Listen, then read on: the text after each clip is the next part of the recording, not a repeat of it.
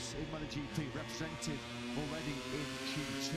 Plenty more drama to come with some big names trying to get themselves out of Q1, including French Grand Prix winner Jorge Martin, who by his own words, or his own word, a turbulent Friday in front of his home crowd. Two crashes yesterday for Martin, saw him end day one down in 17th place. Pecco Bagnaia, a serial winner here down the years in Barcelona. He's also in Q1. He was 12th fastest yesterday.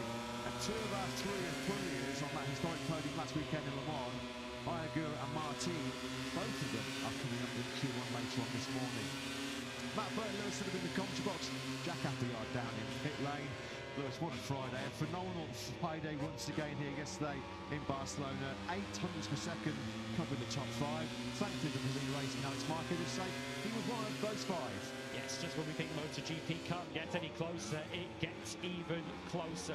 Alex Marquez in a KTM sandwich at the top end of the field yesterday between Pedro Acosta and Brad Binder. So competitive, so close. As we mentioned, less than 0.27 of a second covering the top 10. In fact, even further down the field than that.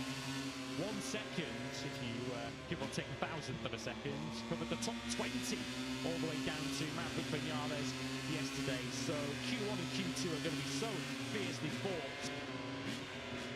No shortage of heavyweight names already set for Q1 today. It was a 1:38.710, which got Pedro Acosta fastest. It's great to see. Aleix Espargaro, he of course still recovering from a serious back injury. He suffered testing Honda's new 850cc prototype over in Japan a few weeks ago. Big smile on his face, part of a very long and difficult rehab Aleix finds himself in right now. Of course, a former MotoGP race winner himself, but he was part of the factory Prix project here in front of his home crowd. He was very close, or grew up very close, didn't he, Aleix, to this Catalunya circuit in nearby Granollers. Turbulent, Lewis, was how Jorge Martin described his Catalunya experience on day one. 17th fastest. I mean, he was not even 7/10 of a second off the top pace, but turbulent, I think, is the optimal word to describe what was a pretty topsy-turvy Friday for the riders second in the World Championship. It's never dull, is it? We were discussing this yesterday.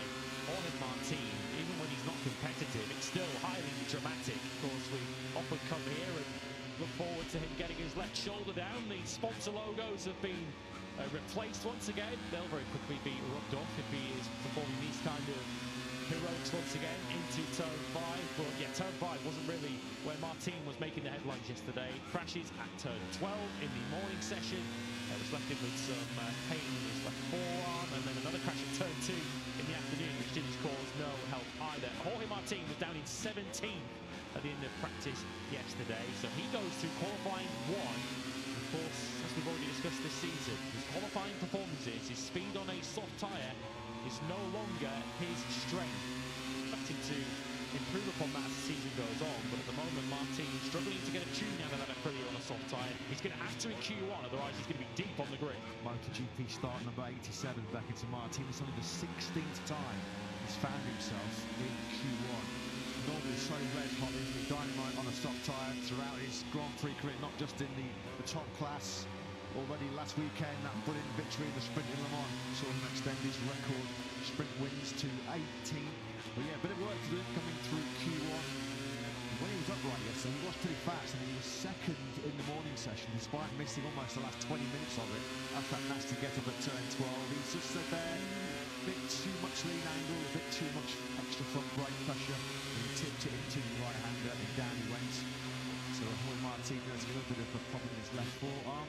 Fabio Di Gianantonio, well, not quite best Ducati yesterday, still top Ducati in the World Championship, 3rd overall in the rankings on 84 points. It's Fabio Di Gianantonio, like so many riders then yesterday, Lewis, in the cool conditions. Thankfully it's a lot warmer, but no cloud around today. Most riders were saying they were struggling to get heat in the tyres, particularly in the left-hand side of the front. Some said it was like riding on ice. I guess so we know that Catalunya is notoriously low grip, so easy to crash.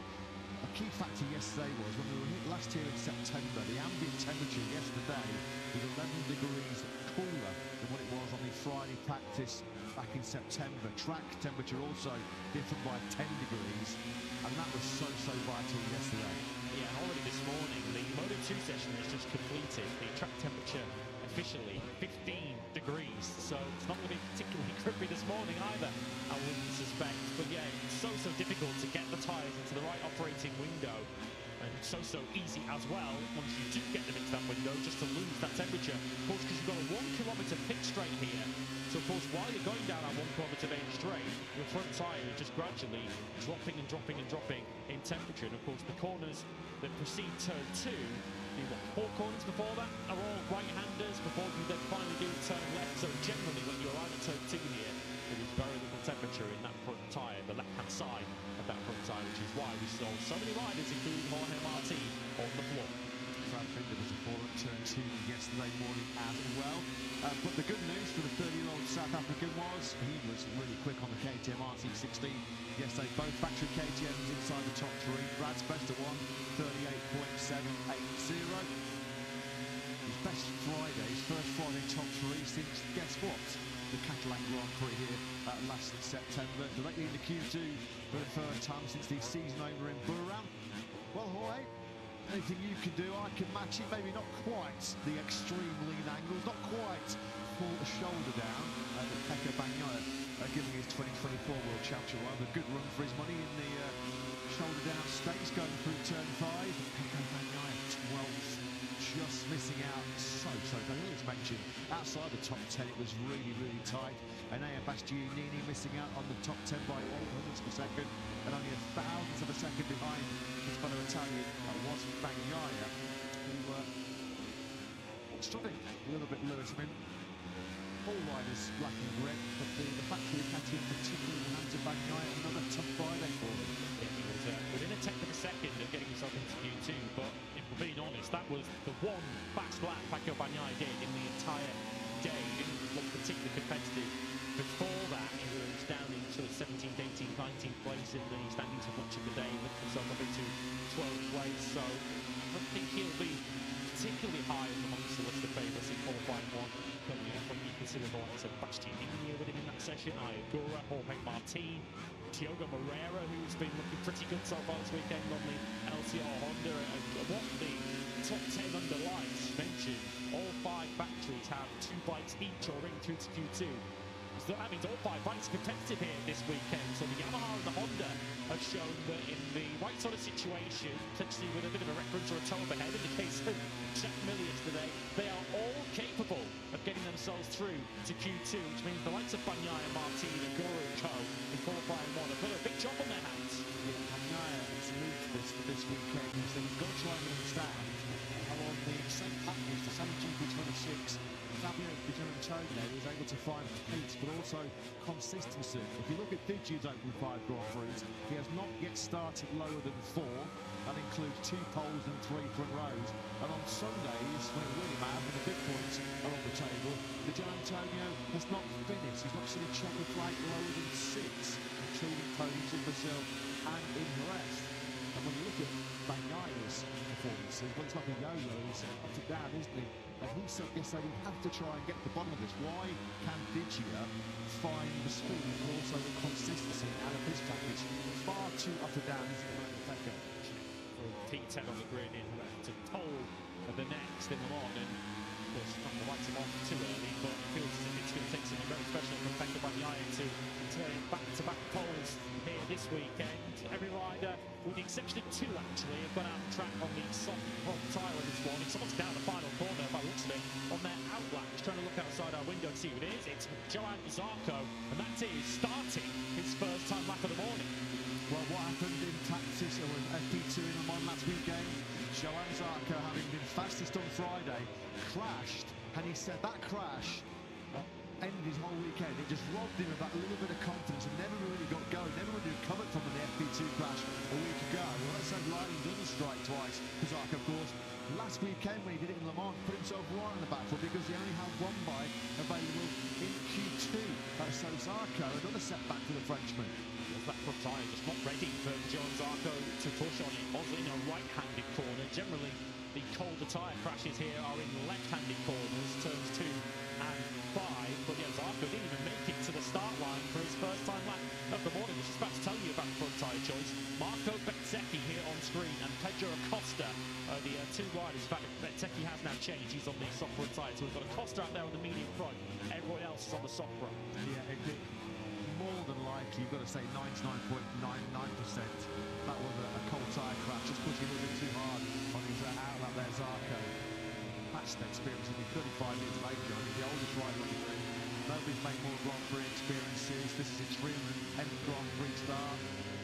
That's that by John Clark, isn't it? Picking himself, because that can be so crucial for his qualifying aspirations. And as we mentioned last weekend when he went down in this very same section in the mile, he just put his whole weekend out of kilter.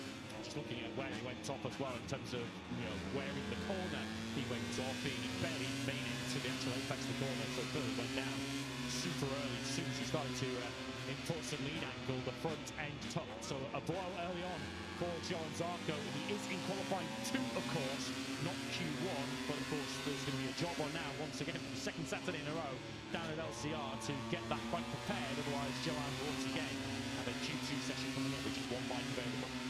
Alex Marquez admitted yesterday, not in the same groove, not in the same flow, and probably not being as confident as he did on the Ducati GP24 on his last visit to Catalunya, which bodes well for the fact that despite that, Alex was still pretty rapid, wasn't he, yesterday? Second fastest, not even 200 behind fellow Spaniard Pedro Acosta. You feel there's a lot more to come from Alex Marquez. And when he has to in Catalunya, he just always seems to have that extra gear to ship into, doesn't he, Alex? See already we're getting into 139. It's very particularly here. Quartararo, like Chuck White, Fabio Quartararo. I think was quite surprised, pleasantly surprised, wasn't he? Quartararo to snatch that last place in Q2 in 10th spot yesterday. One of several riders, the Frenchman on the factory Yamaha was really struggling to generate any kind of temperature into those Michelin tyres yesterday. Yeah, I have the feeling one big band's eyelash from Fabio Quartararo. We know he's very good at those. To get himself into Q2, of course, his fellow Yamaha rider as mentioned, but Jack Miller also through having followed a couple of Aprilias yesterday to get himself up into the top 10. A helpful tow down the main straight, certainly working out for Jack Miller. Pedro Acosta on those medium tyres is your very early leader. Here he is on the 37, very nearly ran into the back of Diogo Moreira there on that lap and set a 40.0. Had to check up briefly coming out of turn 10. You're about to see it now. Under a rush hour traffic once again, going through that tight left-hander of turn 10 in the sprint and the Grand Prix tomorrow. That's going to be a real favourite overtaking hotspot, no question. Stood then a bit of an outlier this morning on that medium front tyre. His style and the fact that he's still searching for a bit of brake stability on that KTM this year, it doesn't always seem to favour. If anyone's going to go for the sort of harder option front tyre in the field, it will be Pedro Acosta. On a little bit later, as we saw the medium front, medium rear option. It's really interesting for Costa though in the session is to see what kind of pace he can do over the whole session on a medium rear tyre. It's going to be key for KTM in their prospects in tomorrow's Grand Prix, which is going to be over 24 laps, because last year the KTMs were more competitive than they had been in the Grand Prix prior to that, but just didn't have the longevity in terms of rear tyre performance. Of course, when the sprint tyre again, with Acosta just felt he had nothing to lose. I think he would prefer to go for the medium if he can at all help it tomorrow. We got the very happy last night, having set the fastest time. It's only won the honour the 4th time in his 47 MotoGP appearances. He has set the fastest time on the opening day of the Grand Prix weekend. His teammate Brad Binder inside the top 3 as well. Looks like a strong weekend coming for the factory KTM squad. Really keen to keep a close eye on Bastianini coming up in Q1. Not just because of the fact he just missed out on 11th place yesterday, but this is a great circuit for Renee. If he can get into Q2, if Renee can qualify well, this race tomorrow is going to be all about who can manage that rear tyre, who can manage the wearing and fading grip the best. Well, the MotoGP's dedicated tyre this front, isn't he, Bastianini? So you know if Renee can qualify well, he's got the potential to come through. Let's hope that they wake up. Let's hope it gets a little bit more entertaining in Q1 and Q2. And I'm this afternoon for all those young fans. Just getting a little bit of a pause. It was probably an early start to get in to the circuit this morning. MotoGP fans, young and old. I'm sure they'll eventually enjoy the atmosphere when they do finally wake up. Yeah, actually, when she wakes up and finds out that she's a TV sensation already, having been caught sleeping in the grandstands. Taco Bagnaia. Certainly was, of course, sleeping yesterday, as we discussed, as the general lack of grip for Taco yesterday.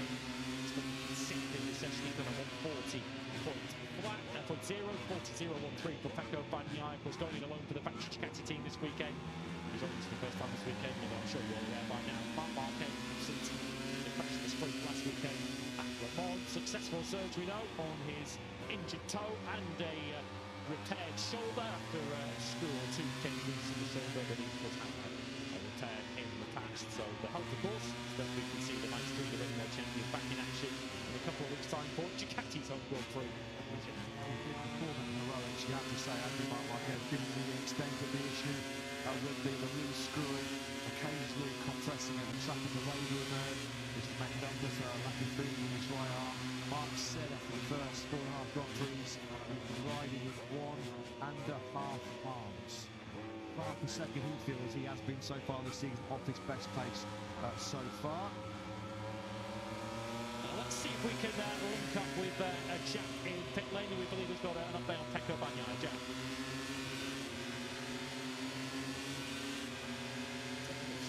Yeah, unfortunately, it seems we're just having a little bit of tech gremlins early on this morning with Jack Appleyard down in pit lane. Well, of course, we're right on the case. We're doing our best to rectify that situation if possible. So we give here, as always, the great insights and great interviews which Jack conducts down in pit lane.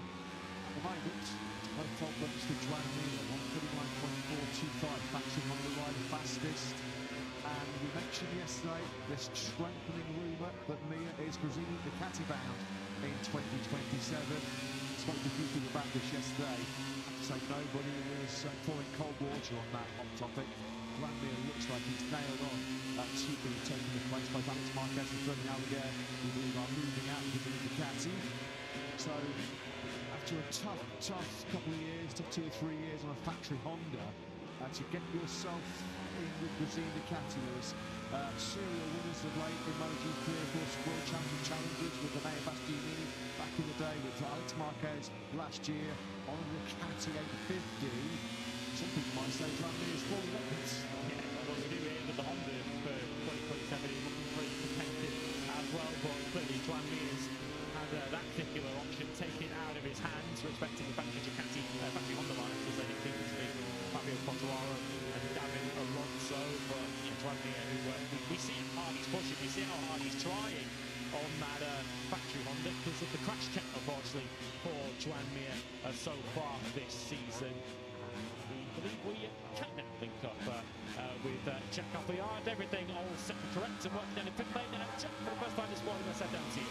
Testing, there we go, finally. Good morning to everybody. Yeah, just to add a little bit on the discussion you were having with regards to Pecco Bagnaia earlier in the section, how you were talking about the consistency when you compare it to his Ducati counterpart in Fabio Di Antonio. Well, I've spoken at length throughout these sections in pit lane about how Fabio Di Antonio, despite the new aerodynamic guide that the Ducati has worked throughout the year, has always been very, very sensitive to it. It was wanting to get the bike that he knows, and obviously as a result of that, consistency with feeling, consistency performance will come with it. Well, once again, Pecco Bagnaia, no wonder he can't find any consistency. I walked down pit lane yesterday morning, and having done the Le Mans race with this new 2026 update, we went back to the 2025 package. I walked down pit lane this morning, another day later, and he switched back both bikes to the 2026 update.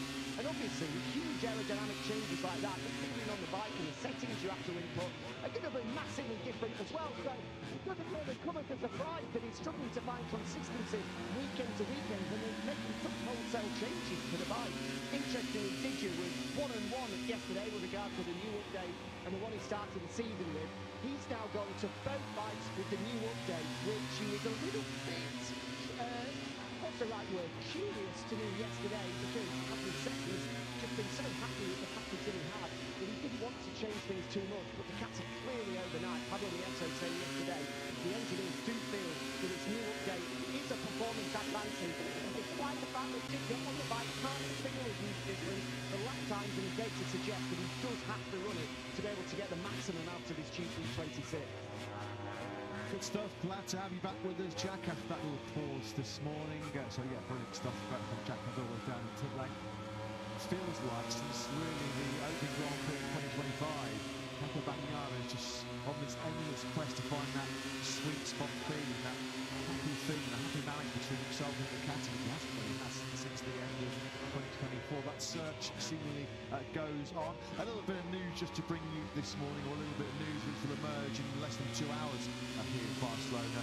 Red Bull KTM Tech 3 have announced that they have called a press conference here, which will take place at the circuit at midday local time. A special press conference which will be led by Tech 3 CEO Gunther Steiner, where they will announce and fully confirm their plans about which manufacturer they'll be linking up with in 2027 and beyond. It is all pointing towards, despite some intense rumours about a switch over to Honda, Tech 3 will be remaining with the Austrian factory KTM for 2027 and beyond.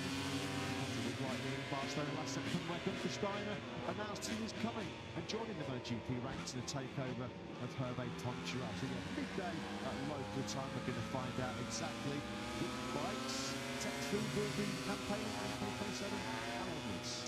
Watch that on MotoGP.com if you want to fill your lunch break between the MotoGP and Moto3 qualifying sessions with some more MotoGP, then you can do. Gunther Steiner-led Tech 3 adventure really began and was launched here last year. Marco Bezzecchi on that medium rear tyre, soft front tyre though for Bezzecchi, and he's back in pretty consistently. That's a 40.3 for Bezzecchi to follow a 40.5 he did on his previous lap. His record around here is truly dreadful, but it has to be said that he's been riding this Aprilia before at the circuit of Barcelona, Catalunya. It looks like he's genuinely in the podium mix once again this weekend, but we are expecting once again a very, very closely fought qualifying session. Yeah, just one podium in 10 Grand Prix here in Barcelona for Bez. That was a third place in 2018, of course, the same year that he was fighting a World Championship with Jorge Martin. First rider, as we saw in the graphic yesterday, to kick off a MotoGP campaign with 5 successive podiums since Valentino Rossi in 2015. Sorry, Bez, got a long way to catch up with Boss, because he kicked off 2015 with 12 successive podiums, so you've got a fair amount of work to carry on your golden run. Valentino Rossi, of course, is with us here this weekend. No doubt trying to sort out some 2027 business himself. The potential loss of Fabio Carancelli and Nathan's factor being high on lots of agenda this weekend. Although we did see him trackside yesterday and join some of the action. We have to say, well, Fabio Di Gianantonio, he was asked about the sort of influence and the impact that the doctor has when he's watching trackside. And Digia said it's insane what he sees, what he observes when he comes back in and talks to the riders. Fabio said it's like he's riding the bike with us, and it's incredible his knowledge and how he's able to sort of communicate it back to the engineers and to the riders. More on Rossi and what he hopes to be a successful Catalunya Grand Prix coming in late on today, I'm sure. But what a start it was. What a Friday afternoon it was for the factory KTM team. Pedro from the quickest. Brad Binder firing once again inside the top 3. Can they carry on their Friday form on Sprint Saturday? Well, the boss Akiyai will tell us who's now in charge. Yeah, that's the big question. Alex Marquez yesterday, of course, last year's victor, saying he felt yesterday that KTM had a little bit on everybody else. 2 bikes inside the top 3. That was a very impressive start to the weekend, Aki. Where did that performance come from? Start for sure, and it's always nice to start the Friday like that. But okay, difficult to say.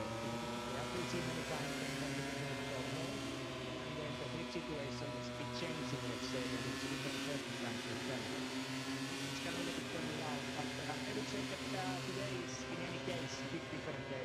For sure, the track temperature will be much higher today, and we need to understand that how we need to react to that. That was going to be my next question. Yesterday was colder than I think a lot of people expected. Add that to the surface that offered the lowest grip on the entirety of the calendar.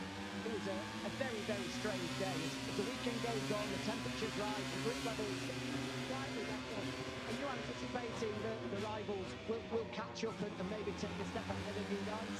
Yes, it's first of all, we need to focus for our work and understand how we get to competitive in each different factor.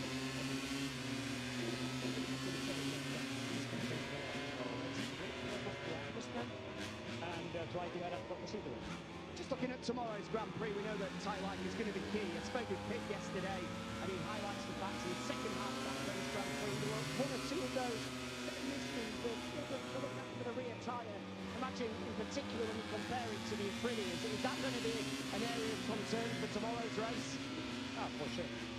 I feel that generally we improved a lot since last year about, let's say, for the tire, the front of the tire, the tire complexity. It's been it's about the front of the tire there. And, okay, Neymar was not maybe best for us, I think so, but we have found the right direction. Of course, we know from last year that that's the point to focus here, and of course, that's the key thing. Thanks, Andy. Have a good one. Thanks, Jack. Thanks to Red Bull KTM Factory Racing boss Akiyaya. And thankfully, sounding a little bit more like his normal self here in Barcelona. He was really under the weather last weekend, wasn't he? We spoke to him at the French Grand Prix in Le Mans. Still then, in this 30-minute FP2 session, we kick off our sprint Saturday action here in Barcelona. It's Tranmere that leads the way. A couple of takes clear of Pedro Acosta. Jorge Martin trying to rebound back from what he said with a turbulent Friday. Not a bad recovery so far for the Martinator. 1:39.656. Got him right back in the top three mix once again. Honda, KTM, Prix, Ducati in the top four. The points of all five factories being competitive so far this weekend. Top Yamaha at the moment is Fabio Quartararo, who's up in ninth place. We've just seen out the sprint off the bridge for the first time this morning. Whatever's gone on, it's kept in the pits.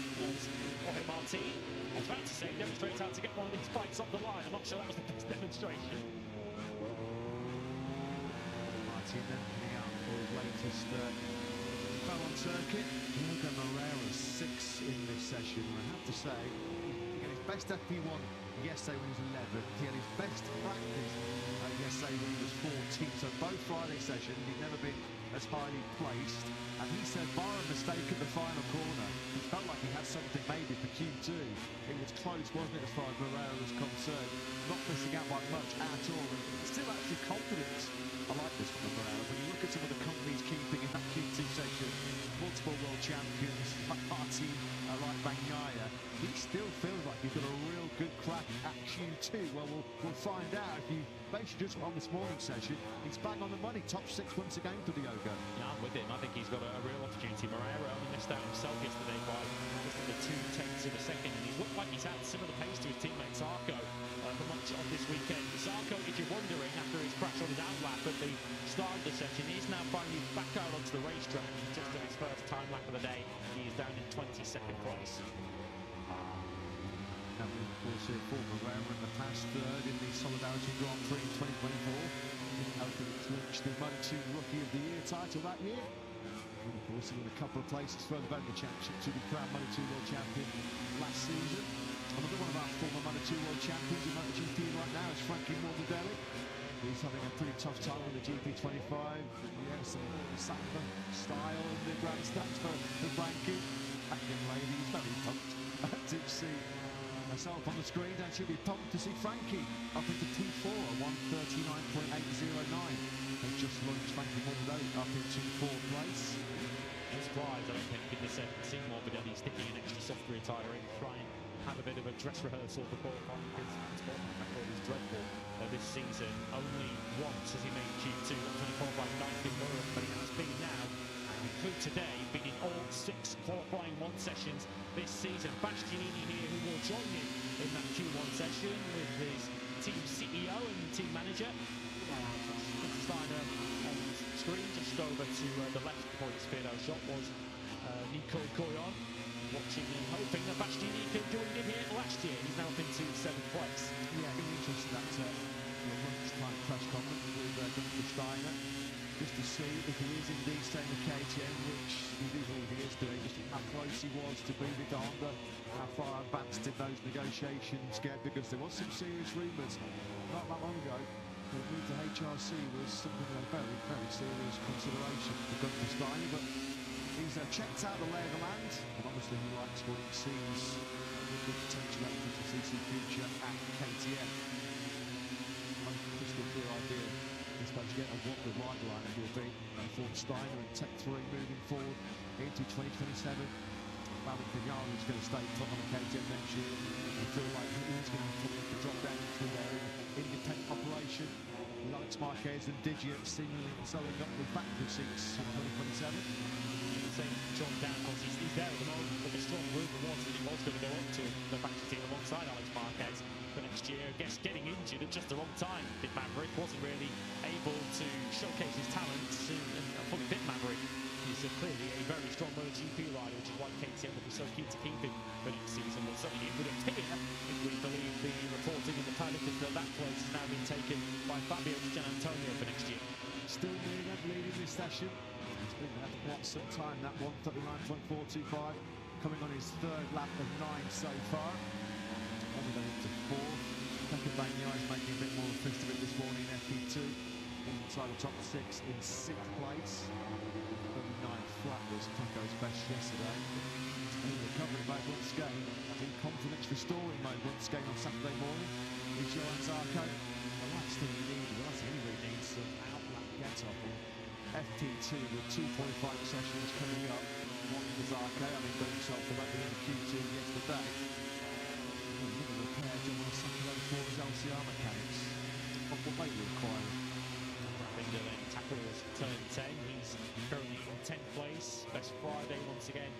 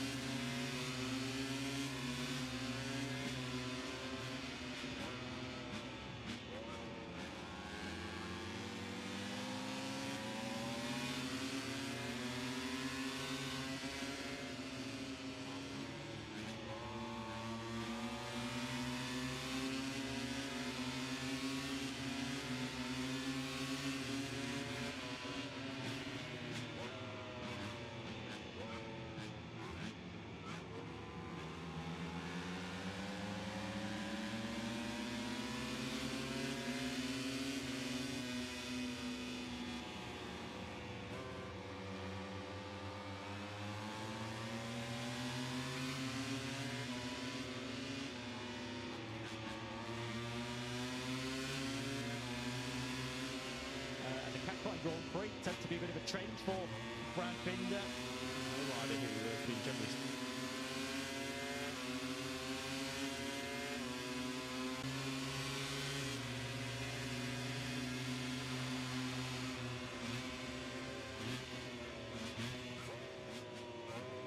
Starting at the wrong end of MotoGP grid so far this season. Back to beats two riders in Q2 later on.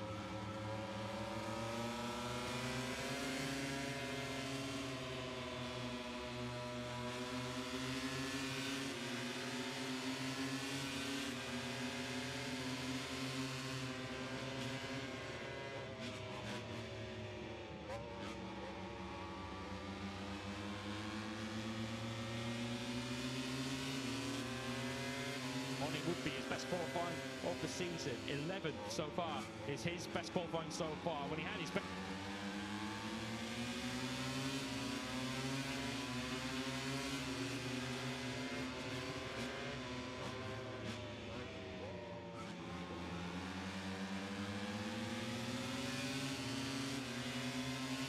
Weekend of 2026, a pair of top sevens in Buriram. So Binder, another rider, he picks for a new with a big weekend. Well, Martin, I'm sure he's feeling a little bit battered, a little bit bruised after that turbulent Friday start here in Barcelona. But he's fast this morning into the mid-139. Mine's third. So let's get an update from Jack a month later.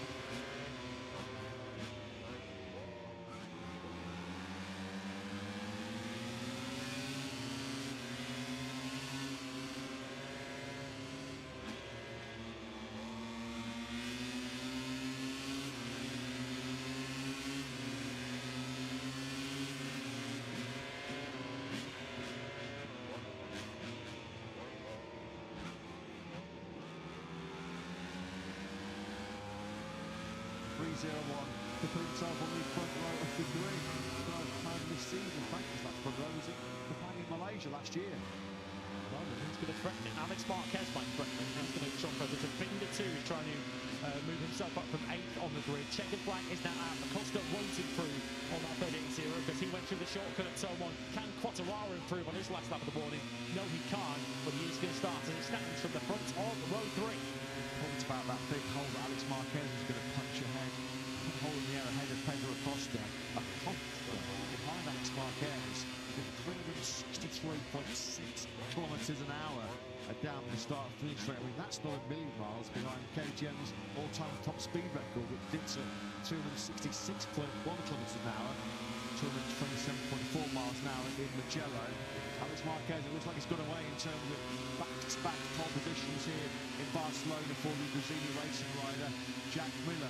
Jack Miller's in a good lap. This could be actually putting Marco Bezzecchi to last place in this Q2 session. Alex Marquez then out of the final corner. Have you got anything late on? No, Alex, I bet he will be on the front row third. I think he'll take that. Drop it as far as he goes. Yeah, Miller does take 11th place from Marco Bezzecchi. So it's flipped around in front of the factory Prix riders. It's Martin ahead of Bezzecchi. Not that either of them are anywhere close to the front of the grid. After finishing 1 and 2 last weekend, they're 9th and 12th here. But it is a second MotoGP pole for Pedro Acosta, who's had to wait since Bezzecchi in 2024. His wait ends today. Pedro powering to pole position here in Barcelona. 588 days since his last pole position in the Moto3 Mountains. Well, he's got the fastest motorcycle in terms of top speed here in Barcelona, and with a top talent twisting the throttle as well. Pedro Acosta untouchable in that session. It was really close in the battle for honours in practice yesterday. Acosta did lead the way, but there were 4 of the riders within 8/10 of a second of him. Today, there was a lot more of a comfortable margin for Acosta. Almost a quarter of a second back in second place was Frankie Morbidelli. As Marco Bezzecchi in the factory of Prix team, who've had a golden start in 2026. 20 the Honda for the Diwali engineer. Bezzecchi's going to start 12th place, and Jorge Martin, after his drama in Q1 at turn 5, well, he's going to start from 9th place. So once again, Jorge Martin is going to have to deliver something super special from that 3rd row of the grid. As you saw there, Marco Bezzecchi has the number 12 tattooed on his finger. It is not for that reason. Pole for Pedro, though, in Barcelona this morning. Here's crew chief Paul Chirath speaking out of Jack. Well, Paul, you're definitely in the game this weekend. Fast this morning, and what a lap that was to take pole position. Yeah, mate, really pumped, you know, the way he's been riding this weekend, fully focused, giving us the good information, and we've been able to deal with it, so it's a good run so far. Great job. Cheers, buddy, thank you very much. Yeah, that's a fantastic job, isn't it, by KTM. Team's first, or the factory team's first pole position since probably Spargo 6 years ago. It was Pedro Acosta's last pole as part of Pedro Poncharad's then technical project. Is this, we've said this countless times, I mean, is this going to be the weekend when Pedro Acosta finally becomes a MotoGP race winner? Nobody has scored more MotoGP podiums without a win than the 21-year-old Spaniard. Is this going to be his day with destiny here in front of his home crowd in Barcelona? It all looks good. It all looks great, doesn't it, for Acosta so far this weekend? Fastest on Friday, on pole position on Saturday, on a front row which will feature Frankie Morbidelli. Fantastic job that by Frankie. Well, we said at the end of Q1, Fast Frankie is back. He led the way in Q1, second on the front row of the grid for the first time this year in P2. Alex Marquez with the back-to-back Barcelona wins will go to the front row of the grid. Row 2 will feature Ralph Fernandez, Johan Zarco, and Fabio Di Giannantonio. Quattararo will lead row 3, ahead of Binder and Martin. Plenty of work to do for our top toe in the World Championship. Martin 9th. Soon will be Marco Bezzecchi down in 12th place. The factory of Brilliance have already had 4 clashes between them so far this weekend. To extend it further, of course, we missed Q1. Ayagura is 18th on the grid. So the 3 riders who were on the podium last weekend, littered in the midfield, and in Agura's case, the back of the field. But right in the very front is Pedro Acosta. Jorge Martin, well, might well have taken that the way his morning had started. 9th on the grid is certainly not where he would intend to start, but I'm sure he may not admit it publicly, to be a row ahead of his teammate Marco Bezzecchi in the grid, given he's 1 point behind him in the World Championship. Maybe, just maybe, after the drama of his first 2 days here, Martin could take the World Championship lead back later. Some of his factory spare parts department working overtime this weekend, aren't they? Brilliant job by Frankie Mordelli.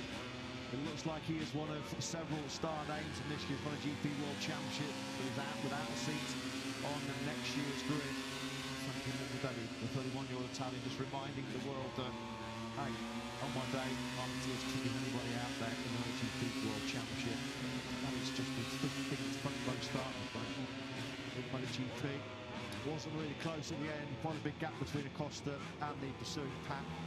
Raul Fernandez, that's his best qualifying by a long way since he's in the front row of the grid in Thailand. He started higher than 9th in the last 4 Grand Prix. That's more like it from Raul Fernandez. He was just over 10th off the front row of the grid. Also back from there, he spoke to Jack just after that Q2 section. You just get the sense that Acosta feels like this is his time. This is his weekend. Fastest on Friday. His back-to-back win performance with pole position here today. He won sprints. He's ticked that box. What he wants more than anything is a MotoGP race win. He gets the chance to do it over 24 laps here at 2 p.m. local time in Barcelona. Dare we say it, Acosta and KTM, the Prix race favourites. They were there to dream. Not only Acosta chasing first MotoGP victory, but KTM, of course, haven't won a MotoGP race since Thailand 2022. They haven't won a dry MotoGP race since right here 5 years ago with Miguel Oliveira. So with one factory who will not be counting any chickens overnight tonight, it will be KTM. 226.2 miles an hour, 263.6 kilometres an hour is how rapid Pedro Acosta was blasting that KTM through the speed guns. He did fire in that best speed of the weekend. Right behind this man, Alex Marquez. He's not back-to-back pole fights, but he's in the game for back-to-back wins, isn't he, in Catalunya? Let's get his thoughts for Jack. Alex, first front row of the year, and you get the sense it's coming a really big moment as well. We know how fast you are around this place, so how important was that qualifying? Yeah, it was really important. I think we did a really good job in this quali, but we put everything together. So just that, I think some of the partials were there, but we didn't put the perfect lap. But anyway, you know, the rhythm, it's true that this morning we didn't have the best grip or the best feeling that you need for the quali, but you know, I push it, I enjoy it, and we're in front row. That was the main thing. Great lap, well done. Thank you so much. Yeah, not the pole he wanted, but the front row puts him in a great position. And does need to be fighting for what would be Alex's 5th MotoGP victory here in front of his home crowd tomorrow.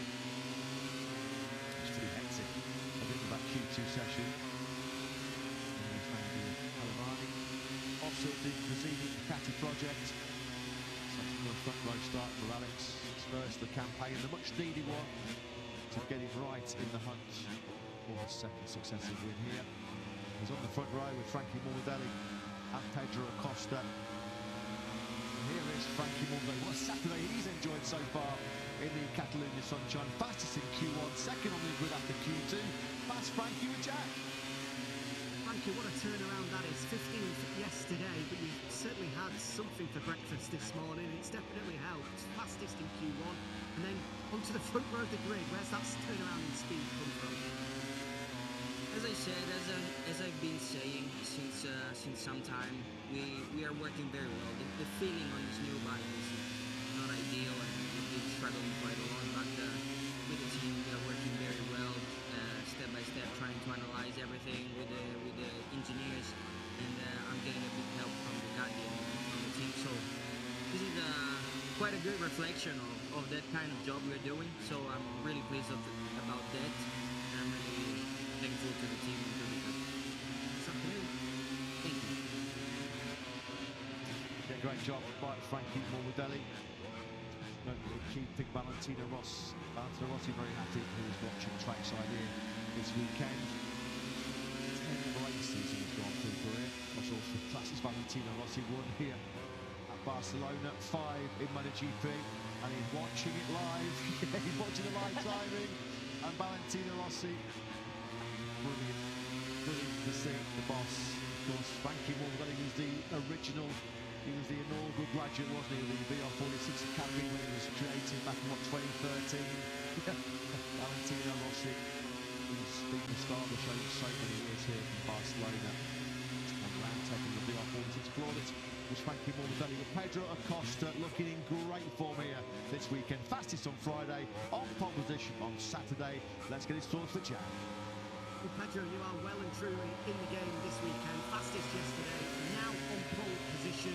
What's possible this weekend? Well, super happy at the end. It's true that looks like the bike is matching quite nice with the condition and with the track. It's true that there's still many things to check in the box because, like I said yesterday, my electronic, the electronic that I have always is not here because he became that yesterday for this. Congrats, buddy. But we are working the best we can. Thanks to all KTM because they are trying to give me the more help they can for this. Quite happy. Congratulations. Yeah, that was an awesome job by Pedro Acosta. Congratulations to one of his data engineers, who obviously this weekend has become a new father. Pedro Acosta, last September here in Catalunya, 4th in the sprint, 4th in the Grand Prix. He's got loftier expectations and ambitions, hasn't he, from pole position here this weekend in the 2026 version of the Catalan Grand Prix. All smiles inside the factory KTM garage. Acosta on pole. Brad Binder will go from the middle of the third row in 8th place. Stays in the early part of that Q2 session. We have 2 factory KTMs on the front row of the grid. We've got 2 different spec Ducatis. Frankie Morbidelli equipped with a GP25 in second, the GP26 in the more than capable hands of Alex Marquez in third. Ida Frilia this weekend is going to be Ralph Fernandez, certainly off the line and on the grid, 4th quickest. Look at Jorge Martin, 5 places further back. Marco second, 8 places behind Ralph Fernandez. This is the drama. Let's have a listen to Marco Bezzecchi's Q2 woes.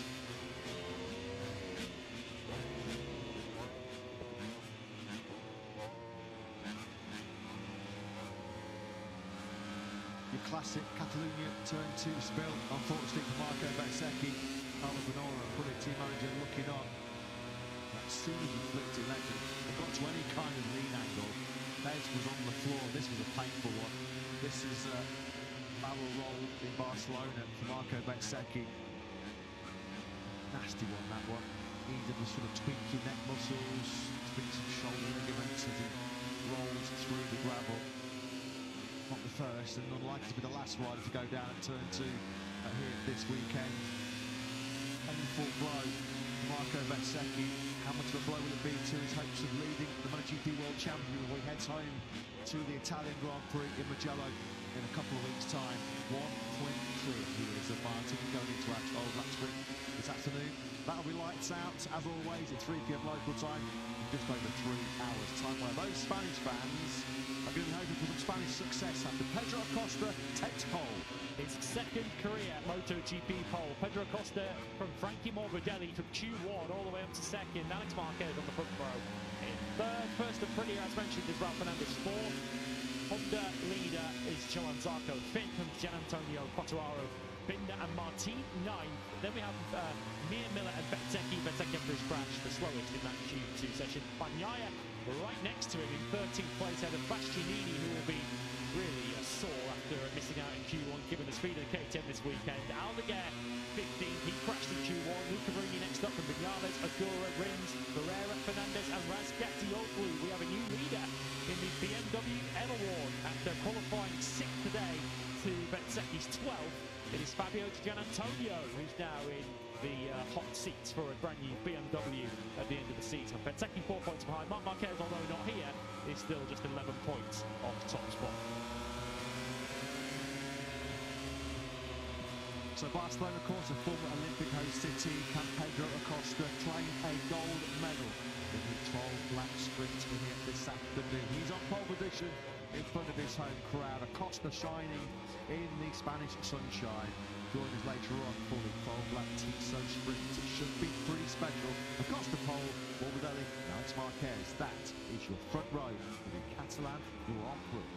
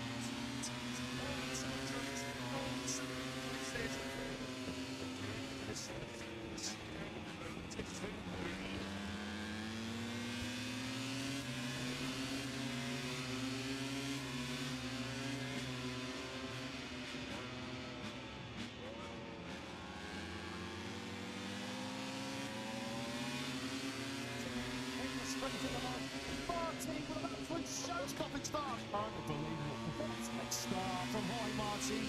Martin from 8th to 1st. Marquez has dumped it again. Saturday afternoon nightmare for the reigning world champion. Good constant and high distance crashes, and for that reason also this weekend I was extra careful to try to survive, but yeah, you know, the body is not following what I want and I need to take a rest. Sprint here is going to finish in phenomenal fashion for Jorge Martin as he takes the checker flag first. It is a record 18th sprint success for the Martinator. What a ride, what a performance.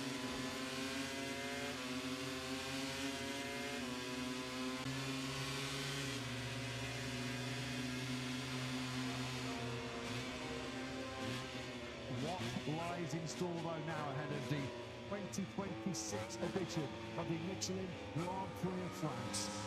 A full dry 4.11 Bugatti circuit. No Marquez on the front row. We wish him a speedy recovery after his big speed crash shift today. 27 laps coming your way.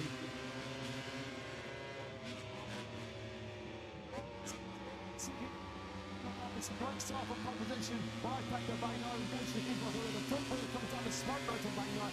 Great start by Marco Bezzecchi.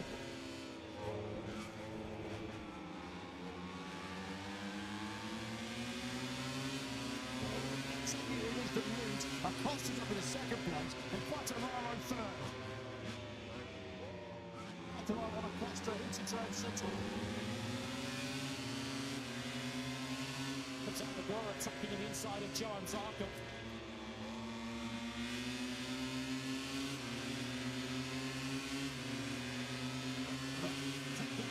Antonio, he's running fit to get this back right, takes him. So off the push down, it's Marquez. It's Marquez, crashed twice here in the Grand Prix last year, and it looks like he's a bit of taking down a Dunlop.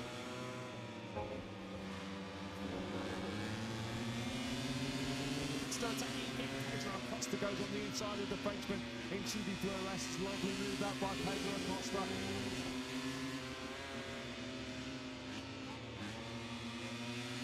On the inside of Quartararo on that line, runs through the first one. On the inside, Jordi Acosta into turn 3.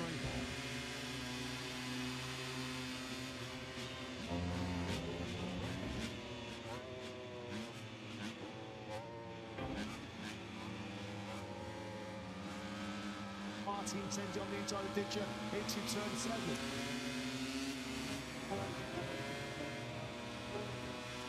Let's go on now.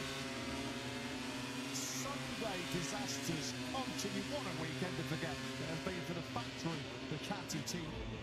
Bagnaia dumps out of second place. Martin on the podium. Paul Martin to win this French Grand Prix. Brilliant work, that tactically superb by Martin. He's second. Here's Iagora on another fast closing a brilliant.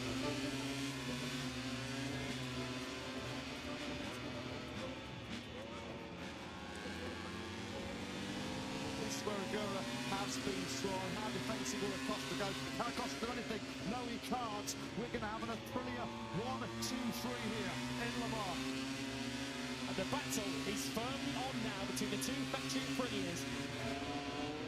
Comes from long way back, and Jorge Martin on the inside of Bezzecchi into turn 3.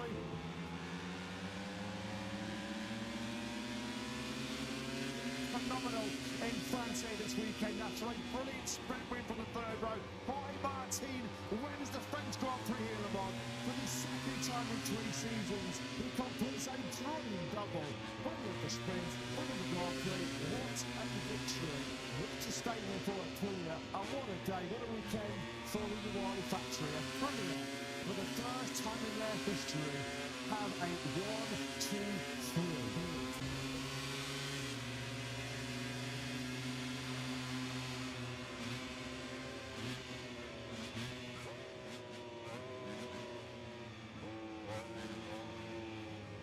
Good morning, welcome to Spain, welcome to West.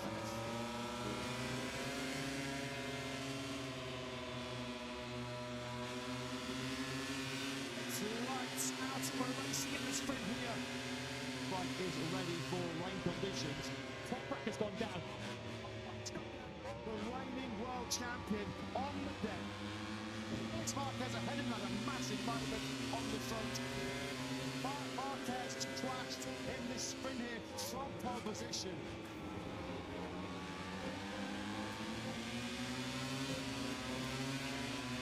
Marquez clutches out of the lead. Here comes Didier into pit lane. Coming out again is leading at this sprint. Oh, now second, the World Championship has gone down. This now is a sprint of survival. Marquez is going for the lead. Super aggressive. Into the back.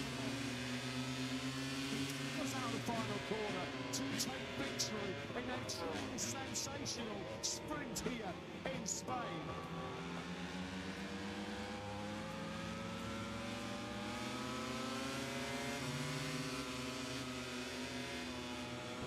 MotoGP in Saturday. The greatest motorsport show on earth has arrived at one of its greatest and most iconic venues. It is the Grand Prix of Spain, round 4 in the 2026 MotoGP World Championship.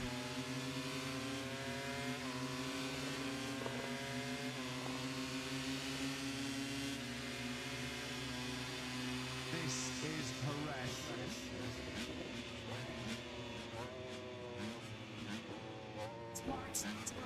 MotoGP here in the Spanish Grand Prix. What a start! It's off the second row to Alex Marquez.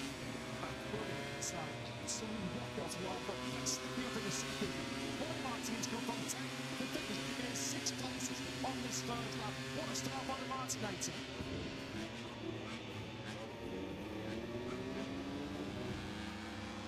Marquez goes on the inside, and that's it into the end on the outside corner.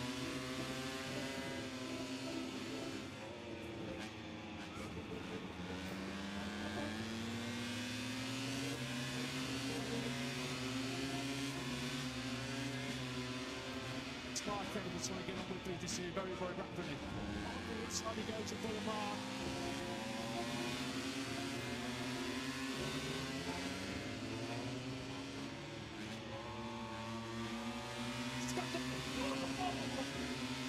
Marquez has taken a huge tumble. It's over. Marquez then now is down DNF for the second time in 2026. A massive bet in his early championship challenge.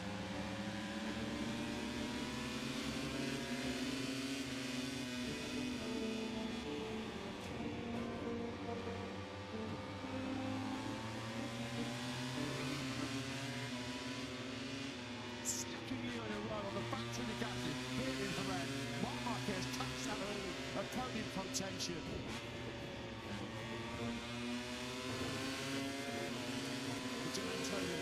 Perfect time to run the ball with the Italian. That is the textbook move on the brakes of Martin down the hill into the close room. Reaching there now, up on the T3. That's going to be close. That's going to be really close. Costa suffering big time here, isn't he? So Catty's day is going from bad to worse. Taco Bang United, it looks like there's clearly some kind of technical issue that has come the way of the Italian. Fantastic, in he comes. He knows that a second consecutive Spanish Grand Prix victory is his. What a week coming on Spain for Alex Marquez as he wins in style of Spanish Grand Prix for the second year in succession. Marquez then takes the win by just under 2 seconds from Marco Bezzecchi. Antonio does complete the podium. Marquez has done another number on the field here. It's World Grand Prix winner in Spain.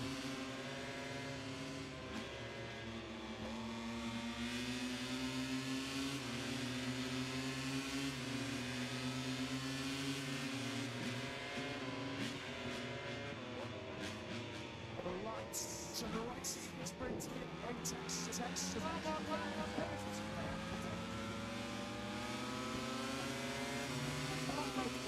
Down into turn 11. What Wow, contact there. Jorge Martin is back on top. He's straight here. No, Absolute sauce.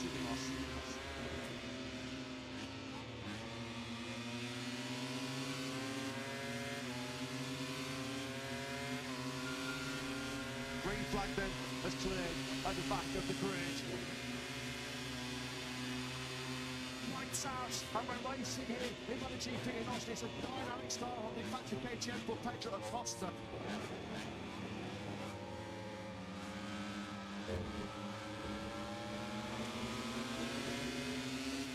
He's made a great start, moving up in the second place. Jan Antonio's got the long run from pole position, and Jorge Martin on the P3.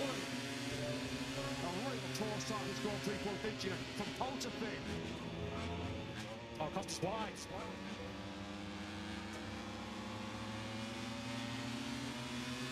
Monsters that.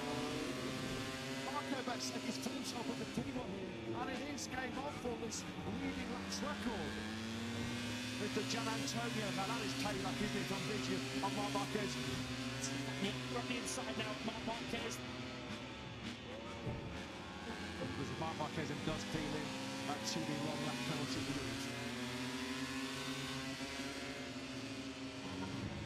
7th when he came into the loop. Just going to drop it here as he finds Ralph Fernandez and into the third track counting for him.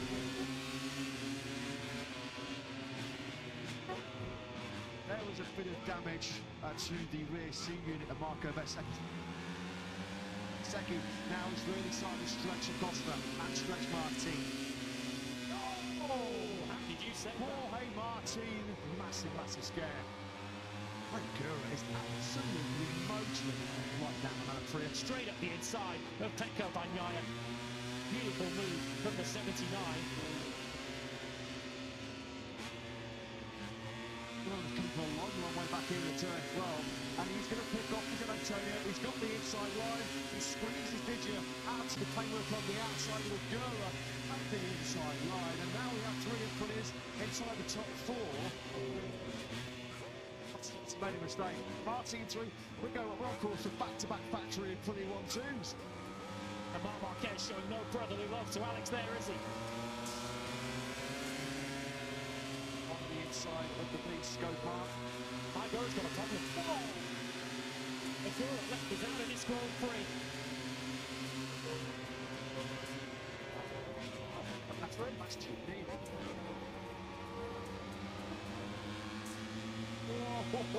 How hard is he pushing? It might only be at the moment for 5th place, but he's still going all in, isn't he, Marc Marquez?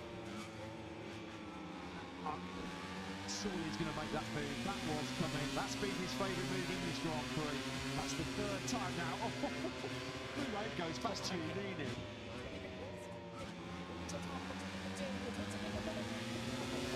Who is going to stop the Puglia? Crosses the line. The Bezzecchi blitz continues in MotoGP. It's another factory of Aprilia 1-2.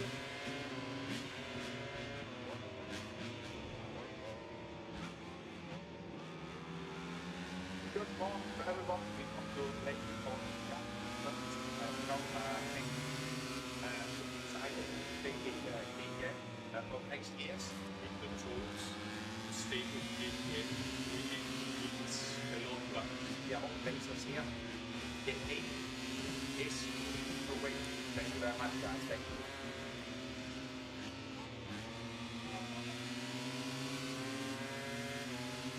Hello everyone, and welcome to this very special Tech 3 press conference here in Barcelona. So as you just got a taste of in the video there, and I'm sure you'll all recognise our speakers, we're joined today by Tech 3 CEO Günther Steiner, KTM AG CEO Gottfried Neumeister, and KTM Motorsports Director Pit Byra, and of course Red Bull KTM Tech Park Team Manager Nicolas Goyon. Welcome, gentlemen, to this very special announcement, and we got a taste of it there, but Günther, we'll pass over to you. Why are you here today in Barcelona for the beautiful press conference? First of all, thank you all for coming and to be here with us to share this good news.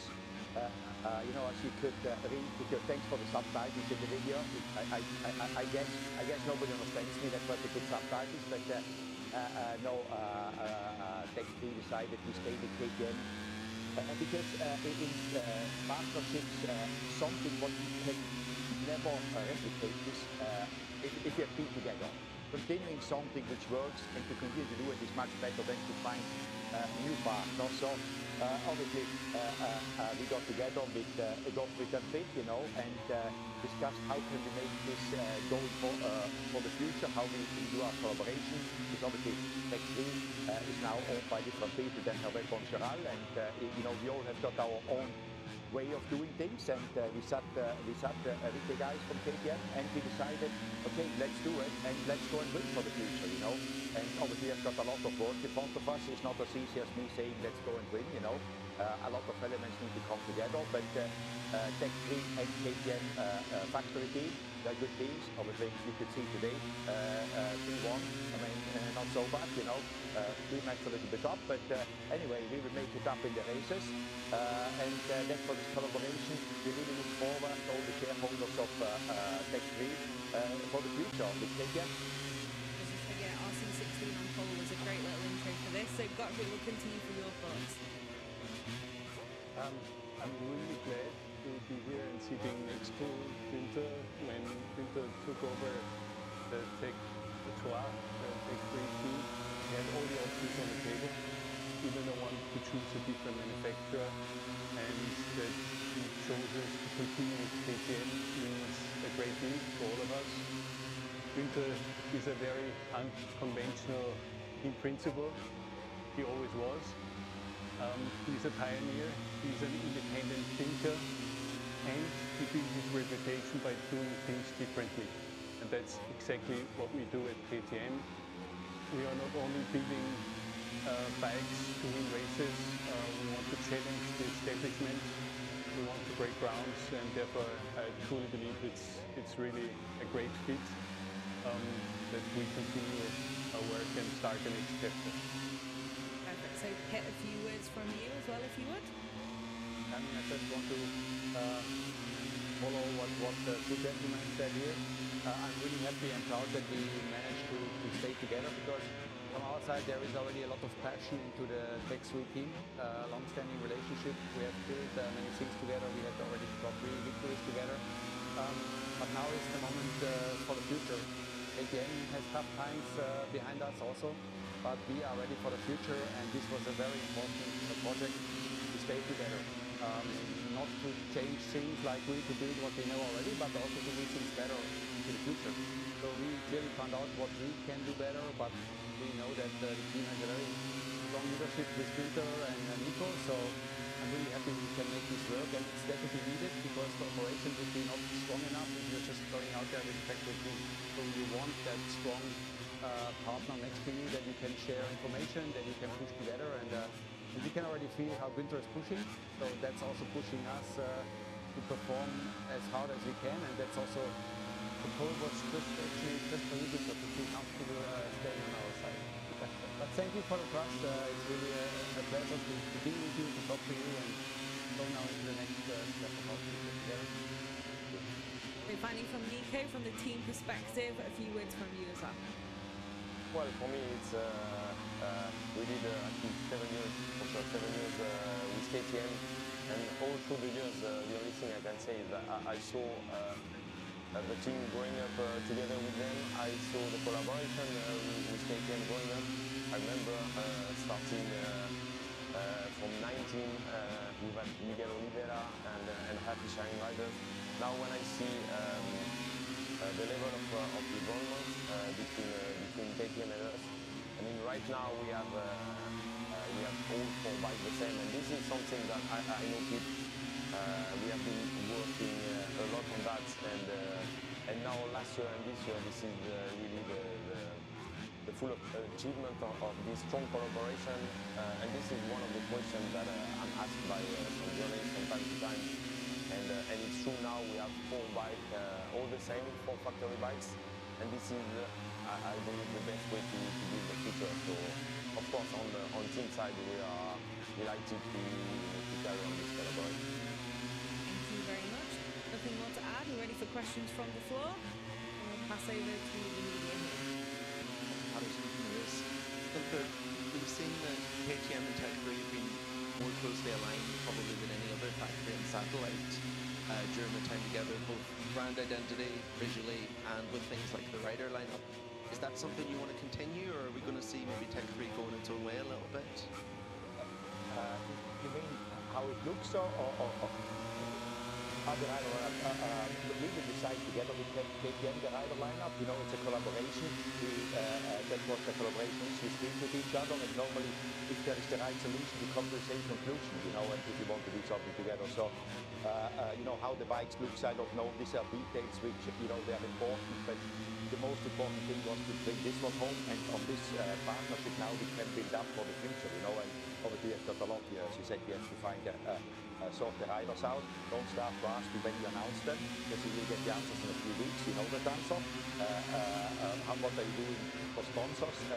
We don't know yet. We are working on a lot of things, but the base is now laid. You know, so now we can build up on it. David, podcast last night. A question for Pitt and one for Gunther. First of all, Pitt, how important was it to keep the 3 in the KTM family because of the data that having 4 bikes on the grid was? Because if you lose 2, we've seen it with Yamaha, we've seen also the advantage that Ducati have had having so many bikes on the grid. How important was it to you to have the extra data from the bikes? Yeah, I saw, or it's fundamental, like really to work with 4 bikes. So you're just really strong if you can rely on 4 bikes, 4 riders, but also 4 crew teams, the whole team, technicians behind. So you have so much more momentum if you have 4 instead of 2. So we really feel really comfortable going to the future with 2 bikes. That was never really an option.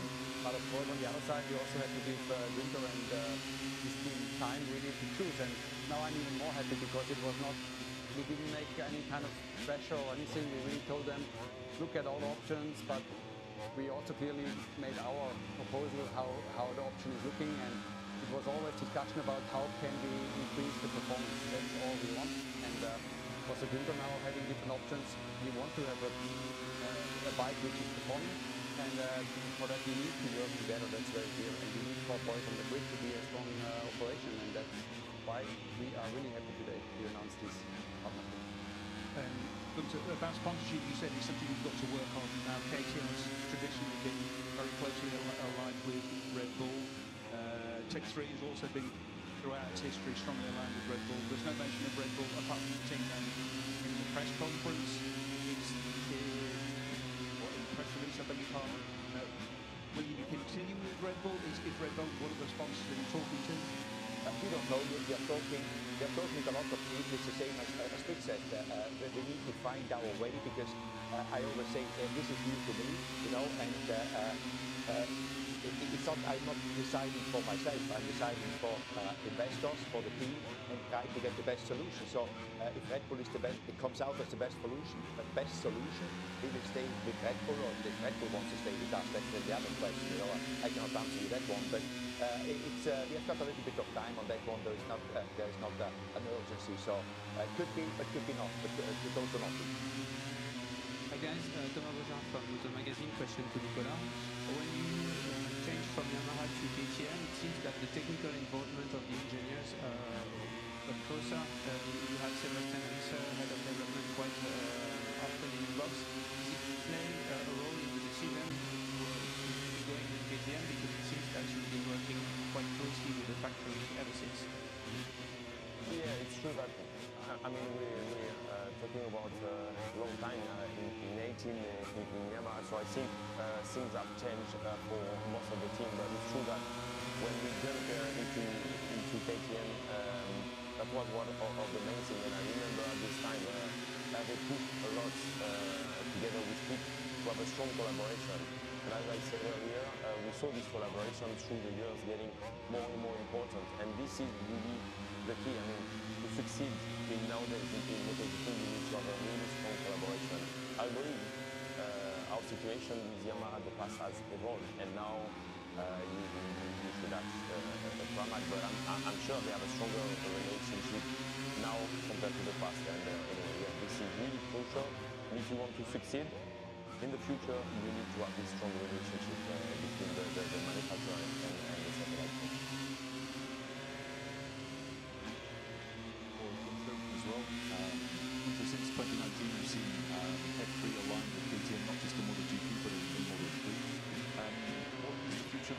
for tech-free in the smaller category? Do you foresee yourself extending your stay there? Yes, for sure we will be staying in Moto3. It's the next thing we need to sort out, you know. But one thing is sure, we stay in Moto3. Valera from a question to Nico, not directly related to this announcement, but how are you seeing Maverick Vinales' performance this weekend so far? Well, it's been a huge topic recently. To be really honest, and honestly, I won't lie, I've never seen Maverick as happy as this weekend for quite a long time. When he came back in Sepang, he was definitely quite happy about the recovery, but you could see that somehow inside him he was having some doubts. Now, having seen all what happened, we knew that something was wrong. And yesterday I had a chat with him, and he definitely told me that this is the first time since the crash that is riding really free. The shoulder mobility is close to 100%, and he's never been as ready as now. So I see a happy Maverick, and the happy Maverick is a fast Maverick. So let's see this weekend. Giovanni Zamani, Sky Football Italia, I have a question for Gunther. I wanted to know if is it true that you were speaking with Honda, and if yes, why you have chosen KTM? Thank you. I don't want to go into any other manufacturer. As it was mentioned before, I spoke with a few manufacturers to see what is possible, also to find out where the collaboration stands, you know, because for me this is new, and I admit to that one, I'm not an expert. I'm learning every day, and we'll be keeping on learning here. But I spoke with a few manufacturers, and in the end, why we stayed with KTM, because it is like, first of all, there was a relationship here, which was pretty solid, you know. And also going forward, the determination of these guys, it was like, I can think we can make it happen, you know, because we want to win, they want to win, they are desperate to win, you know, and that what convinced me, you know, the commitment from Gottfried and Pitt. We want to do this, and it's not like we don't want you just as a satellite team. We want to work with you, or with you guys, not with me personally, because nobody wants to work with me personally, you know, to be honest, but with the team, and we push forward, and hopefully we win, you know, and for us, being on the podium is nice, maybe winning a race. KTM wants to win the World Championship. I want to help, or we, again, want to help KTM to be world champion, you know, and that is, they want to do this. They had difficult times a few years ago, or the last years, but they are up on their feet again, and they want to get going, and we want to be part of this get going, and they give us the best option to be successful, and that's why we decided to stay with KTM. Question for Gottfried. We knew that Stefan Peter racing was his passion. We know that KTM, I mean, slogan, ready to race, is still there. It's still such an important part. Obviously, we've been through very difficult times. We've come through successfully, and the company is stable again. How important is racing still? Is racing still at the core of KTM, and how important is it in sustaining MotoGP and the other championships? It is the absolute core of KTM. This is what I can tell you. There were a lot of question marks throughout the last 18 months with the whole motorsport, not only the MotoGP engagement. We finished last year the most successful season in the history of KTM. 29 World Championship titles which we won. So racing will always be part of what we do, what we stand for. And so is MotoGP. I really tried to wash away all question marks. Are we staying? Are we staying? We're definitely staying and not staying. And yeah, therefore we will remain as you had seen in the past.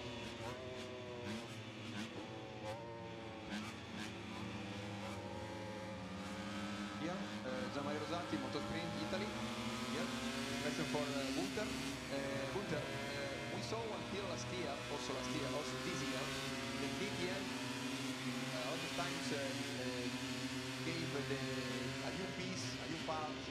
the fastest guy. This year is Pedro.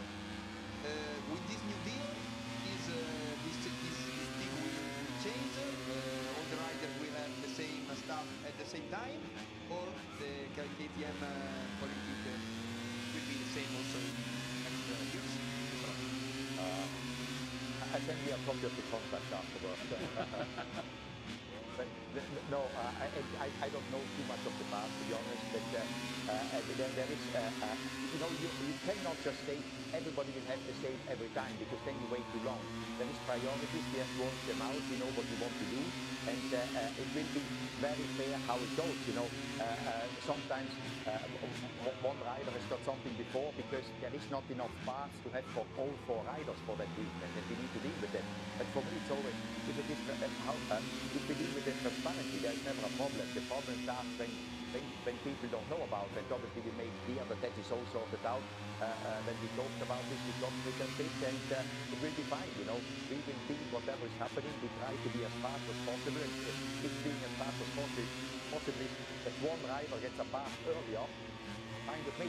We know about it, we talk about it, and go for it, and try to get the other riders the fast as quick as possible. But pushing it, when you push things, you cannot have always, because it's four at the same time, because then you lose performance, because you wait maybe a race until you can give everything the same to all the riders.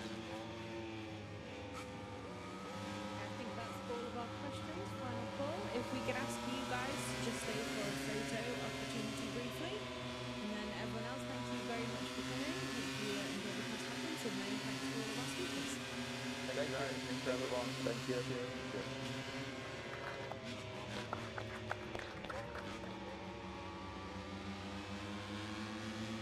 If you can see just above the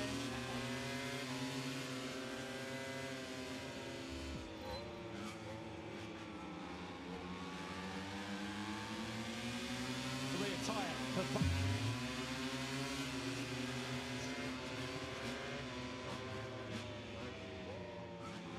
Speed.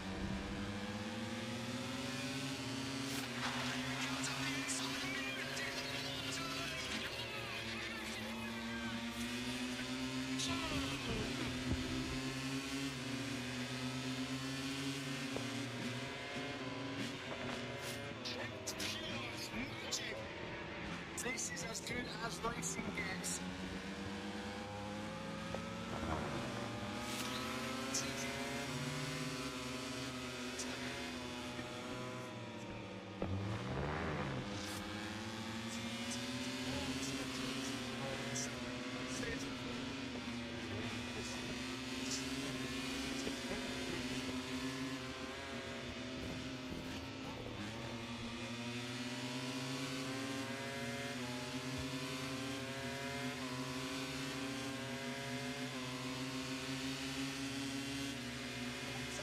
In the sprint to the ball. Martin with an absolute show-stopping start. Unbelievable. What a start from Jorge Martin. Martin from 8th to 1st. Marquez has dumped it again. So, it's going to be a nightmare for the reigning world champion. It's constant and at times it's crashes, and for that reason also this weekend I was extra careful to try to survive, but the body is not following what I want, and I need to take a rest. Sprint here is going to finish in phenomenal fashion for Jorge Martin as he takes the checkered flag first. It is a record 18th sprint success for the Martinator. What a ride, what a performance.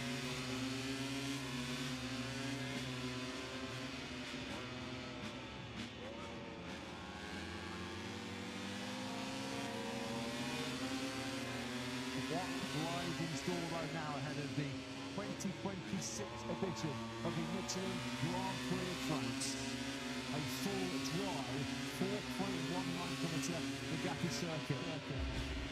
No Marquez on the front row. We wish him a speedy recovery after his big sprint crash yesterday. 27 laps coming your way.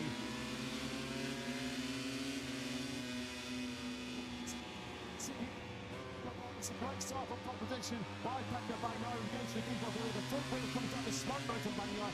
Great start by Marco Bezzecchi.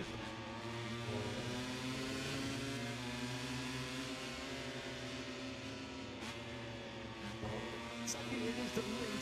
Acosta's up in his second place and Quartararo third. Throw on Acosta into turn 6. Were attacking on the inside of Johan Zarco.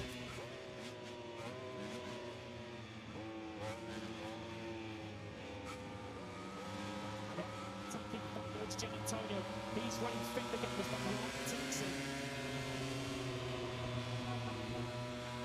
So left down the first gun. It's Marquez. It's Marquez.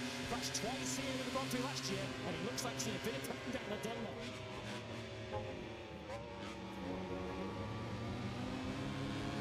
Attacking Pedro Acosta goes on the inside of the Frenchman into the blue vests. Lovely move out by Pedro Acosta.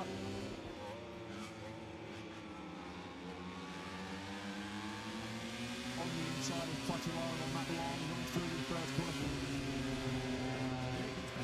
On the inside, Jordi Acosta into turn 3.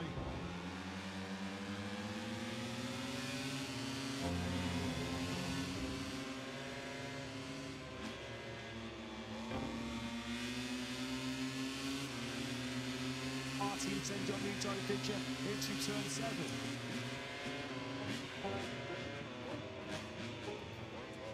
It's gone down.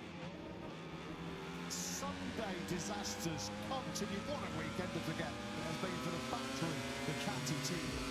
Bagnaia don't see out of second place. Martin on the podium.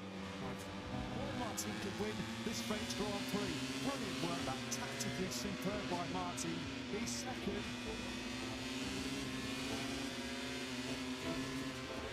Here's Iagora on another fast closing Aprilia.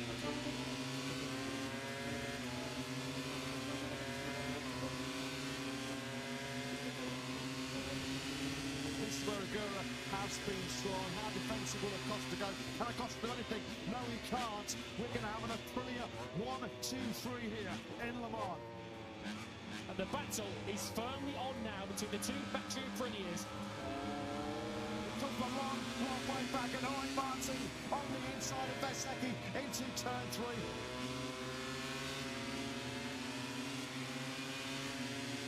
Phenomenal in France here this weekend after a brilliant sprint win from the third row. Owen Martin wins the French Grand Prix here in Le Mans for the second time in 3 seasons. He completes a dream double, winning the sprint, winning the Grand Prix.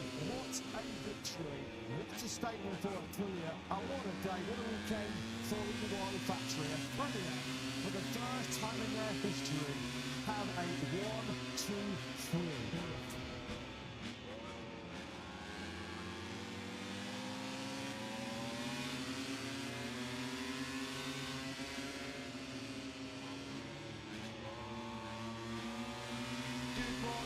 Welcome to Spain, welcome to the rest.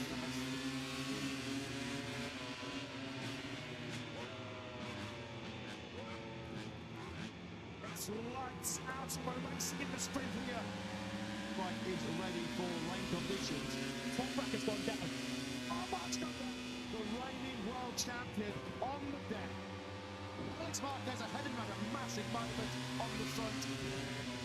Marquez has clashed in this sprint here from pole position.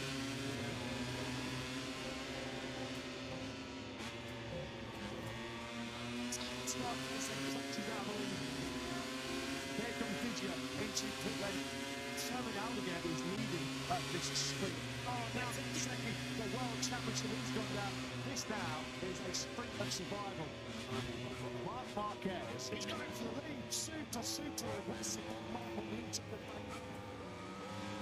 He comes out the final corner to take victory in a truly sensational sprint here in Spain.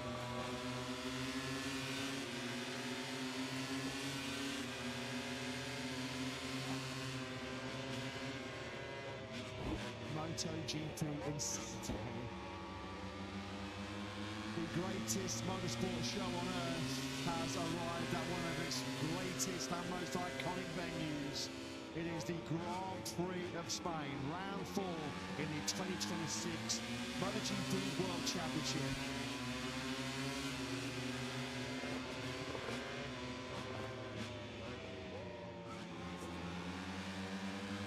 This is Perez.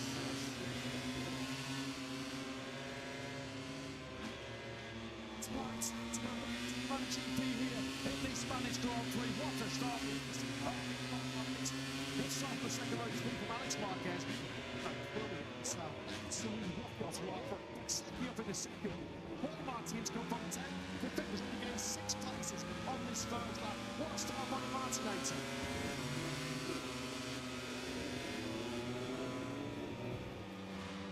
Marquez going on the inside, passing the inside down the inside corner.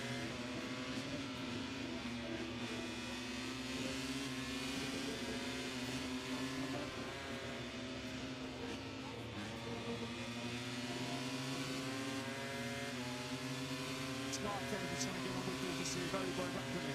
On the inside he goes for the mark.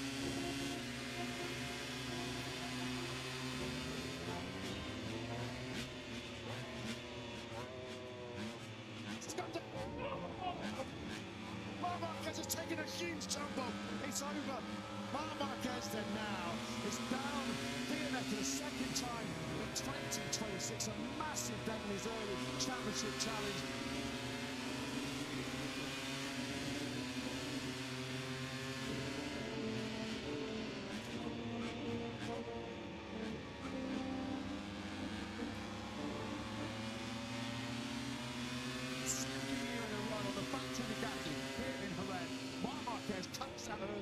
Podium contention.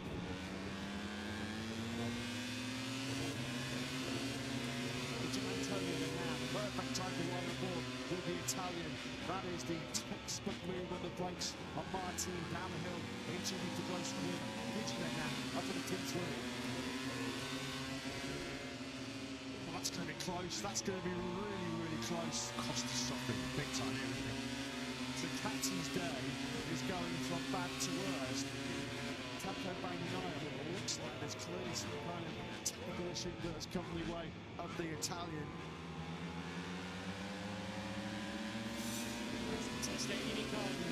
He knows that a second consecutive Spanish Grand Prix victory is his.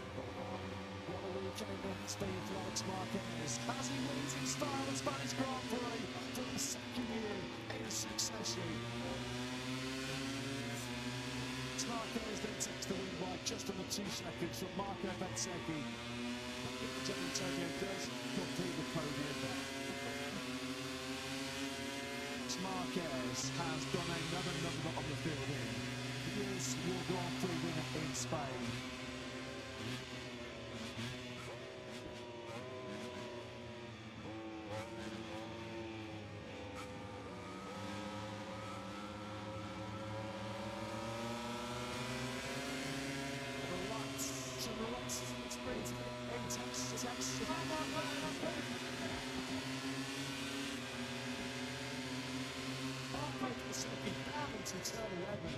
Wow, there's contact there. Jorge Martinez was on top when he's out the extremes here. Absolute cinema.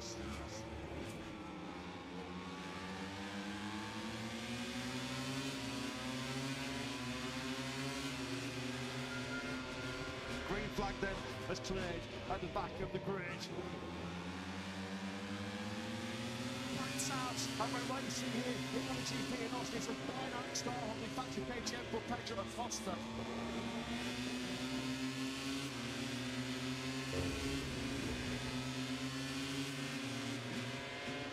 Second's made a great start. I mean, they're in the second place. Dylan Antonio's going the wrong way from pole position, and Jorge Martin on the P3. A royal tour start this Grand Prix called Ninja from pole to fifth. Oh, that's wide.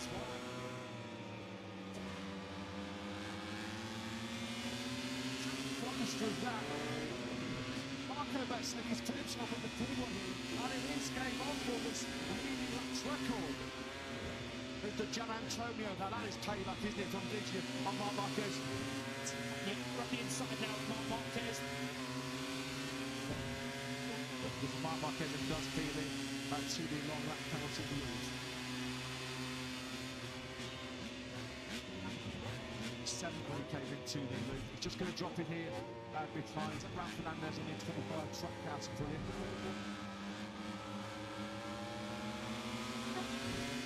There was a bit of damage to the rear seat unit of Marco Bezzecchi. Now is really starting to stretch Acosta and stretch Martin. Did you say? Jorge Martin, massive scare. My girl is absolutely motoring right now on that free. Straight up the inside of Pecco Bagnaia. Beautiful move from the 79.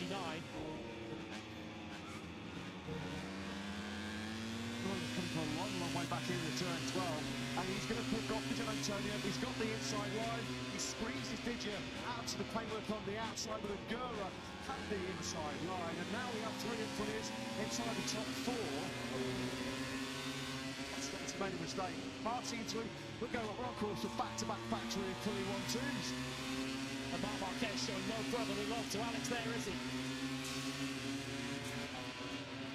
On the inside of the beast goes Mark. Aguirre's got a problem. Aguirre left is out and it's Grand Prix. That's very much too neat.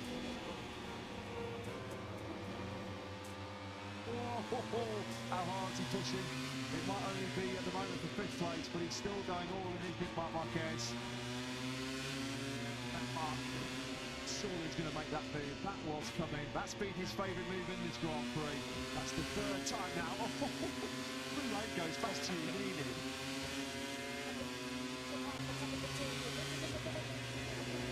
Who is going to stop a cooler? Crossing the line, the Bezzecchi blitz continues in MotoGP. It's another factory at Prix 1-2. Pedro Acosta does take 3rd place, the final spot on the podium. Marco Bezzecchi simply the Bears. Another Acosta.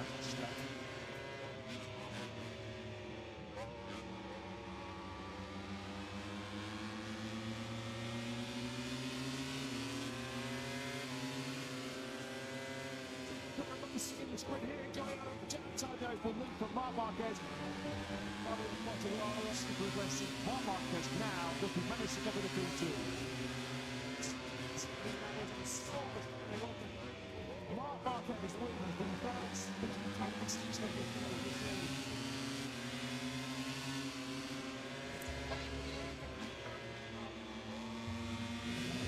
MotoGP is back in Brazil for the first time in 22 years. 50,000 fans have come to enjoy the show.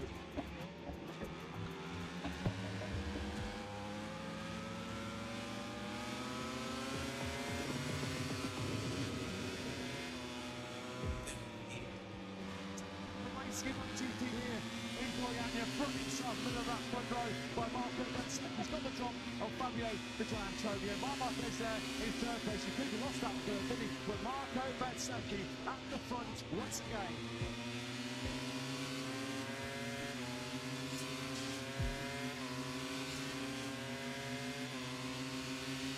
Gianantonio's got one, and Marc Marquez pouncing on the Gianantonio mistake.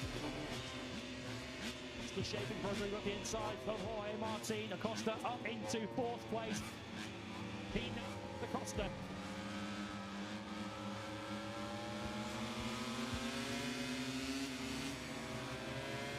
Antonio, who carves up the inside, and Jorge Martin says thank you very much. Yeah, and we have now and a 21-2.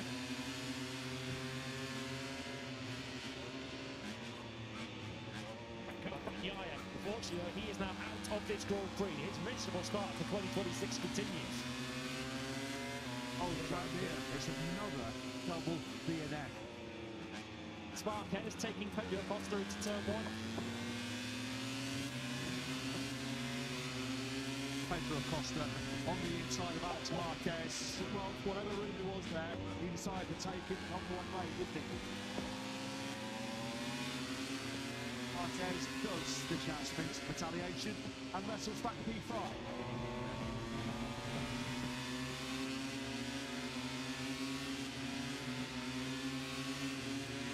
Iodora now into the things at the expense of Acosta. Bezzecchi in cruise control. Juan Marquez, the king of Moto, is putting some manners on Fabio Antonio. This is a bit of a personal duel, isn't it? Back into third place. Antonio, well, fair play to him. Fabio is fighting good fire here.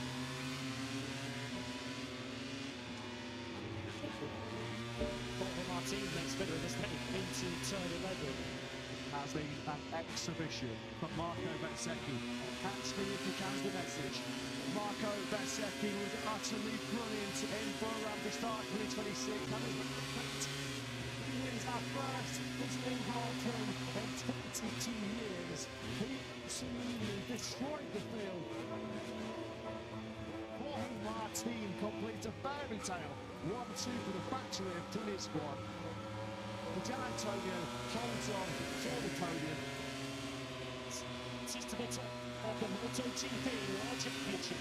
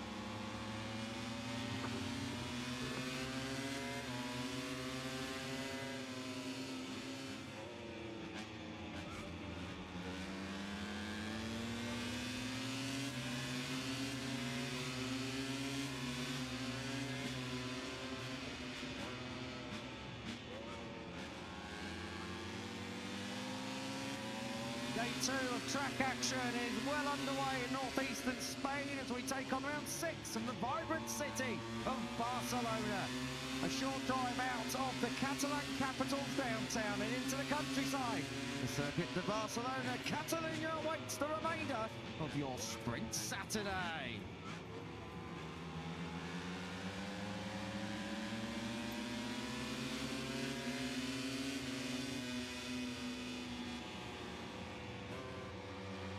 You join us live and trackside for what is set to be a thrilling Grand Prix weekend here in the hills of Catalonia as MotoGP gears up for one of its classic venues to deliver once more.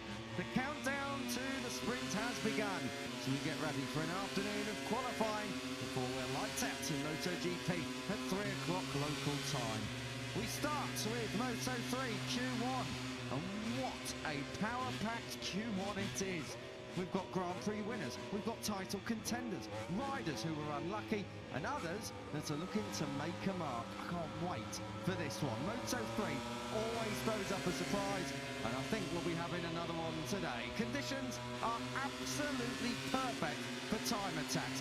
A few clouds maybe, but it is predominantly blue sky, and that really does warm us right up for what is going to be a Moto3 qualifying session to remember. Moto2 follows up right after that as we segue into the sprint, and it's lights out, as I say, at 3 o'clock. The fans are already packing out the terraces and all the general admission zones. The grandstands are filling up nicely here in Catalunya as we make our return to a slightly earlier date than last year and back to a more normal and more usual date to what we've become accustomed to in recent years. In Moto3, we said about those heavy hitters and those headline grabbers that do not make it to Q2 directly. They have to come out again and fight it out for the next 15 minutes. I've got to say, that is not going to be quite accurate because we're already looking at those of them that have gone through. But I can tell you it's David Munoz who was unlucky, really, to not find himself directly through to Q2. Yellow flags mean that he had his lap time cancelled, 15th place yesterday in practice for him. He leads Casey O'Gorman, Ruche Moodley, Alvaro Carpe, Vader Bratama, Scott Ogden, Adrian Cruces, Guido Pini, Zen Matani, Nicola Carraro, Cormac Buchanan and Leo Ramersdorfer as we gear up for this Moto3 Q1. Lewis Sotheby is alongside myself, Kiko Giles. Elliot York is down there somewhere in pit lane. Lewis, I've got to come to you first. With the likes of Munoz, Carpe, Fatama, Scott Ogden, Guido Pini in the mix here in Q1. There's 5 names. You've only got 4 spots. Good afternoon, mate. Afternoon to you, Kiko. Afternoon to all of you watching around the world. Yeah, you described it as a power-packed Q1.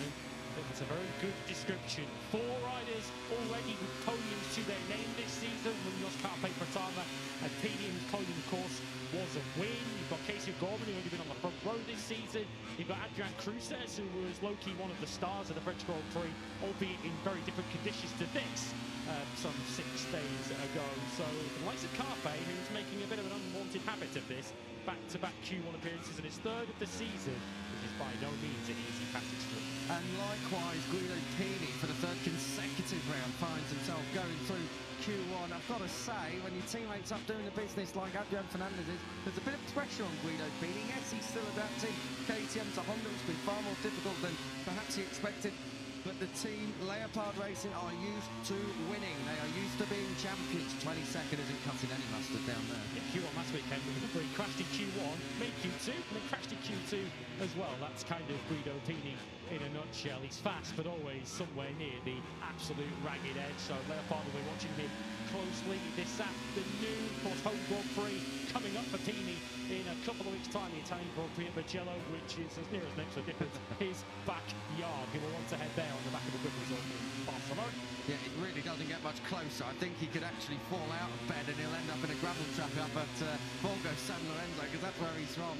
Guido Pini has that all to look forward to in a couple of weeks' time. But what he's got to look forward to now is another Q1 appearance. We go green, then the clock starts counting down as the Moto3 Q1 contenders head out for their 15 minutes to see who is going to move through.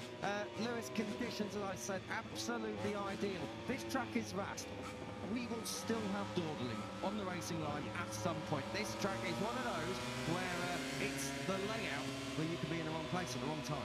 Yeah, this is perhaps the circuit is the most dawdling friendly on the calendar, given the 1 kilometre main straight. We always see it in the races, don't we? Riders often don't want to lead onto the main straight. No one wants to lead this particular pack out of pit lane. Scott Ogden's pulling over Cormac Buchanan. David Munoz is trying to catch them on mapping.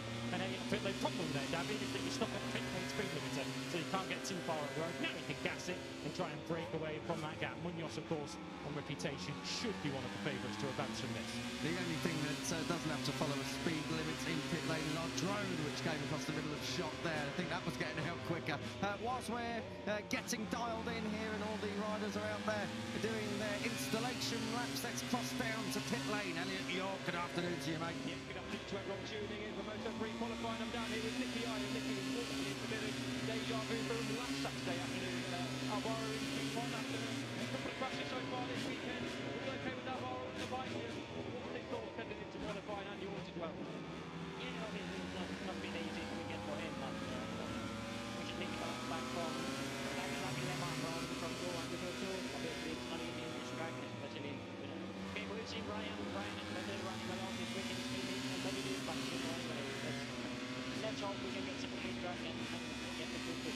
Quartararo confident of going to Q2. Joe, a couple of crashes because he saw a dent in confidence, but we've seen him bounce back before. Do you think he's going to bounce back?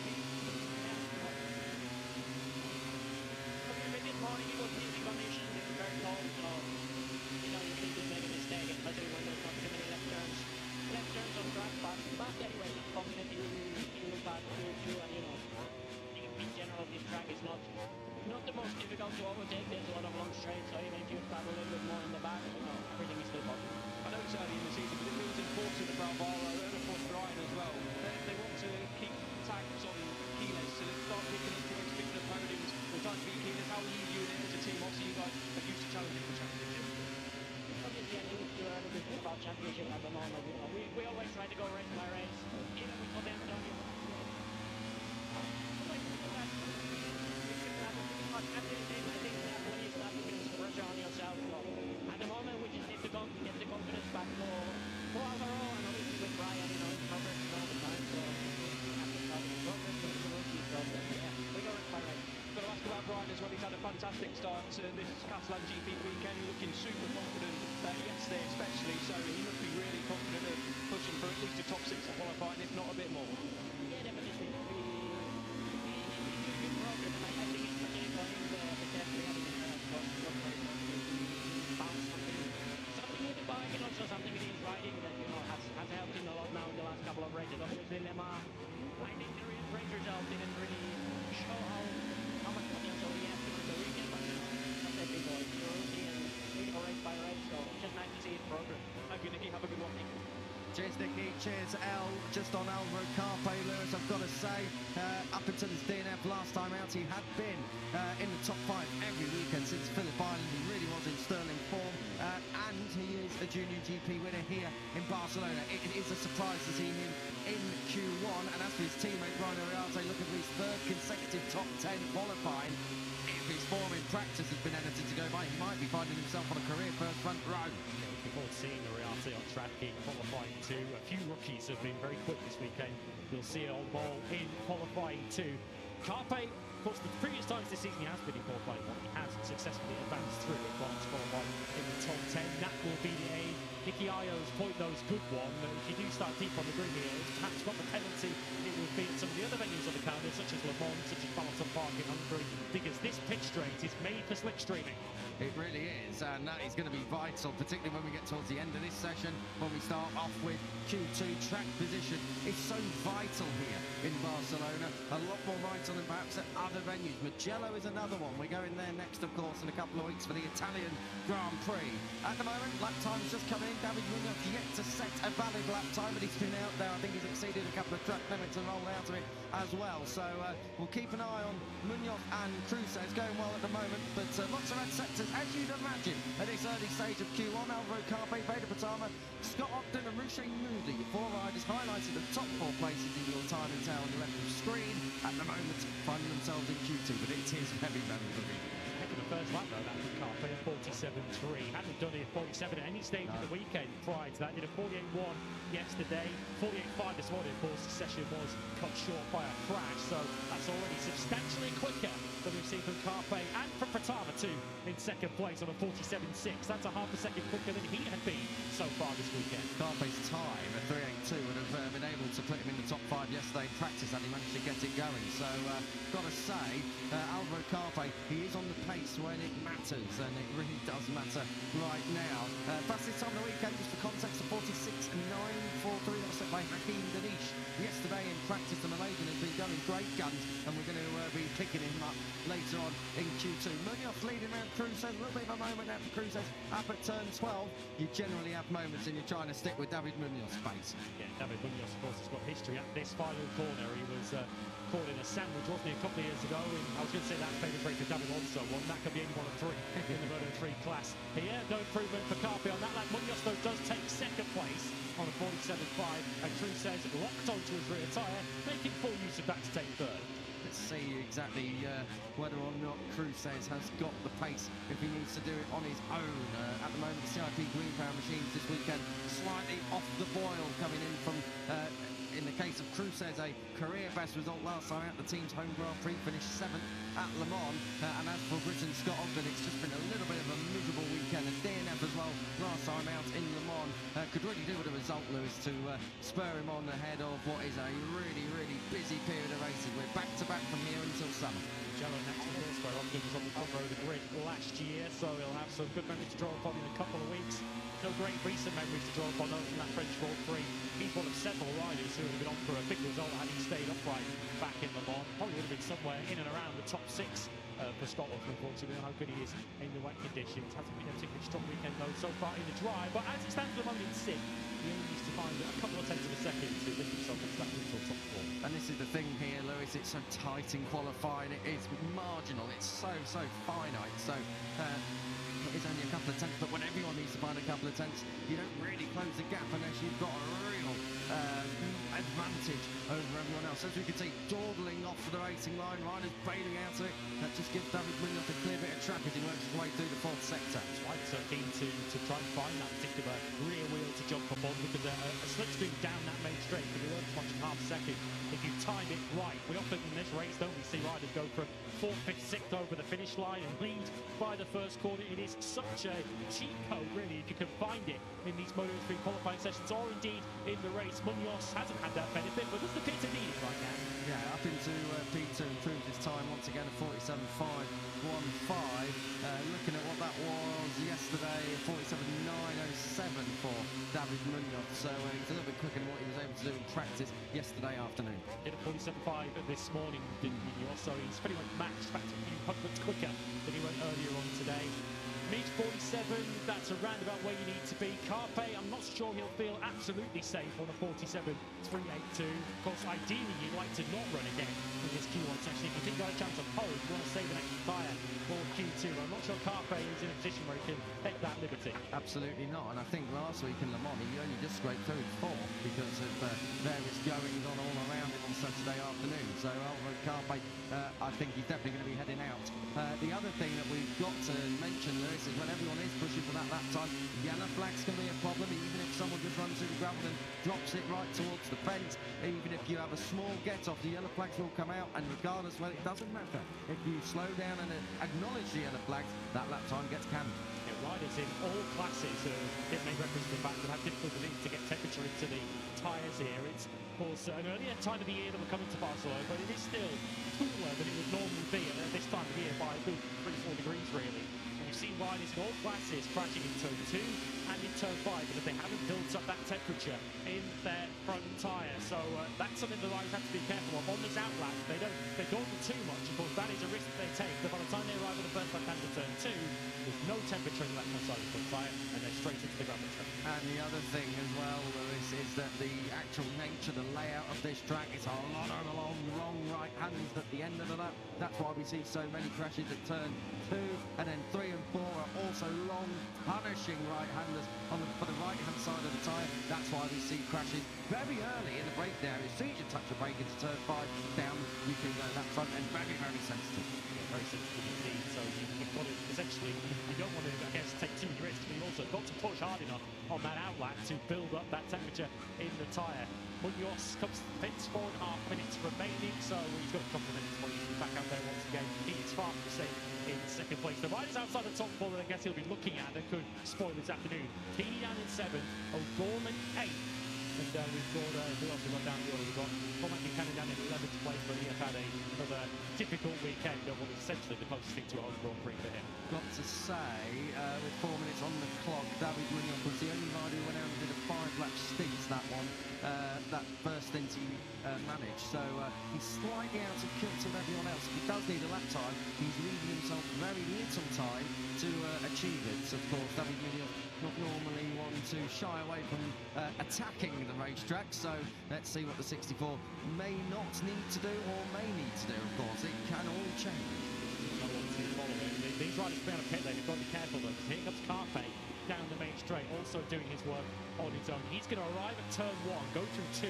He's going to find a posse of young Moto3 riders in his way through 3. So I think the Red Bull KTR team have spotted that group all needs to be, they need to have their head on the swivel and make sure that they don't get in the way of Carpe, otherwise they could find themselves in hot water in the Stewards. You can guarantee Nicky Io has got the steward's numbers on speed dial when he saw all that lot come out of pit lane.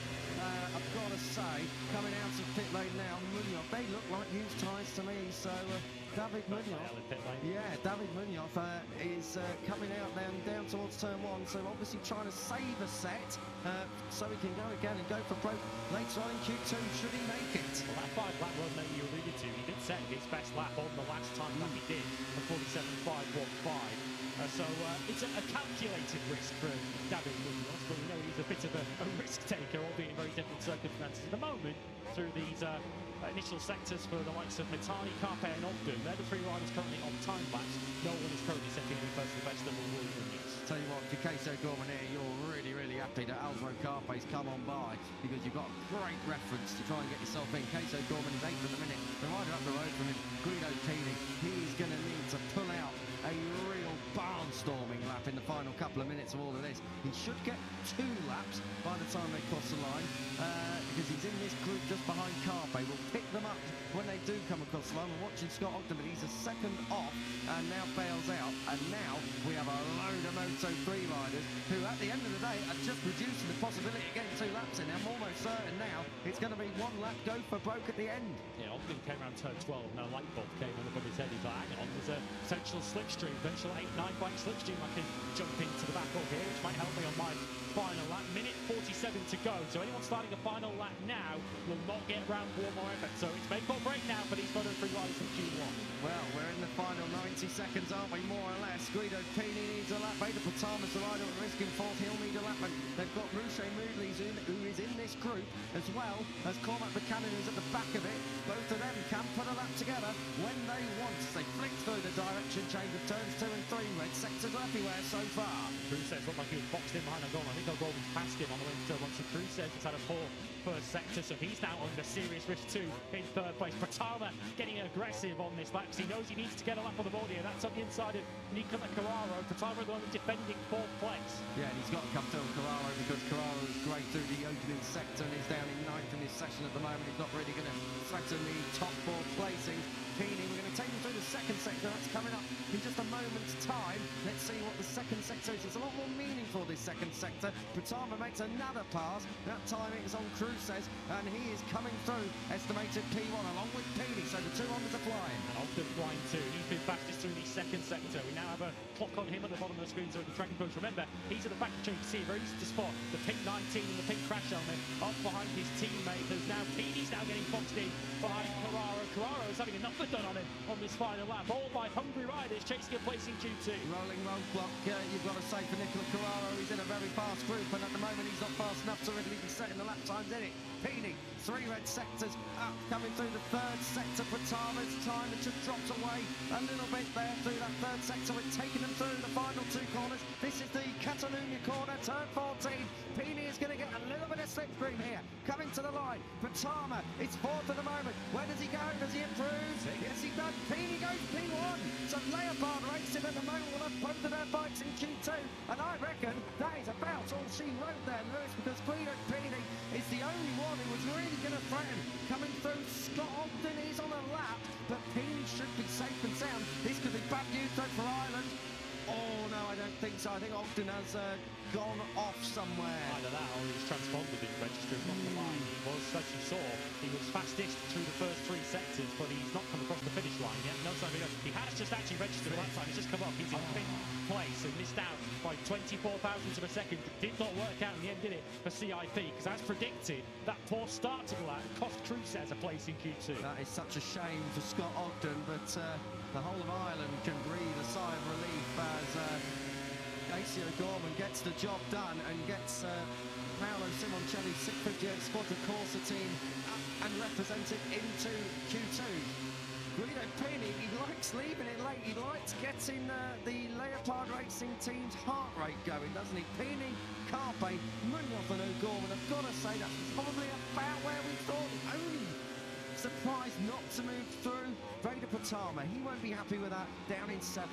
Yeah, let's know what happened to Pitama in the final sector, because it was pretty good, wasn't it, for Pitama, 3/4 of the way through that lap. Clearly he made a slight error, because he ended up losing, what, 0.3 of a second, ended up down in 7th place. So Pitama will start down in 21st place on the group. That is a career low qualifying, which just tells you the high standard has been setting so far. A nice, interesting shot there of Massimo Regini and Mirjak Couture, both of them having a long discussion on pit wall, no doubt discussing Guido Chini, but he's in P1 and he's in, so that's all that matters. Carpe second, he goes through as well.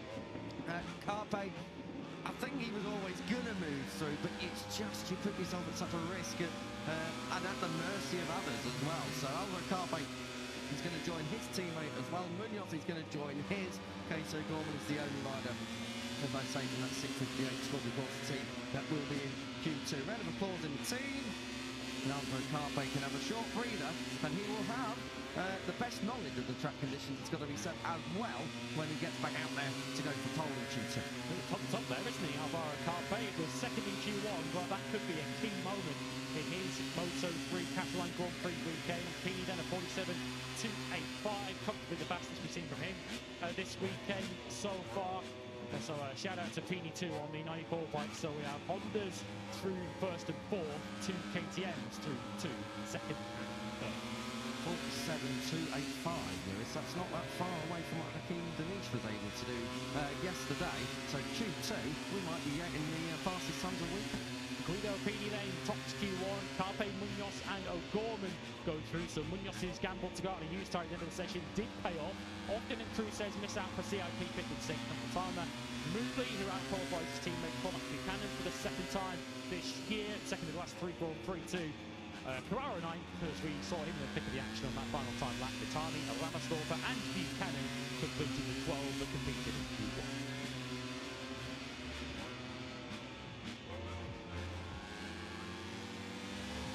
So Pini through to Q2. Carpe, Munoz and O'Gorman, a heavyweight quartet advance. The battle for pole in Moto3 is moments away.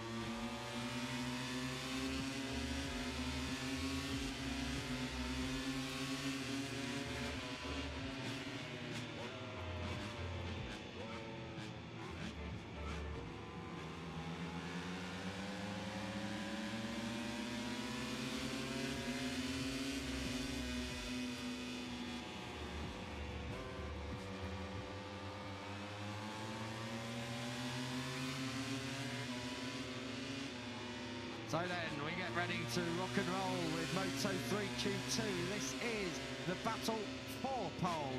And coming up in this, I tell you what, we are going to have an absolute blockbuster. Hakim Danish has been in mighty form. We've had Pini, Carpe, Munoz and Casey O'Gorman joining them all the way up the order. So I reckon Moto3 qualifying 2, Lewis, is going to be absolutely phenomenal. So important to get yourself the right position on track. We've already just in Q1, the slipstream is going to play a crucial role. So expect plenty of jockeying around on the outlaps, expect plenty of tactics, but who will be the fastest? Who will become our 6th pole sitter of 2026? You will find out very shortly indeed. Q3 or Q2 in Moto3 coming up.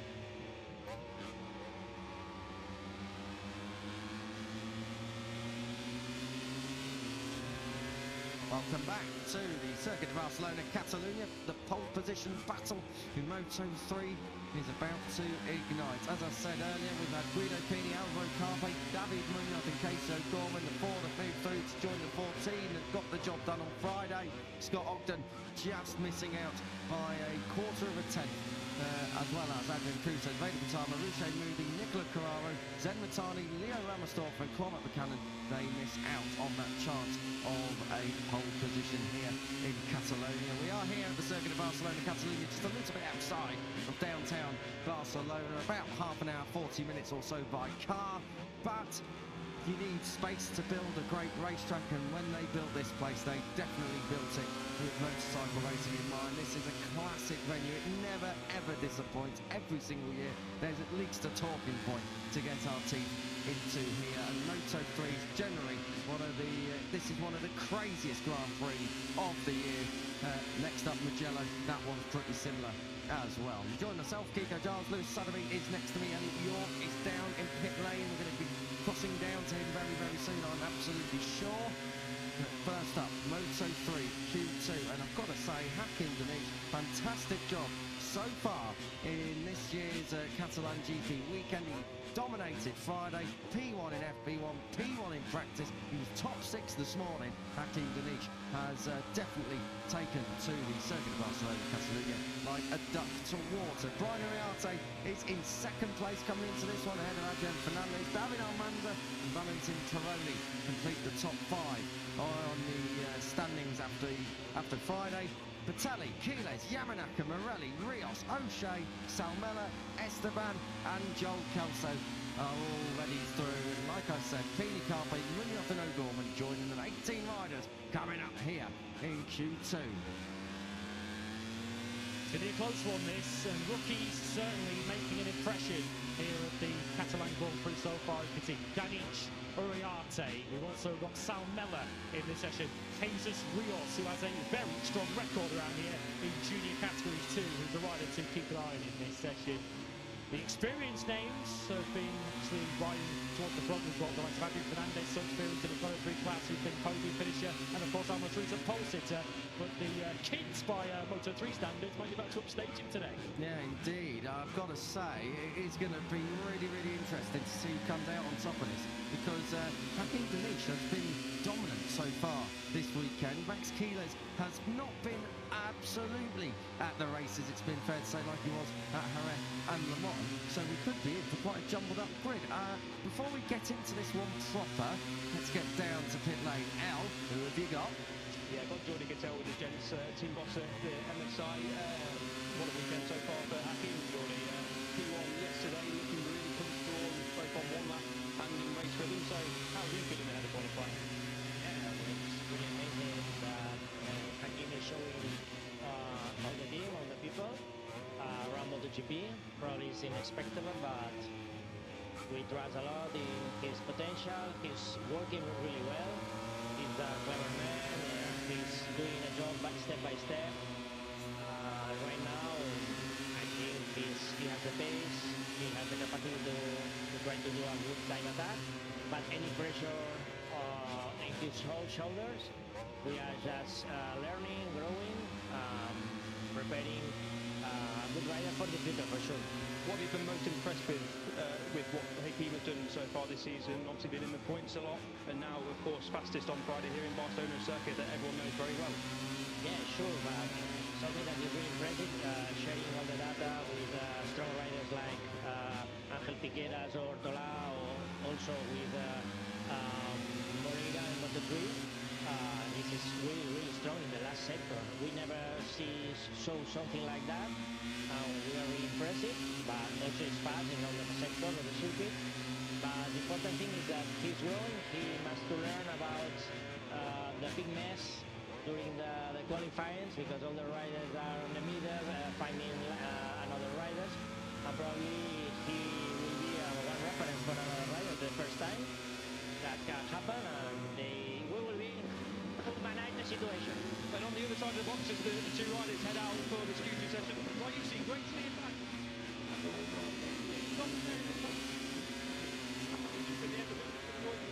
Great steer, right, you see back in the top 10. On a Friday as well. And it's difficult to see the Corey. Gets back to the right, you see, we know can challenge the podiums.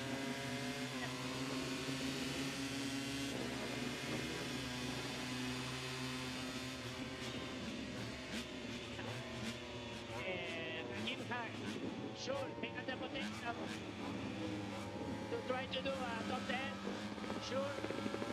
But also we expect that in Manaka, they started the season struggling a lot, recovering some confidence. We will see the four riders, we will be in the top 10. Very quickly as well, Jordi, on Moto2 Ivan, we saw him struggling a little bit this weekend. Just a preview for Moto2 coming up. How's he feeling? Was he on the podium last week and now struggling a bit this week? Yeah. With Ivan, we had an issue with the bike yesterday. They affect a lot. During this morning, we don't use new tires. We wait because we expect to pass to Q2 to have the allocation for two new tires. also we don't use it this morning because this year with the red flag we have very bad luck, and we want to have some allocation, extra allocation if they happen again tomorrow. Thanks, Jordy. Good luck for both sessions. Thank you so much. Thank you, Geordie. Thank you, Al Lewis. And you'd think they'd have delayed the session just while we trying to get Geordie Cadell's thoughts down there in pit lane. Gotta say, let's start with Hakim Danish. He is the favourite coming into this one. He's been absolutely dynamite in box office on Friday and also this morning. It's been a long time since Malaysia's had a lot to celebrate in Moto3. We've had a couple of wins from Carolina and Parry, but it's been a long time since it's been consistent. So finally carried in the last Malaysian rider with 5 consecutive point-scoring finishes. So not bad company for Hakim Danish to be. Yeah, the aforementioned Khairuddin, the only Malaysian to have a pole in the Moto3 class. That came at his home Grand Prix, typically and fittingly the Malaysian Grand Prix back in 2012, and it feels like that particular record is under a bit of threat today. Hakim Danish has been fast from the very start of this Catalunya Grand Prix weekend. So fast, in fact, that the experienced Adrian Fernandez is quite happy to pick up some points this morning. Well, why wouldn't you? I mean, Danish has been brilliant again. He actually had a decent record here in Junior GP. Best finish of 6th there as well from a few years ago. So, Hakim Danish likes Barcelona. We haven't had back-to-back top 10s from a Malaysian since 2017, and it was Adam Noureddin back then, Red Bull Wind and Bruno. So 9 years later, Hakim Danish is doing the business, but he's not going to have it easy. Ryan Uriarte has been fantastic over one lap pace, and this rider here, we're riding on board with maybe not on this lap time, but Max Quiles knows how to pull a lap together. He has been superb in Moto3 this year. Something I'm going to be ruling out Max Quiles. He's so often, of course, a formidable operator on a Sunday afternoon, and he started to sort his Saturday afternoons out as well, hasn't he? Back-to-back front rows as Adrian Fernandez is getting well and truly held up. He was already 6 tenths up on Danish halfway through the lap. He's now getting held up by the Malaysian. I've got to say, we've seen Fernandez, he's been a bit ruthless and a bit feisty this weekend so far. He had no qualms about shoving a couple of riders out to turn 3 and also turn 12, where he thought about doing it on Hakim Danish, but thought better of it. 47.4 though, despite all of that, Adrian Fernandez, that's a pretty good opening gambit from the number 31 Danish on a 48.3, so we need to find a little bit of time there, but of course these are probably the best conditions Moto3 have had and the warmest, and we all know that here in Barcelona there's almost zero grip out there, and anyway when the track temperatures rise and everything else warms up around it, grip, the little grip that there already is down there starts to diminish further. Yeah, track temperature in this qualifying session is some 20 degrees hotter than it was this morning when these riders, say for 4 of them, were last out on track in pre-practice 2. Here comes Uriarte ahead of his fellow Spaniard Munoz. At the moment we're seeing a lot of action but not a lot of valid laps. Joe Esteban across the line on a 53.7, only the 5th of them, so many already exceeding track limits. Yeah, and there's so many of them seemingly just not quite dialing in. Not such a problem for Brian Uriarte. 47.323. That'll do very, very handsomely. Remember, he was so close. We were almost celebrating. Made a pole for him, weren't we, a week ago? Fortunately, he did exceed track limits in the final quarter in Le Mans and had it ripped away from him. If you listen back, I think I was. 10 minutes ago in Q2, Adrian Fernandez backs it into turn 10. The thing was on a hinge coming through there. He just about scrubs off enough speed. Danish looked quicker though through there. Jesus Rios, keep an eye on Jesus Rios. I am a big fan of Jesus Rios. I think he's got quite a lot of potential. His roof and his ceiling seem very, very high. He's in that Reaver Gold Snipers team. It's been a long time since they've had anything to really cheer about. And at the moment, Jesus Rios is dynamite. He's doing the business. He's brilliant form out there. 2 Junior GP wins, and now he's doing it in Moto3. We take Fernandez across the line. Doesn't improve in time. Doesn't improve in place. Hakim Danish, 3rd. He does improve considerably. That's a bit more like it. 47.6. Not still, though, near the 46 is where we were yesterday. Coming to the line. Let's see what Jesus Rios has got. He was on course to go P1, and he does go provisional pole. Brilliant stuff from the Reaver Gold Snipers team rookie. Fantastic. Number 54 is just up ahead. Brian Uriarte and Adrian Fernandez. So 2 Hondas on the front row. Been a little while though since it's been in the hands of the Snipers team.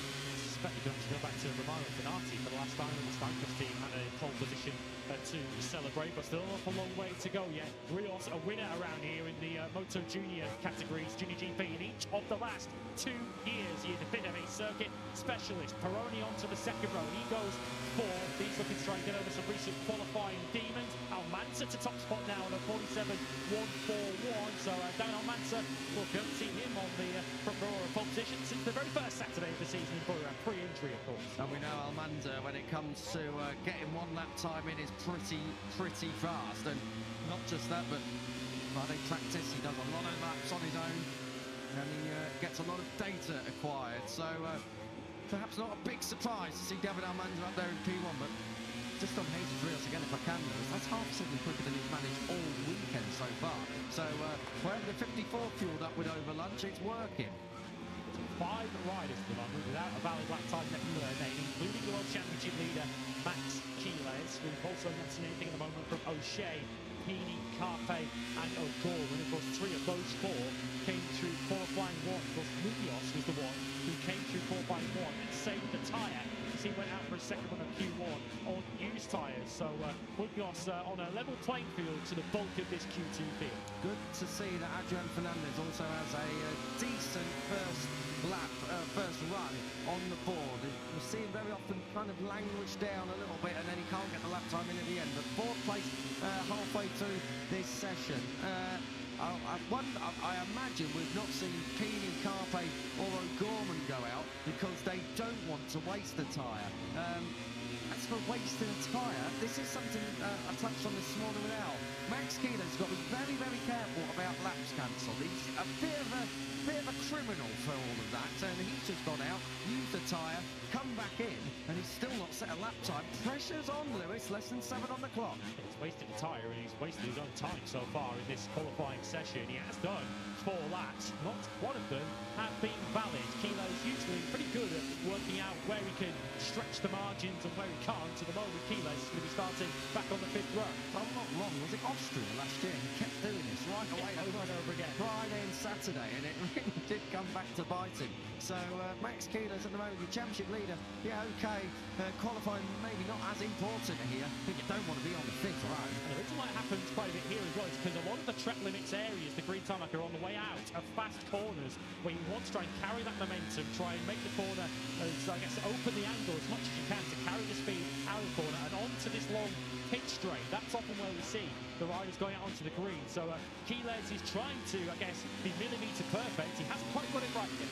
And of course, like any curves in the world, the higher up the curve you go, the bigger the serrations get. And even if you are perhaps not on course to exceed track limits, a little bit of a bobble out there on the big serrations, they can just drop you off the other side. You can just see the drop off there. That's at turn 9. Perfect illustration of exactly what we're talking about. Almanza, who has got it right so far in the qualifying session, on 47.141.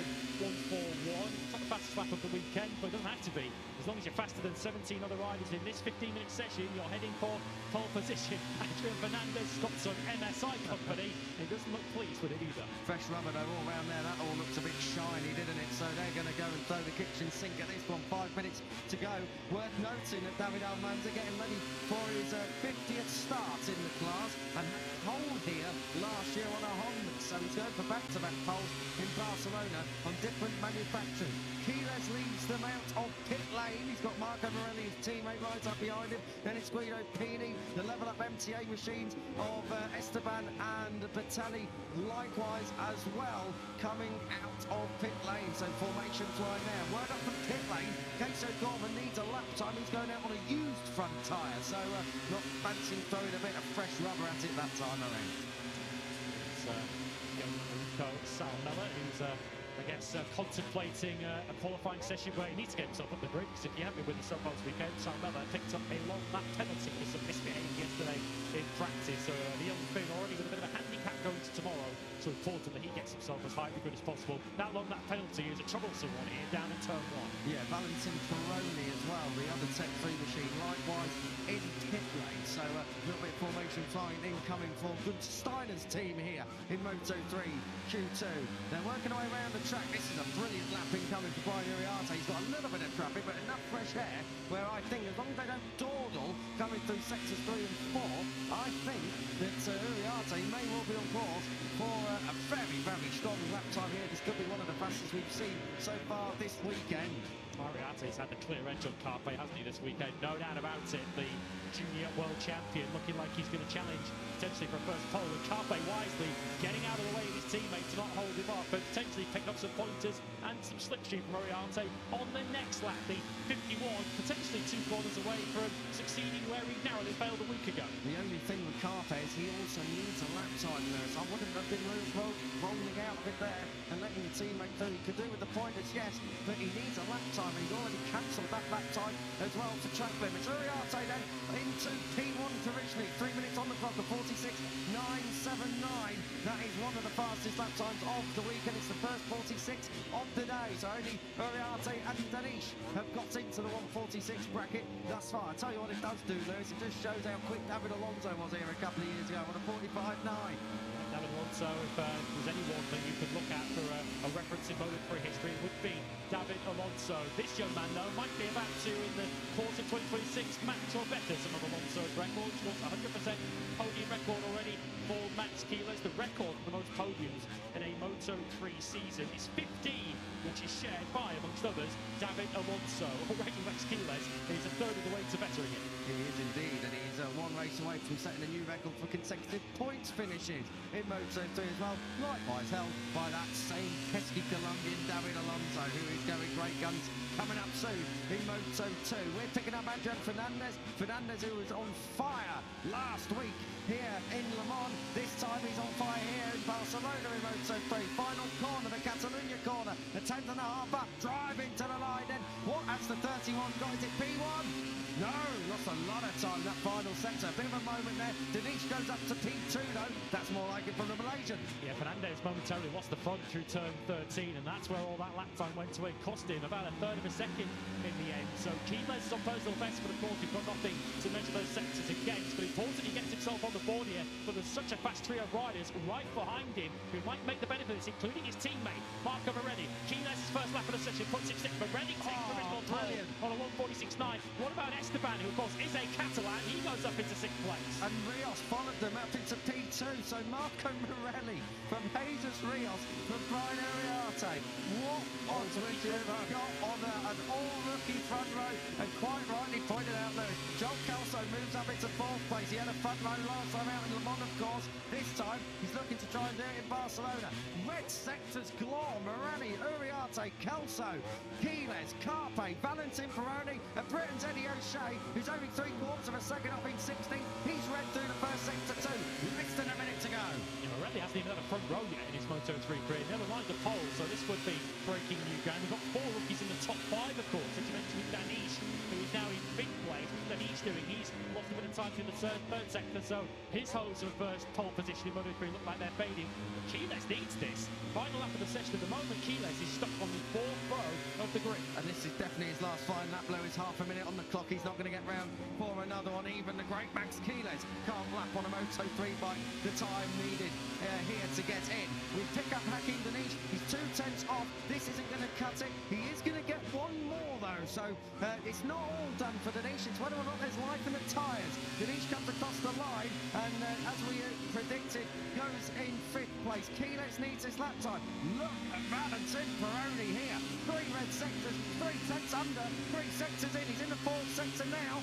Valentin Peroni, well, he's left it late, hasn't he? But the Argentinian might well be about to deny his fellow countrymen. When was the last time we had an Argentinian 1-2 on the grid in Moto3? I hear you cry. I don't think we've had one. Keyless, final lap across the line, gets into 4th. Uriarte, P1, Peroni, demokes him, and pole provisionally for Valentin Peroni. Munoz splits the KTM. It is a KTM 1-2-3 on that front row, but it is going to be surely the Red Bull KTM Tech 3 machine.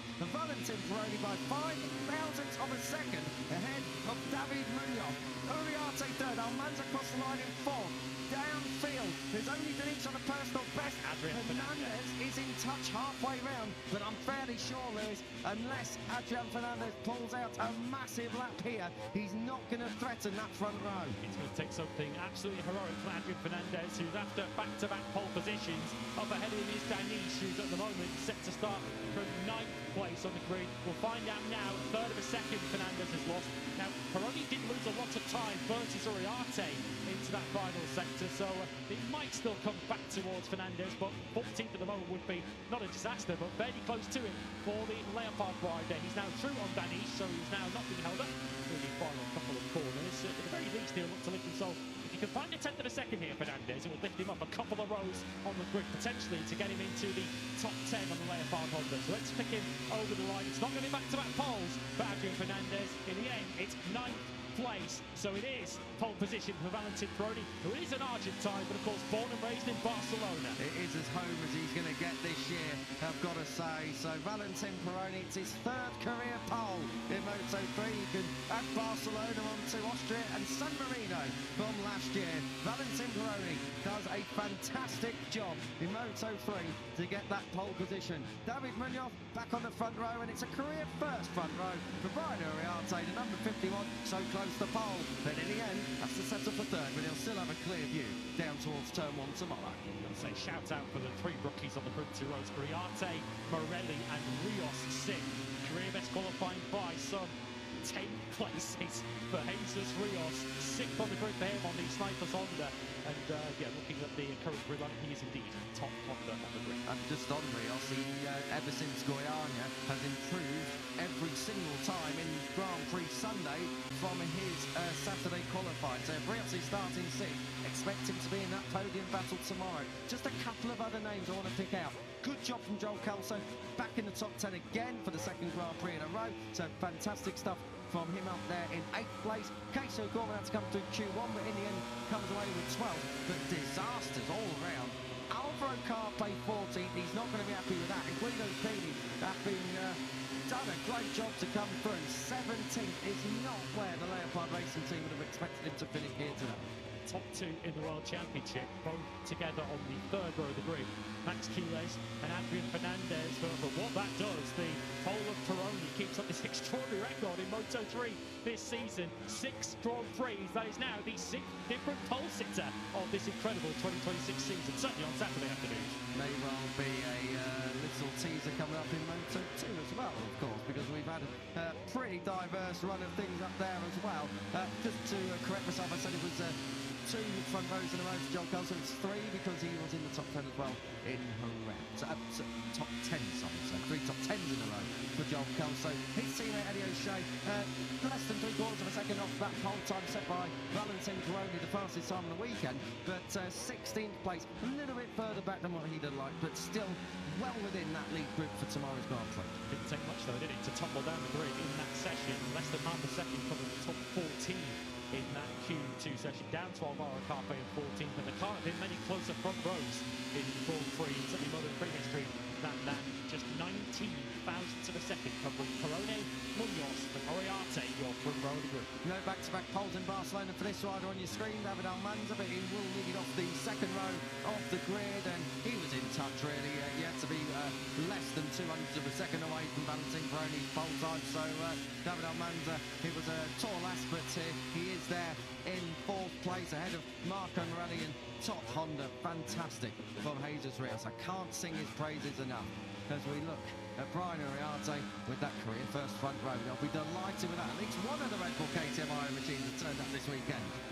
It's not a very dignified end for Jesus Rios. He's getting pushed up pit lane, but they'll be carrying him on their shoulders down at Snipers later on after that 6th place qualifying. Interesting to pick out in the graphic you saw there with Uriarte. He was by far and away the fastest rider in that 4th sector. He was 2 tenths quicker than Peroni through that 4th sector. That could be a trump card for him in tomorrow's Grand Prix. We don't often see a last corner pass, but we've had a few famous ones here right across the world of motorcycle racing, so don't rule it out again tomorrow. And of course, Uriarte is replacing Jose Antonio Rueda. He was a bit of a last corner specialist last year in the Grand Prix as well. Max Quiles is specialist, whatever corner, whether it's the first, the middle or the last. So give it a thumbs up there to the onboard camera before we cut away from him. He's won Moto3 races from various places on the grid, so I don't think he's going to be too daunted at starting 7. No, the only thing that is perhaps a little bit of a worry is he's around riders that he normally isn't around. Jesus Rios is ahead of him, Joel Kelso's directly behind him, so turn 1, opening lap, 3rd row. Just have your wits about you, Max, but I'm sure you'll be fine. He's only 3/10 of a second off that pole position anyway. But I can tell you that we are going to be getting ready to hear from your pole sitter. It's his 3rd in his career, and it's his 1st of 2026. Valentin Peroni is just about making his way over to El. You're buried on the screen. Top job, Valentin. Valentin, congratulations with your 3rd pole position in Moto3, the 1st of the season. Of course, a special venue, a special record for yourself. Yeah, finally, after many races struggling, we are in the pole position. We were in the 3rd row, the first 3, well, in Brazil and in USA, so this pole is super important. I was struggling also the last 2 races because I made some mistakes in the quali, so really happy about this pole position, and tomorrow it's time to enjoy the race with all my family, my girlfriend, and to all my team. Top job, good luck for tomorrow. Thank you so much. Yeah, it's his 3rd front row of the season, Lewis, but it is, as I said, his 1st pole. The problem with Valentin Peroni has seemed to be, in the Grand Prix, he gets in a battle, then he gets mired, and then once you are split from that pack, it's very, very difficult to latch back on. Yeah, it is. It's going to be crucial tomorrow to try and keep yourself as close to the front of the race at all times as possible. Of course, all that matters is that you're at the front at the end of the last lap, but it's so easy to get mired in a pack here in Barcelona, given the power and the strength of the slipstream down the main straight. It's going to be a bit of a chess match tomorrow, an extreme chess match in Moto3. Trying to find yourself in the right place on the racetrack at the right time. And the person who's managed to find a way to the front at the end of 18 laps of chaotic racing tomorrow will be rewarded with 25. Just a couple of names we didn't really touch on throughout that. Joel Esteban did move up to 11th. His teammate Matteo Vitali heads up the 5th row of the grid, so maybe a little bit disappointing for Vitali, particularly after that Le Mans podium. Elsewhere, Rico Salmela there in 15th place, and Ryusei Yamanaka not capitalising on that Q2 automatic qualification yesterday in practice. He's down there in 18th place. Talking of problems in Q2, well, we didn't have this on the cards. Adrian Fernandez, I wonder if he's run out of fuel, but he needs a little bit of a helping hand to get back into the paddock. There's Bruno Corricini, I think, down there, just asking the guy in the middle there from Leopard Racing, just wondering where exactly has their rider got to. But he's on his way. Adrian Fernandez, 9th for tomorrow's Grand Prix. Yeah, no back-to-back poles for Adrian Fernandez, but it is the first pole of the season for Valentin Peroni. First pole position since Milano last year. Munoz and Uriarte joining on the front row. We have 3 rookies in the front 2 rows of the grid. Almanza ahead of 2 more, Morelli and Rios. Career best for Rios. Quiles 7th ahead of Kelso, Fernandez and Danish, who, dare I say, it might be slightly disappointed with 10th. Esteban 11th ahead of O'Gorman by Q1. Bertelli, Carpe and Salmela on the 5th row. Remember, Salmela has a long lap tomorrow. O'Shea, Pini and Yamanaka on the 6th row behind him. Scott Ogden and Adrian Cruces both nudged out Q1 for CIP. They completed the top 20. And Veda Fatama and Korea low for him is 21st. Ludwig Carrara and Matani, Ramastorfer and Buchanan complete your grid of 26 in Moto3 tomorrow. Everyone free course gets underway. 11 a.m. local time. Sunday morning in Barcelona. We're talking a bit of a popcorn race here in Moto3. Make sure you're with us for that. Stay with us though this afternoon, because the battle for the final places in Q2 in Moto2 are coming up next. Q1 right around the corner.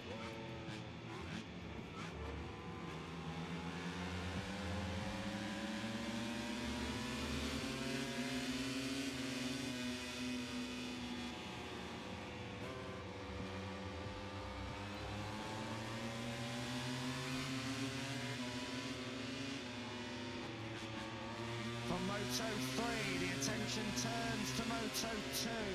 And if you thought Q1 was power-packed in Moto3, well, you are in for an absolute corker here in the intermediate class. Good afternoon, live and trackside from the resplendent, perfect, beautiful Circuit of Barcelona, Catalunya, up here in northeastern Spain in Catalonia, the autonomous region of Catalonia, and what a place it is, what a racetrack it is.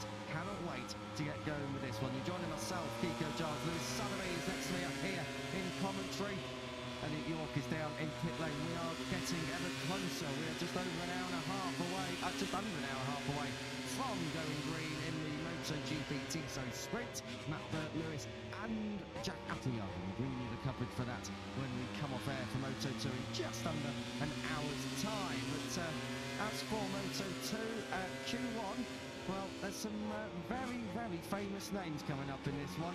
Ex-world champions, championship contenders, we've got Grand Prix winners, we've got rookies, we've got seasoned veterans, we've got riders who should really not be down in Q1, but for whatever reason, they are here. Q1 contenders: Jose Antonio Rueda, Ivan Ortola, Tony Arbolino, Sergio Garcia, Unai Aradre, Barry Baltus, Joe Roberts, Sonta van der Gurberg, Luca Lanetta, Tyre Furzato, Javi Zuratuza, David Alonso, and Adrian Huertas. And of course, Aradre and Zuratuza are two riders that are filling in for Angel Piqueras and Jorge Navarro, respectively. But Q1 is going to be going gangbusters in just a short moment in time. The first four, the fastest four, do find themselves joining in 14 that have already been seeded through.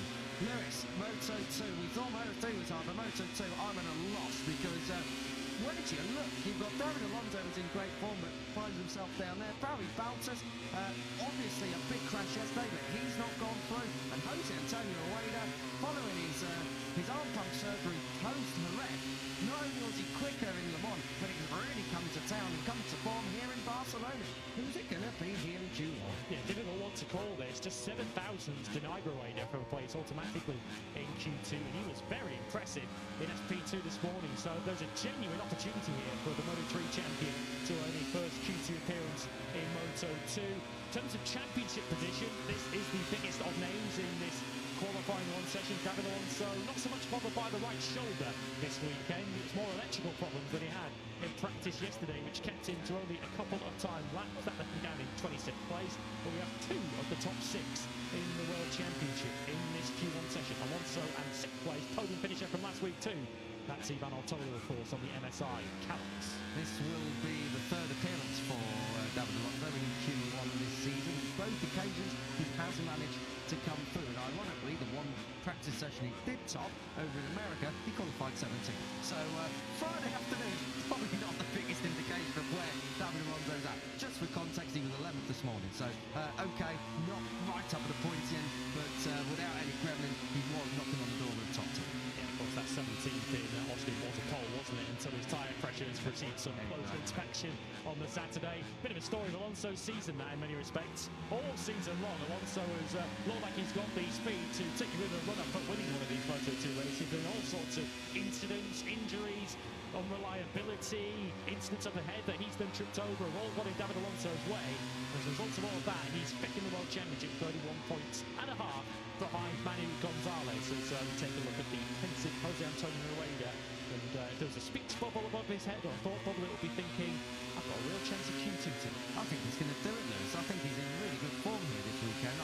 We always knew he was going to work out. There's so many different elements to why it hasn't necessarily been the dream start. Obviously, he's had the Holland power in his hand after the big crash he suffered with Noah Detweiler last year on the sizing lap at Sepang. There's also been the fact that he's jumping off a Moto3 250 machine and jumping on a 765 Triumph Moto2, so the stopping power, the braking power, that really took its toll on him. That's why he's had to have that arm pump surgery post-Jerez. He stayed behind in Andalusia, was home in Andalusia and got under the knife. And really, since Le Mans, that was when it started to come true that maybe Jose Antonio Rueda's special kind of talent, no, and we knew it hadn't gone away, but that's when the results started showing it and backing it up. Green light, Q1 Moto2 is underway, and Barry Baltus wasting no time. time at all. He wants fresh track for this one. Yeah, he's a little short on track time so far this weekend. His Bowters didn't get much running in this morning in pre-practice too, due to some remnants in his bike. And of course, as you mentioned, big crash at turn 5 yesterday in practice, which is why he is in this Q2 session. He had also actually set a lap time early on in that practice session Bowters, which would have put him into Q2, but he got done over by the yellow flags, which were mainly kept out because Alonso's bike kept breaking down. And it's worth noting that Barry Bowters is a bit short on track time from Sunday in Le Mans, thanks to Celestino Vietti's elbows down at La Chapelle at turn 5. So I think perhaps Barry Bowters just wants fresh track and doesn't want problems in this Q1 session. Here he is. Doesn't want to see shadows or the sight of a front tyre coming up on his inside coming into turn 5, which would cause him problems, or he's already been down once already this weekend. As you mentioned earlier on, 2 replacements. I won't repeat those, but what I will just quickly mention is one of the riders who isn't in this qualifying session. Just one Honda Team Asia competitor in this session. That's unfortunately down to the injury curse striking Paul Mariachi. Once again, he's had a Moto2 career ravaged with shoulder problems. Unfortunately, it's a right hand injury that's ruled Achi out of the Catalunya Grand Prix. Indeed, it's Tyre Ferrasato who's flying the Honda Team Asia flag. It's been a little bit too often in the sandpit this weekend. 2 crashes for Tyre Ferrasato this weekend thus far. I was walking in the paddock, I saw his leathers scuffed up again, and I just got a roll of the eyes from the umpire side technician on that one. I don't think Tyre Ferrasato's winning many friends out there in the paddock this weekend. Turn 2 is where he fell this morning. Unfortunately for Ferrasato, well, I guess it might be a consolation to him. Many have before and since that crashed at that corner. So easy to crash if your tyre is not up to temperature. So Ferrasato feels like a long haul to him to get himself into this Q2 session, but you can make a case for 6, 7 or 8 others in this Q2 session, including this man, Barry Bowters, whose season still yet to truly catch your light, even if he's shown plenty of potential, but only 13 points to his name. He's 40 points down than he was at this same stage last season. Yeah, and that is really not reflective of where he really should be. Barry Bowters has had great pace. He's been a little bit unfortunate, you could say, with the long lap penalty over in Hunter for his leading. Didn't see Simon Craig was too impressed about that one. Also, last time out, he was taken out through no fault of his own. Yeah. Okay, the crash yesterday, that was all on him. But it's just getting that rubber the green. I don't mean track limits. I mean, you know, getting in good form, because these back-to-backs, Lewis, are thick and fast. And if you take back momentum from one round to the next, it's hard to right over that. And then you start overriding, and then mistakes start happening, and it's a snowball from then on in. This is why a Q1 graduation for Bowters is actually a lot more important than just having a chance to fight the pole. Yeah, he's tracking him through the 3rd sector, and he's being paced by Rueda, but the fastest rider is all total at the moment through the 3rd sector of his lap. He's a couple tenths up on Alonso, who in turn is a couple tenths up on Jose Antonio Rueda. Here is Alonso, and it would be just like the young Colombian from, I was going to say, being nowhere this weekend, not really through his fault, but he's had some various problems, as you mentioned, with the bike. For Alonso just to turn it on in this Q1 session. Of course, he did it a week ago, got himself through Q1 and ultimately onto the 3rd row of the grid. Fastest lap of the weekend so far, Manny Gonzalez at 41.2. Alonso hit into the 41s, but beaten by Artola at 141.770, puts him on top. Yeah, 770, just 27 thousandths quicker though than Sergio Garcia, who's 2nd. Alonso the 10th back in 3rd. So I'm talking Gilbert.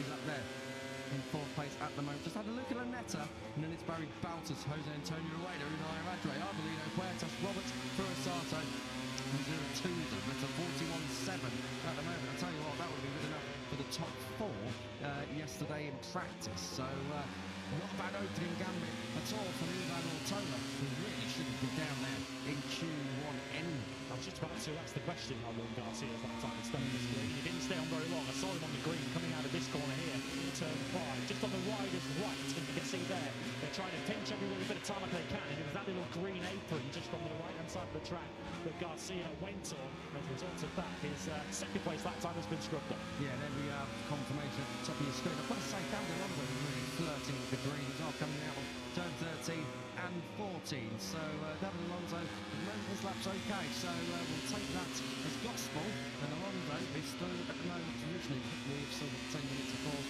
to rock and roll with here in Moto2 at this wonderful Catalunya circuit. It stakes its way through the natural landscape of the land, the natural topography of the land. That's why it is just so brilliant. Let's take a breather for the moment in Moto2 Q1, because we've got a bit of a famous name down there. We're in here. plays like the back of his hand. We'll let El do the introduction, but really, he doesn't need one. El, down to you.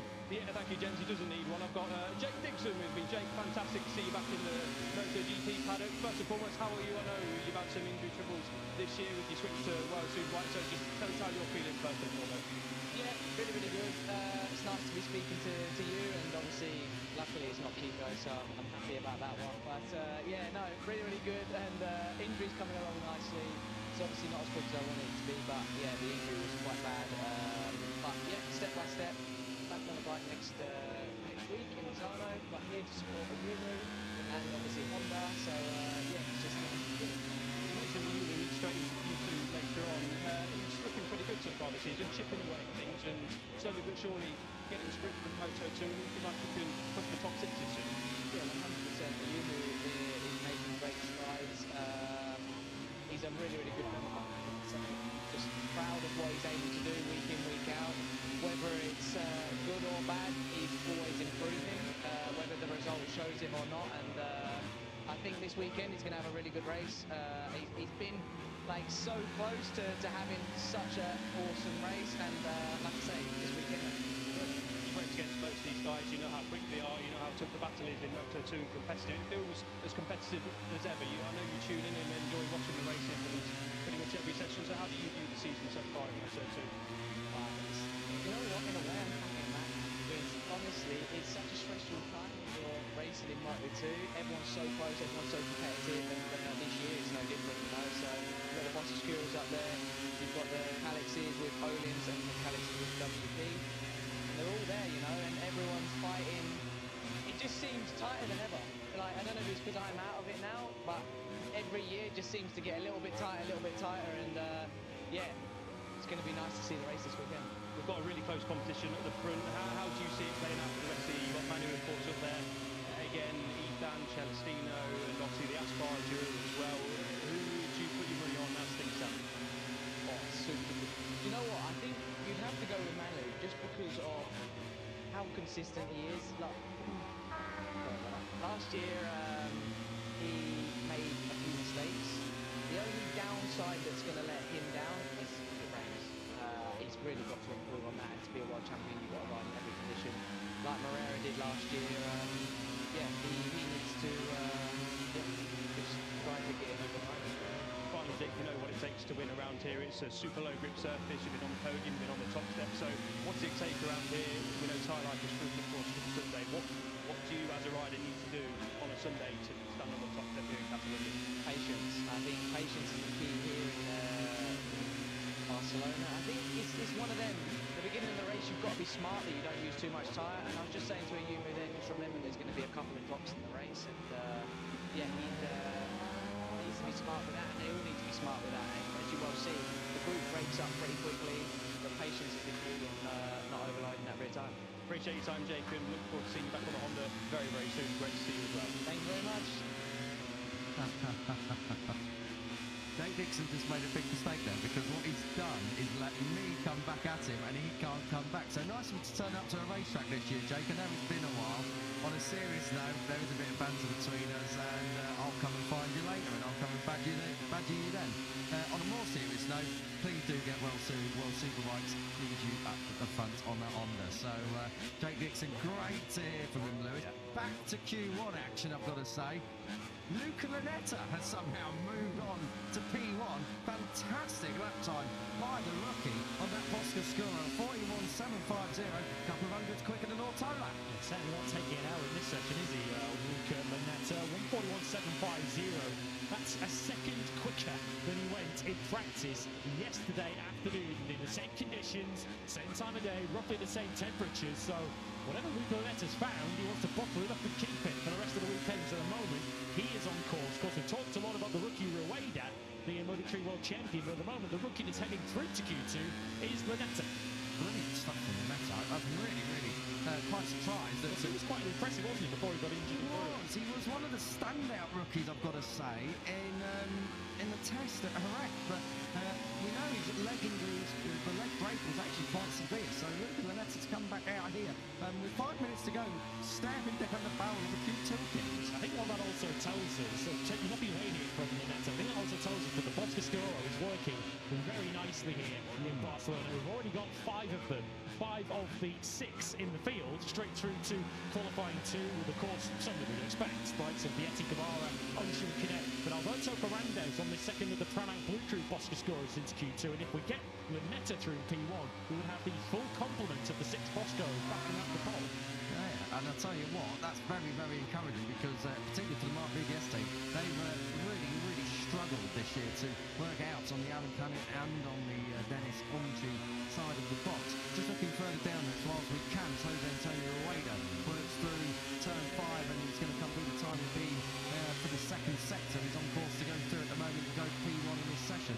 Tony Arbolino down in 9th place. What is going on there? I know Tony Arbolino struggled over the last couple of years. It was here last year, his worst ever Moto2 qualifying, 28th place on the grid. I mean, he won't be 28th today, but at the moment, he's left at 23rd. It's a disaster for the 4 wing. Yeah, you're right to mention his results last year, because this has never been the greatest of circuits for Tony Arbolino. Even when he was fighting for the Moto2 World Championship with Pedro Acosta 3 years ago, this is a circuit that Arbolino has always seemed to have a little bit of difficulty getting to grips of. As we've heard from Jake, who knows better than any of us about the particular nature of this circuit, the challenges of it, the low grip that we have, and the difficulty really nailing a perfect lap. You've got to be so precise to get a lap round here. At the moment, Arbolino is finding it going particularly tough. Is Rueda about to get us a second rookie into the top 4? This, as mentioned through the weekend, would be no surprise if Rueda can do it. Just kept himself off the green wheel in the final corner, and Rueda across the line. Has he had a problem elsewhere in the lap? It would appear he has. This is what we're having a look at. This is down into turn 10. That is going to get out of shape. Wow, dearie me. Jose Antonio Rueda, how many times does he want to have a go at making an apex down at turn 10? Straight to successful, weren't they? No, straight to the beach. I mean, can you wait until Sunday evening at least? Jose Antonio Rueda up here in Barcelona. Oh, yellow flags in sector 2. What has happened and who for? Turn 5. It has been a massive pinch point. Goldberg, is it? It's Van den Goldberg and Rueda who are in the second sector. But surely Rueda hasn't made it all the way around to turn 5 already. It is Goldberg, who is currently in 4th place. So he'll be a very nervous and anxious spectator for the next 2.5 minutes. Well, I'll tell you what, with Baltus, Rueda and Garcia behind him, got to say that probably Van den Goldberg's section is done, and I'm not sure he's going to be coming through at all. A lot of dawdling here. I mean, we used to see this in Moto3, but this is a little bit ridiculous in Moto2, if I'm going to be quite honest. You have David Alonso, who was actually on a half-decent lap, I think, and he got caught right up in the middle of all this. This is Ivan Ortola, who's second at the moment. You can hear the pencil sharpness coming out up in Simon Quayfar's room. He's not going to be happy about this. Luca Lunetta will be rubbing hands to think of this, and you carry on, boys, and I'll happily stay in P1. The lap times would have all probably been cancelled anyway with this group, and of course the yellow flags were out for the crash of Van den Goldberg, but they can't afford to take play too many games. Alonso at the inside then of Arbolino. Alonso sitting 3rd. He's only second by a minute and a half. Dearie me, that was Tony Arbolino who lost the front in the middle of turn 2 then. He gathered that. That's the first person, with the exception of Kiedis, who had a bit of a moment there this morning, who's actually lost the front and saved it at turn 2. That could have been awful because he's got a pack of riders behind him. Thankfully, Huertas came through on him cleanly, and I think Garcia has just got under him there at turn 4.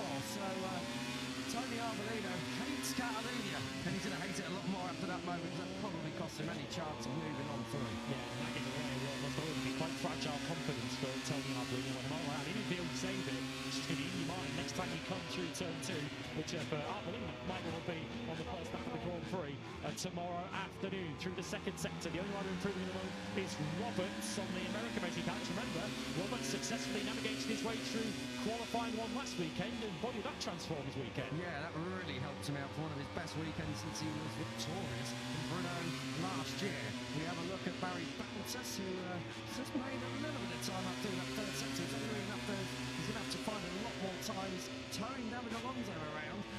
Well, Tola in second is on a decent lap here. It's only a couple of thousandths quicker through that 3rd sector, but 20 seconds on the clock. These guys will get another lap in, I'm sure, but a lot of grey sectors, though. It's not a lot to really chat about. Let's see what Baltus stuff. Drop Simon up 4th sector. Garcia improves right on, late on. 5th for him. Ortola in that last sector, it goes away. But let's have a look at Jose Antonio Rueda. He's about 10 seconds or so from crossing the line here. He's 2 red sectors up out of 3. Jose Antonio Rueda, the number number 98, the reigning Moto3 world champion, is trying to get in to Q2 for the first time. Oh, provisionally it's done, and that's just shoved onto Van den Goorberg out. So Van den Goorberg's trash at turn 5 has left him in P5 at the moment. Rueda third, he's taking the checkered flag though, Lewis, so he's done all he can. What that means though is that now Alonso is precariously on the bubble. He's in fourth place, second right in your picture, behind Barry Balter. So what's Alonso look to the first sector? It's not a personal best, but he's only looking for second away from the fastest so far. But we've got Ortola and Garcia and Unai Aractray looking to launch a surprise bid for a Q2 appearance, all going well. So this is far from certain that Alonso's going to be a competitor in Q2. And I tell you what, Alonso's right in behind Balters, and Balters look really, really scruffy and scrappy. On this lap, he was riding the curb, he was out wide at turn 7 and 8 on the direction changes and taking a long sweeping line into turn 10. Let's see if Alonso's going to get under him. Not this time. Garcia is pushing on. He's right up there. He's going to need a brilliant last sector though. And this is the rider that could knock Alonso out. Sergio Garcia, who's right behind the number 80. Looked like he lost a little bit of time there. The front end was trying to tuck through turn 10. But Sergio Garcia staring at the rear tyre of the rider. Dump out of Q2. Asking for the power. That was 13. This is through 40 in the Catalunya corner. He's going to get a little bit of slipstream maybe from Alonso, who's just up the road. Garcia takes the flag in 6th. Lost a lot of time in that final sector. Late improvement from time for Rossato. Moves up. Alvaro does improve his time, but is 10th in this session. That is all she wrote. It is Luca Lunetta ahead of Ivan Ortola. Jose Antonio Rueda, a second rookie, going through to Q2. And David Alonso just about scrapes through ahead of Zonta Van den Goorberg, who will definitely be regretting that crash over at turn 5. Chapeau to the two rookies in that session that went it through. Lunetta and Rueda, first and third. 41.7 for Lunetta, comfortably the fastest we've seen from him this weekend. Rueda, he did a 42.2 yesterday, so he found half second this afternoon from his best in practice. So they're both through. No great surprise, I guess, on reputation. 2 of the top 6 of the World Championship, see Alonso and Ortola both advanced, but the lap for the weekend, you'd argue that, from Luca Lunetta to book his place in qualifying 2 for the very first time. Brilliant stuff from Lunetta. He's one of the unsung rookies, really. I remember we were talking about this over in the, I think it was the class photo in Breweryland. Luca Lunetta looks like he's got a bit about him, and he has. Luca Lunetta has really come good here in Barcelona. And do you know what I was saying about a session? You just need a section. In the case of Barry Balters, to look forward to celebrate, to bring some momentum into the team. It works the same for someone like Luca Lunetta, who's still learning the ropes here in Moto2. But that is such a boost of confidence. And he's got the pace here to potentially go on to bigger things in qualifying 2 coming up in a moment. Yeah, we're still a week and a half short of Luca Lunetta's 20th birthday as well. He's still very inexperienced at Grand Prix level, as we already covered. He's had his injury issues over the course of that time, so that's a key moment that for Lunetta in his rookie season. The key moment in Moto2 for Alonso too. 80 goes through in 4th place. Super close. Wasn't quite enough though for Zonta Van den Goorberg. A quick word from Zonta with that.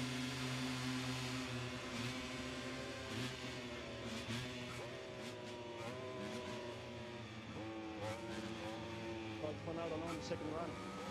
That was the place to move along. For the fun, classic crash. Clean it up already throughout the weekend. Didn't expect it. I tried to get the bike back. So now I'll go. Okay, you feeling good for tomorrow's race? Yeah, honestly, yesterday was an easy day, which is why we didn't go straight through to do and try to do things that didn't work out. We were pretty fast. I felt comfortable, and honestly, qualifying again. The first lap, my fastest lap immediately, I had some traffic. Second lap, even more traffic, and I said, okay, we'll do the long together. But then I thought, I didn't do the lap. Thanks to Zonta Van den Goorberg. Big for him in that session. Those are your standings. Lunetta, Ortola, Rueda and Alonso are your 4 to move through. What a star showing that was for the 32. 2 rookies advance, along with 2 of the top 6 of the World Championship. Heavyweight battle for pole in Barcelona is on the way next.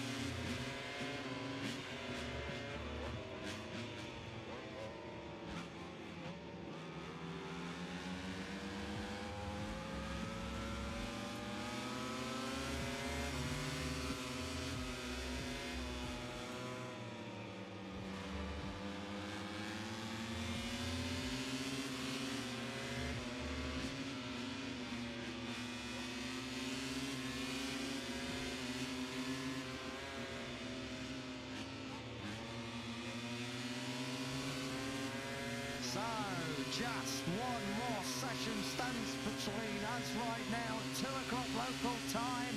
The lights out at 3 o'clock for what is going to be a blockbuster of a MotoGP sprint. You join us live trackside here in Barcelona, one of the world's great cities, one of Europe's most visited. 16 million a year make the journey to the Catalan capital.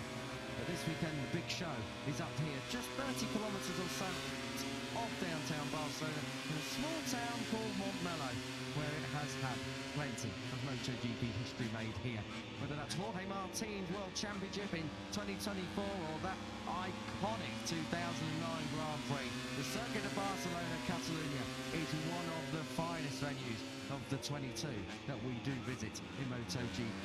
Before we get on to the MotoGP talk, though, that comes up later in the company of Matt Bird, Lewis Sotheby and Jack Appleyard in pit lane. It's myself, Kiko Giles. Lewis Sotheby is next to me warming up already, and Elliot York in pit lane to take you through the pole battle in Moto2. And we have got a real battle to come here, Lewis. We've had a couple of surprises moving on through out of Q1. Luca Lunetta leads that charge, but up in Q2 already, you've got the likes of Celestino Vietti, who's been going fantastically well all the way through. Senna Aegis is back on form this weekend. Alonso Lopez has really found his feet this year in Moto2 on board Alex Machinery, Danny Holgado, Ethan Guevara, Alex Escridge, Manu Gonzalez, Philip Salach, Colin Vaya, Ayumu Sasaki, Aaron Canet, Dennis Onchu, Alberto Fernandez a surprise, Daniel Munoz, a podium here last year, Lunetta, Ortola, Rueda for the first time, Darren Alonso scraping through. They're your 18 London Spiders coming up here in Q2, but only one to take pole. Yes, 3 rookies, of course, with the 2 from Q1 making their maiden Q2 appearances. Rueda, Lunetta and Alberto Fernandez, as you alluded to there. The full complement of Boscoscuros are in this qualifying 2 session. All 6 of them have advanced. I'd say a poignant moment there, just as we cut to the pre-session standings. The Mexicano 39 flags for Luis Salom. Of course, it was 10 years ago, right here at the Catalan Grand Prix, when we sadly lost Luis in a Moto2 practice session. He is always in our thoughts every time we come to Barcelona. Yeah, Luis Salom, as you say, every time we're here in this part of the world, in our MotoGP sphere, we do take a moment to think of Luis Salom. What a character, what a rider, what a person, and he is dearly missed in his MotoGP paddock. And it's, for me, very, very hard to believe it's 10 years. It's been a long time without the number 39. Let's turn our attention then to the pole battle. Moto2 Q2 is coming up very, very soon. Ethan Guevara has been a mighty form of late. No one was too surprised, I think, last time out to see the 2018 P1 in Le Mans. But this weekend, is it going to be different? I've got to say, it looks tighter, Lewis, this weekend. It's not as clear-cut as a week ago in France. No, we're yet to see Ethan Guevara enjoy that same level of supremacy. He clearly is carrying the same level of confidence. Because once again, yesterday in practice, when everyone else was riding their tails off, trying to get themselves into Q2 on a soft time and time mode, Ethan Guevara was sat in the pits watching. Clearly so confident he was that he was going to get through into qualifying 2. That confidence is well placed, because he comfortably made it through in 5th place. Of course, had to wait some 65 Grand Prix for his first Moto2 pole. Can he go back-to-back here on this Saturday afternoon? As you say, plenty of challengers lining up to try and beat him, including the World Championship leader, of course, who's 9.5 points ahead of Ethan Guevara. Manu Gonzalez, who set the new all-time record earlier today. I was just checking up myself, Lewis.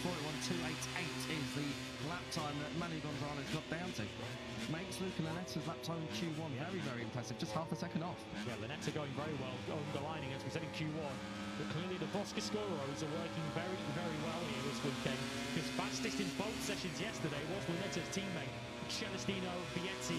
Went under the radar this morning. You get various riders who have had different priorities in pre-practice too this morning. Clearly Vietti's was a race rhythm and work on old tyres, so don't rule out Vietti for a shot at pole position. Last time Vietti was on pole in a Moto2 battle, it was the last time he won. That was back in Misano last year. And he's been quick, as we said earlier. There was P1 in FP1, P1 in practice.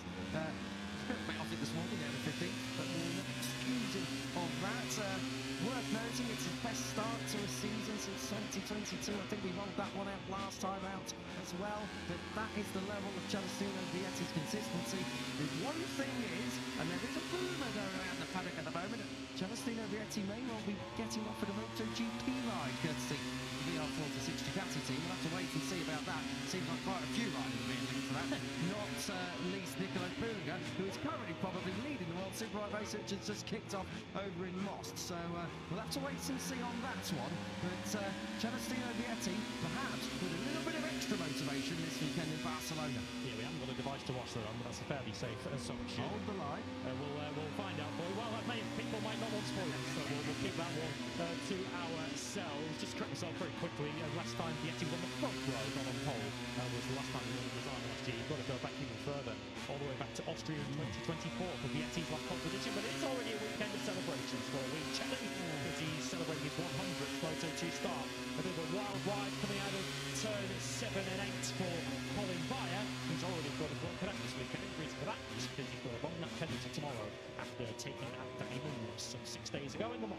Yeah, Vincelli's going to be giving it some welly, I think, in this one. He's P1 coming into it. Yes, you mentioned Colin Bayer's on that penalty. He's going to have to serve that, and that means it probably needs a really, really strong qualifying. Colin Bayer's not been shabby in qualifying at all, actually. He's actually been right up in the top 10 for quite a lot of it, really, and with the exception of Mazzano last year, he's always been in Q2 since Brno last year. So I've got to say, Colin Bayer, even though 10th last time out was his worst qualifying of the season, it's still a top 10, and it's not too shabby. He just needs to find a little bit more, perhaps, today to get himself back on the front two rows again. He's one of our 5 pole sitters in the first 5 Grand Prix of this season in Moto2. Celeregis in Boiram, the man on screen, Danny Holgado in Brazil, Bautas, of course, inherited it from Alonso, Austin Bayer correct, and Ivan Guevara just a week ago at Le Mans. Are we about to have a super 6th pole sitter of the season here this afternoon? We did get it in Moto3, so Moto3 and Moto2 are definitely delivering the goods, and there's a first pole position of the year for someone in MotoGP, but we won't spoil that just in case you haven't caught up yet, but there's only to catch up with the sprint coming up very soon. And surprisingly, the list of pole sitters this season doesn't include the World Championship leader yet, Manu Gonzalez, even if he does hold the lap record now in Barcelona. It's weird for Gonzalez, because from last year where he had the explosive speed but didn't always convert it on a Sunday, certainly in the second half of the season, this year Gonzalez doesn't appear to have that explosive single lap pace, but he's maximising everything, squeezing every last drop of points.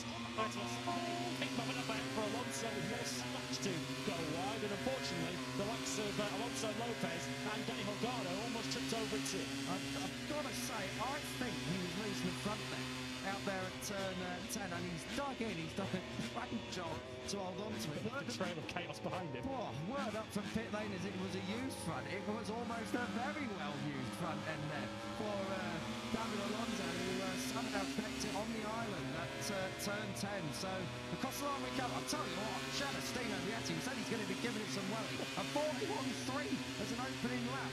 That is superb from the Italian. That is what tenth of a second away. That's the second fastest lap I think of the weekend. That for anybody in the fastest lap Vietti's done, just underlining that he's clearly just thinking of the race in FP2 this morning, because he wasn't remotely focused on time attacks. What about Manu Gonzalez, the current all-time lap record holder? He cuts the line and slots in behind Vietti and takes second place.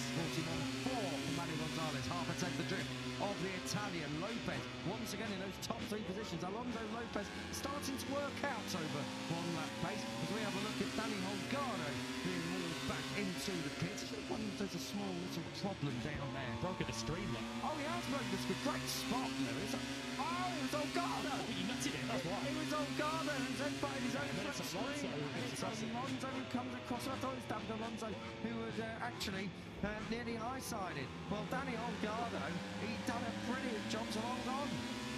Well, he's looking to try and put the boot into the opposition. He put his head through the screen on his first run, so that'll be a fairly quick fix. They'll be back out. Celestino Vietti leading his teammate around. Not content with getting through qualifying 1. Looks to try and get himself on the front row of the grid here. The Boscascuro is running right here. You know, Holgato's a bit of a screen biter, but that takes the mickey a little bit, doesn't it? Look at the Boscascuro, as you say, Vietti, 3 tenths up, 3 seconds around. Lunetta is looking at pole position here. If he can hold it all together, he's not quite as under as Vietti is. Guevara likewise. Oh, Vietti!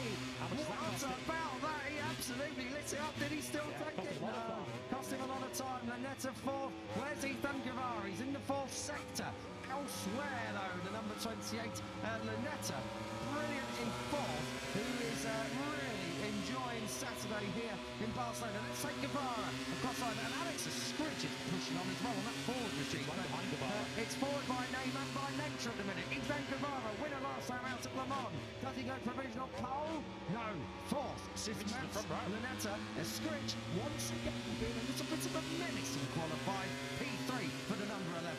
He's looking at the third front row of the season at the moment is Alex Scridge. So we've got Boscascoro, Calix forward on the front row, and we've got Calix, Boscascoro on the second row. Lopez, Guevara, Lunetta. We've got an Aegis 7th from Alonso Connect and Ortola 10th. Three riders at the moment without a lap time. Of course, one of those is the rider who's currently having a new string fitted, Danny Holgado.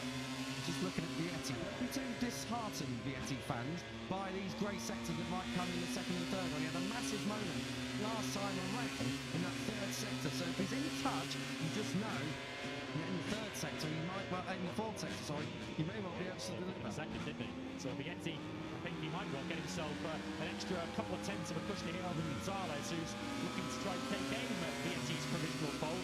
We've got a foot on Rueda too, keeping an eye on his progress at the bottom of the screens. He doesn't have a lap time to his name at the moment. He's somewhere very close behind Celestino Vietti on the racetrack. We'll pick them up in the fourth sector shortly. A clean fourth sector for Vietti should see him extend his lead. Vietti's going to be in the final corner now. He's going to be flashing past our comms position. Let's see what he does.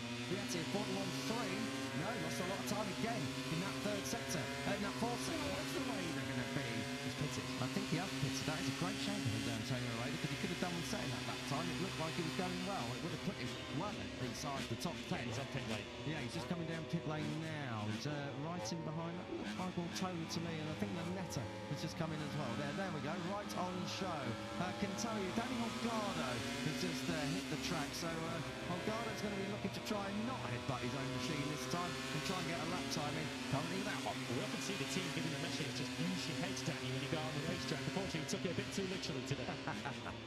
Yeah, he needed red crash helmets, but not red face inside the crash helmet. A little bit embarrassing perhaps for Danny Holgado, but he's... at least he's gone out with the mudguard this time, which famously came back to bite him in the wall. Exactly, so Danny Holgado, qualifying has been a little bit problematic for him, and race day as well across Le Mans, but now he's out there on track again. Let's see what he can do. I'm sure he's going to be absolutely fine. The problem is he's pushing because he knows he needs a lap time quick.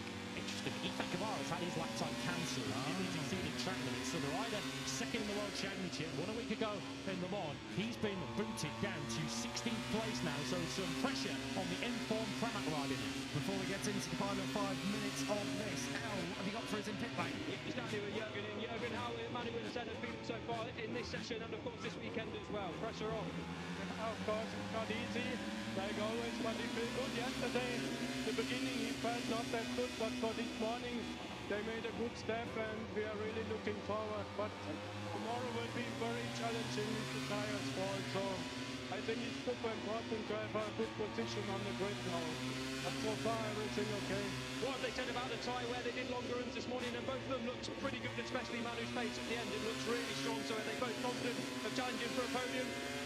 Yeah, we hope so, but I think it's super important to manage the tires tomorrow. But we know Manu can do very well. With Senna I have a bit more concerns about, but we will try our best. So far, it's looking quite good. Thank you, Jürgen. You're welcome. Cheers, Jürgen. Cheers, Al, as we hurtle towards the final 5 minutes. And then coming across the line, Danny Holgado needs these final 5 minutes because he's yet to set a lap time here as he comes down towards the braking area of turn 1. One thing that I want to get across for Danny Holgado is because he's not set that lap time and because he did have that massive moment at turn 10, it is all or nothing without understanding where the track is at various points now. He's understood it pretty well in the first sector. He's nearly a 10th lap. Well, he certainly knows where the track is at turn 10, as we saw on that previous lap. Strong first sector for Danny Holgado, but the first sector isn't really where the difference is made around this circuit. It's only really the first 2 corners in the long pit straight. The second sector begins halfway around that long turn 3 that takes you off into the real tyre torturing part of the racetrack. Holgado, though, if he does want to draw upon some previous good experience to see him through this crucial lap, remember, he did win from pole here a year ago. Yeah, Danny Holgado has happy memories over here in Barcelona. Let's see whether or not he's going to create more. He's right in touch halfway around as he blasts just under the bridge at turn 8 where our camera is located. Love that shot as they come out over the top of the hill. This is out towards the green at the exit of turn 9. Holgado is pushing on. We pick up Colin Via. This is Via in 9th place at the moment. Of course, pole sitter a couple of weeks ago in Hooray. So Via knows what it takes to qualify. Let's see whether he can work it out today. So 4 minutes remaining, so Holgado's going to get this and at least another couple of laps, potentially 3 more. He's now coming into the final sector. Quarter of a second down at the 3/4 mark of the lap. If he can hold that sort of pace, it's going to put him somewhere on maybe the 2nd or 3rd row of the grid. So not a bad initial early sight of this for Danny Holgado, who will sort of then build and build as this final run unfolds. Top of the line he goes. Holgado, it is back off the 3rd row. Lost a big chunk of time in that final sector. A 42-1 for Holgado. He sits 9th. Let's see what he's got. Danny Holgado, yeah, there in 9th. He's exactly a row behind his teammate at the moment. David Alonso at the back of that 2nd row. Celestino Vietti goes out at the moment. He's sitting in provisional pole. Whilst looking at him taking provisional pole. Colin Via, that is a 2nd sector to the hold. Let's see what he's got down in towards sector 3. Comes under the bridge. That's where it's at. Wow! Nearly 3/10 of a second up. Looking potentially 2 poles out of 3, isn't he? If you can this up. Of course, we have to remind you, he has a long lap penalty to serve tomorrow, so perhaps equally extra importance on potentially taking pole position here for Colin Via. He's going to potentially break Manu Gonzalez's all-time record into the bargain too here. Worth noting his first front row in Moto2 came here last year when he was 3rd on the grid. So Colin Via, another one with good memories here in Barcelona. Let's see what the number 95's got across the line. Is it pole? It is for now. 3 minutes on the clock. A 41.338 is where Colin Via has decided to launch an attack. It goes into P1 after the Vietti. Rueda into 5th place, 2nd of the IO bikes. What a showing that is for the Moto3 world champion. I have to say, clearly, whatever, it was looked a little airy on board with Vietti, but clearly it was still a special final sector because no one at the moment can really match Vietti. Via lost so much of his advantage, but just had enough in hand going into that final couple of corners. Lopez also onto the 2nd of the grid in 4th place, but so many fastest first sectors coming up. The fastest of them all through that first sector. Manu Gonzalez is 2/10 up. Ethan Cavara was also 2/10 up. He's lost all that in sector 2.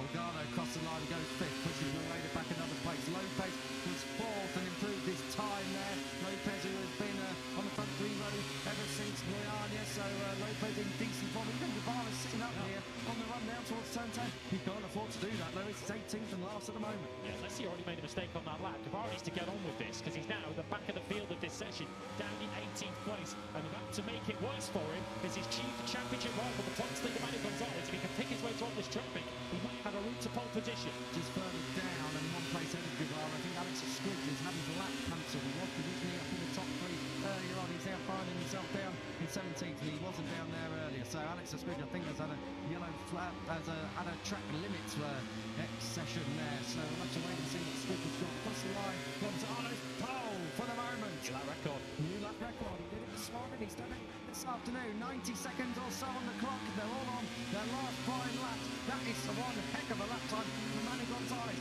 Couldn't really do with staying on the trackside shot there because David Alonso had that number 80 Calex on the Aspar colours pointing in just about every direction he could possibly be in. Gonzalez, Via, Vietti, that's your front row at the moment. Lopez trying to come through.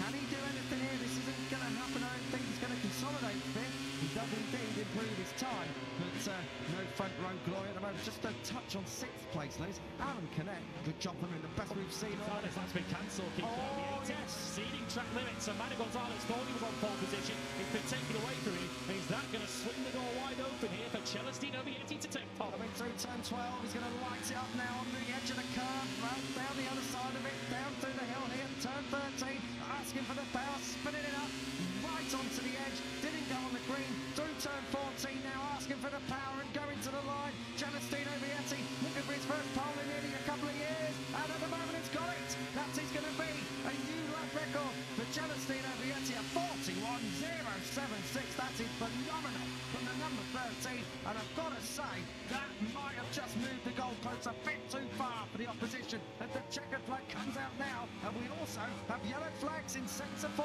Ethan Cavara better hope that he's ahead of all that. If If he's not, then he's stuck down in 18th place, and that ends any arguments for Chelsea Vietti. That's faster even than Manu Gonzalez had gone before his black got cancelled. The yellow flags are behind Guevara, so he needs this final sector. Where does he go? Only up to 10th place. It's worked out quite well in the end for Gonzalez. He's on the front row, and his two nearest title rivals, of course, Guevara and Aegis, they're now 11th and 12th.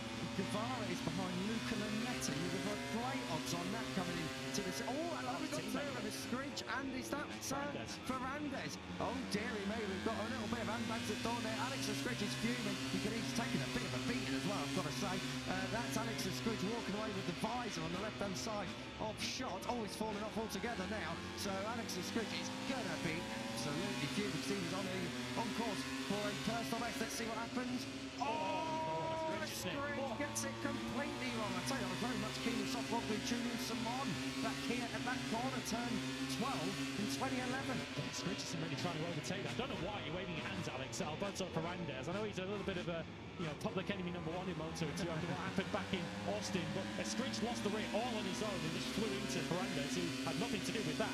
The only thing I can think he's not happy about is Ferrandez does cut across, but it's still a Scritch who's out of control, and Alex Scritch is the only one out of those two who can see where the other rider is as well. That aside, Celestino Vietti, it was Austria 2024, it's now Barcelona 2026. Pole for the number 13, ahead of Colin Vine, the number 95. Manu Gonzalez looked like he had it in the bag, but it was cancelled. Anyway, his time that would have stood would not have been able to compete with Vietti. Gonzalez, though, on the front row. Great job from Ivan Ortola to come through Q2, to come through Q1, to P4 in Q2. Lopez again in the second row of the grid, and it's season best for Canet in 6th. Yeah, the Boscascoro is clearly going very well, though Guevara, a bit of an outline there, isn't he? Second on the grid then for Colin Vire, and a fine in 9th place. Third row for Jose Antonio away there. Wants to rejoin, and Nicky Io who's without. Yeah, fantastic afternoon in Moto2 for Red Bull KTM. Nicky, a great job from Colin to get on through, and of course Jose Antonio to get inside that top 10. We're seeing Jose just come to the front now in Moto2. Talk us through. Yeah, definitely a good qualifying from Colin. I mean, we're struggling a little bit towards the weekend, but somehow they take it to push it maximum on the last lap. So happy for him. You know, it's been quite tough for him after what happened last year and in general. So great to see him up there. Let's hope the guy rides good tomorrow. Thanks, Nicky. Good luck tomorrow. Thank you, Nicky. Thank you, Al. Brilliant job from Colin Vine. Such a shame he's got that long lap, but anyway, he's got pace, so let's see what he can do. If I can, just touch on Jose Antonio Rueda. He really has come to town, hasn't he? He's really found his feet. 9th on the grid tomorrow. Brilliant job from the 98. Yeah, the two rookies out of Q1, both putting in heroic Q2 efforts as well, proving that it was no fluke that they got through that session. Rueda and Lanetta, 9th and 10th on the grid, which put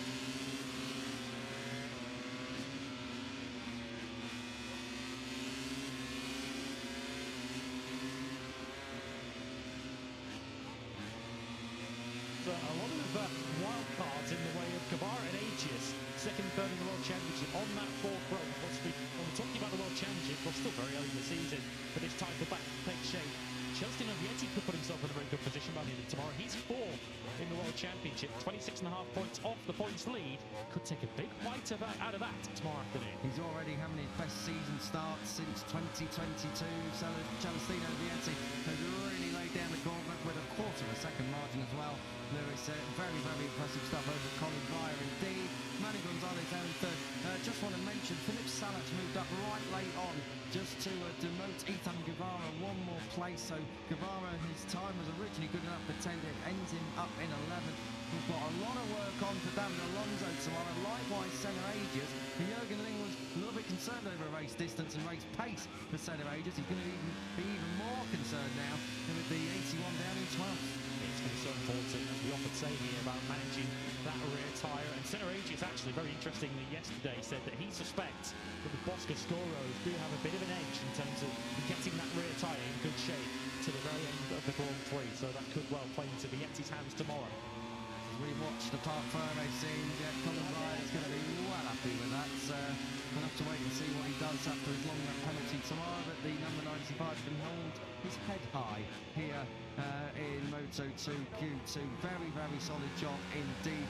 Just looking further down the order, Lewis, Danny Munoz, 15th place. I mean, it's been about where he's been all weekend, it's got to be said. But of course, Munoz did get on the podium here last year. He would have wanted a little bit more, I'm sure. Yeah, certainly would have done. And of course, I guess the big disappointment along with Guevara is a screech. Of course, with that late crash that really he caused, you have to say, by high-siding into the direction of Alberto Fernandez and losing that lap early on in the section. The screech might not have known that when he went back on the track. So it was quite a late deletion of that lap. So he's got to come from 18th on the grid tomorrow. He's also out of position on the grid. I've got to say as well, on a screech, that probably that incident is going to be looked at because he wasn't happy with Alberto Fernandez. Esquidge in the end smashed into the number 54. They will look at the full incident. I see what Esquidge was on about, really, but he's the only one who can see where the other rider is in that situation. And yeah, he's riding like that because he's angry, Lewis. He's had his lap time chalked off. He's down in 18th place. He's got to push on through. It says "Be brave." That's the tattoo on the right side of Ben Guevara's neck. He certainly will have to be tomorrow if he's going to navigate his way through from 11th place on the grid. Did come from the forefront here last year, though, to finish up inside the top 5. Top 5 has got to be the aim from the forefront of the grid for Ethan tomorrow, too. Yeah, it has. I do believe Ethan Guevara's going to work his way through, but he's a lot less clear-cut this weekend as we said right at the top of the show. Troublesome first couple of corners here, too, as well, if you're in the middle of the pack. This is the other thing, as we said about Quiles, with Hayes Rios ahead of him and Joel Kelso behind him. Guevara is surrounded by Luca Lunetto and Jose Antonio Rueda, who are going to be going gangbusters on lap 1 to try and really prove a point. And behind, Senna Aegis and David Alonso need to come through. You've also got Alberto Fernandez. I don't want to look at Alberto Fernandez's history, say, but it can be a little bit tight down there at turn 1. And it's not just turn 1 either. It's turn 4 and turn 5. And then if you're all still jockeying for position, turn 10, likewise, a bit of a pinch point. So it's going to be getting through lap 1 as fast as possible, but mainly as clean as possible for the number 28. Down to the first corner, you're slowly from around about 300 k's down to just under 90. That was the moment where Daniel Holgado used his head to great effect and took a massive bite out of the stream. Jorge Martin usually waits until he's won to do that. Yeah, first flying lap, it almost was his last flying lap, and flying in another sense. Talking of flying, Celestino Vietti, Chalet has given it some welly. P1 and pole. Celestino, a perfect weekend so far. Fastest on Friday, fastest on Saturday for a return to pole position in Moto2. And on Sunday, you're looking pretty good as well. Talk us through it. Yeah, super happy, especially because on Saturday it's always something. So happy for the result. The feeling since yesterday was really good. This morning we worked a little bit with the user tire and I feel good. So I said maybe today I can do a good qualifying. And it's like this. So really happy. Tomorrow will be a really tough race for the rear tire, but I'm happy with the result and we have to continue like this. Great job. Good luck for tomorrow. Thank you. Great job from Celestino Vietti. A new lap record. Pole by a mile, really. Not that he's the favourite for tomorrow, but he looked good yesterday. And with a lap time like that, Lewis, he is in the driving seat. Yes, he's my favourite, I've got to say, for victory tomorrow. Fastest in both sessions yesterday. And with, of course, the rider right next to him on the front row of the grid serving a long lap penalty. Vietti will hope to grab an early lead and let Via sort his own problems out. He's got a bit of a lead out up front. Can't wait for Moto2 tomorrow, Lewis. It all kicks off around 12:15 local time here. I'm going to get out of the comms box. I know the MotoGP sprint is building up, so I'll let Matt Burt move in. Enjoy the sprint, guys. Moto2 has been dramatic. MotoGP is going to carry that theme on. Enjoy. And I didn't mention Wembley once. Jose Antonio Rueda celebrating his third row start, 9th place for him. Huge congratulations to Rueda, his best Moto2 qualifying so far. It's Celestino Vietti who's on pole position now for the first time in the best part of 18 months. Colin Via and Manny Gonzalez start alongside him. Ivan Artola, Alonso Lopez and Aaron Kinnett for Blue Row 2. Best of the year so far. Best with Mark VDS for Kinnett, Salat Holgado and Rueda.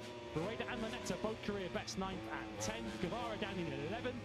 ahead of Aegis and Alonso, Sasaki Munoz, Unchu, Ferrandez, and Estrich, of course the latter two of those, ran into each other late in Q2. Celestino Vietti then takes his first pole, the 6th different pole switch of the year in Moto2. We'll count down to what should be a mouth-watering Tito sprint in MotoGP in just a moment.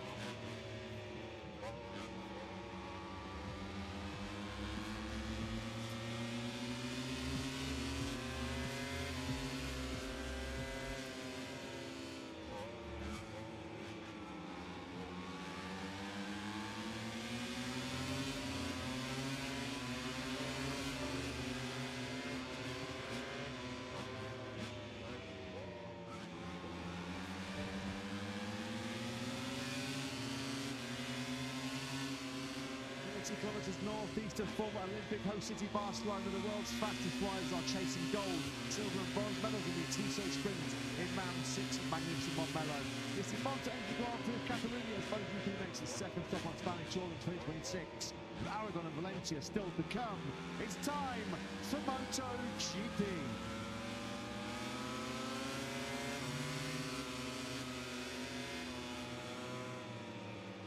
So around a 26-kilometre drive outside of bustling Barcelona, you will find the circuit of Barcelona, Catalunya, where the new top speed record. Pedro Acosta blasted through the speed trap this morning at 363.6 kilometres an hour down a start-finish rate measuring just under 1,050 metres. At the end of that straight, you are braking hard into turn 1. There's been dramas with the factory of free riders. Clashes with Bezzecchi Martin in that tight turn 2. Sector 3, you come through the fast right-hander of 9. Sector 4 kicks off in another hard braking zone here in Catalunya at turn 10. There are your most demanding braking points into 1, 4 and 10. What about the overtaking opportunities? Plenty of them here, particularly on the brakes into turn 1. This is where we're going to find the action from last year when it was 73 versus 93. Mark versus Alex Marquez. Who won the game of day on the brakes? On this occasion, it was Alex.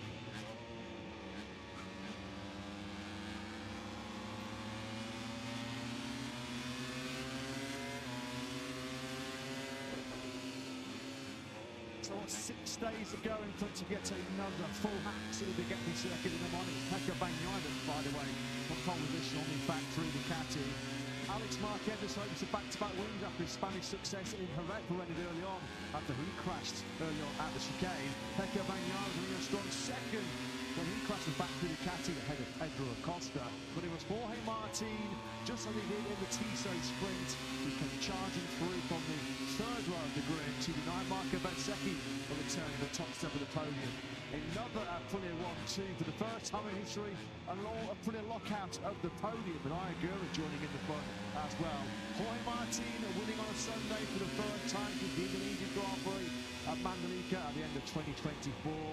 1 point is the gap splitting Bez and the Martinator at the top of the World Championship, but it has been dramatic. It has been turbulent. It's been rather painful so far here in Barcelona if you're a factory Aprilia rider. Jorge Martin, 3 falls so far this weekend. He's got more hard work to do from the third row of the grid.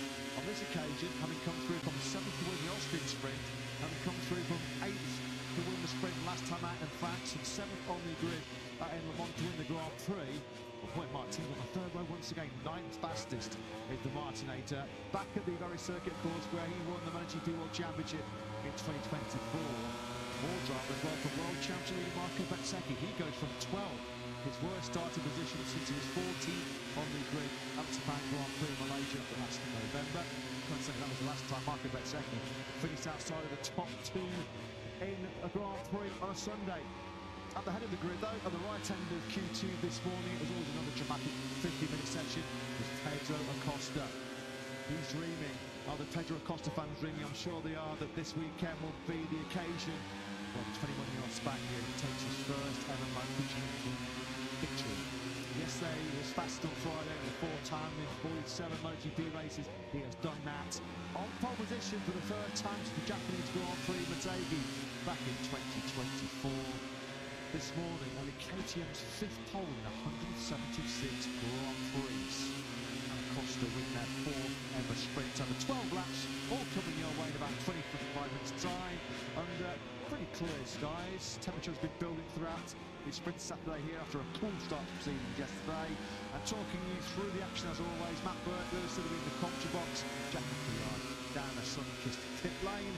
Pedro Acosta then on pole position. A surprise name behind him on the front row of the grid. The VR46 racing team rider Frankie Morbidelli occupying second, keeping the boss very, very happy. With Valentino Rossi, 7-time MotoGP World Champion, watching trackside. And Alex Marquez looking to make amends for his sprint disaster here last year when he crashed out the lead. He completes the front row. The Aprilia with work to do, but once came Lewis, it was nothing short of pure drama in Q2 this morning, led by Pedro Acosta. Yeah, there were a few in the paddock, and I have to admit I was one of them who wondered whether the KTMs would drop back. Welcome, Letizia is the message. Well, that is clearly the baby daughter of one of Pedro Acosta's data engineers, who was congratulating earlier on today for becoming a father. So celebrations all around in the KTM camp earlier on today. But yeah, I was slightly expecting the KTM to slightly drop back as the weekend unfolded. Remember, they were 1 and 2 on Friday here last year and ended up finishing off the outside the top 2 at the very least. Bastianini was on the podium here last year. No signs of any sort of KTM sort of fading or dropping out of the action this time. Pedro Acosta, a second career MotoGP pole first since Pateki late in 2024. Well, he led the sprint for so long before crashing out, of course, is now a sprint winner, first sprint of the season. He's after number 2 today. Well, as mentioned, Acosta is KTM's 5th pole position in 176 Grand Prix, the first for a factory KTM rider in 6 long years. This Paul Espargaro top qualifying in the Grand Prix of Europe in Valencia during the pandemic-affected campaign. Well, it was all smiles, wasn't it, this morning, as far as VR46 racing are concerned. They've got both of their riders going from the top 6. A season worst 6th place in the grid for Fabio Di Gianantonio, but a season best second for Frankie Morbidelli, his first front row of the campaign. He did it the hard way as well. He was brilliant in Q1, leading this morning session, and then he backed it up with a brilliant performance in Q2, the 31-year Italian, second on the grid. Yeah, well timed too, with the doctor in the house. Some might say those two facts are connected, but however he did it, Frankie Morbidelli picking a great time to get himself onto the front of the grid as Valentino Rossi wishes his leading charge, I guess, in terms of championship position. Fabio Di Gianantonio all the best, but for the first time this season, Fabio Di Gianantonio is not the leading VR46 Ducati on the grid. A seat as low, which tells you how good he's been on Saturday mornings this year, of 6th for Digia. Indeed, 3rd time in his MotoGP career. Frankie Morbidelli is going to start the front row of the grid here in Catalunya. He was on the front row in 2019 and also in 2020, so this is not new territory as far as Fast Frankie is concerned. Second row of the grid, well, that will be headed by the star of Prix rider so far here this weekend, Raul Fernandez, because for our 3 Aprilia podium finishes in that milestone Le Mans Grand Prix 6 days ago, well, the glory of Sunday seems like a distant memory already, doesn't it? Because Marco Bezzecchi, Jorge Martin and Ayagura, the 3 of those, they're 9th, 12th and 18th on the grid respectively.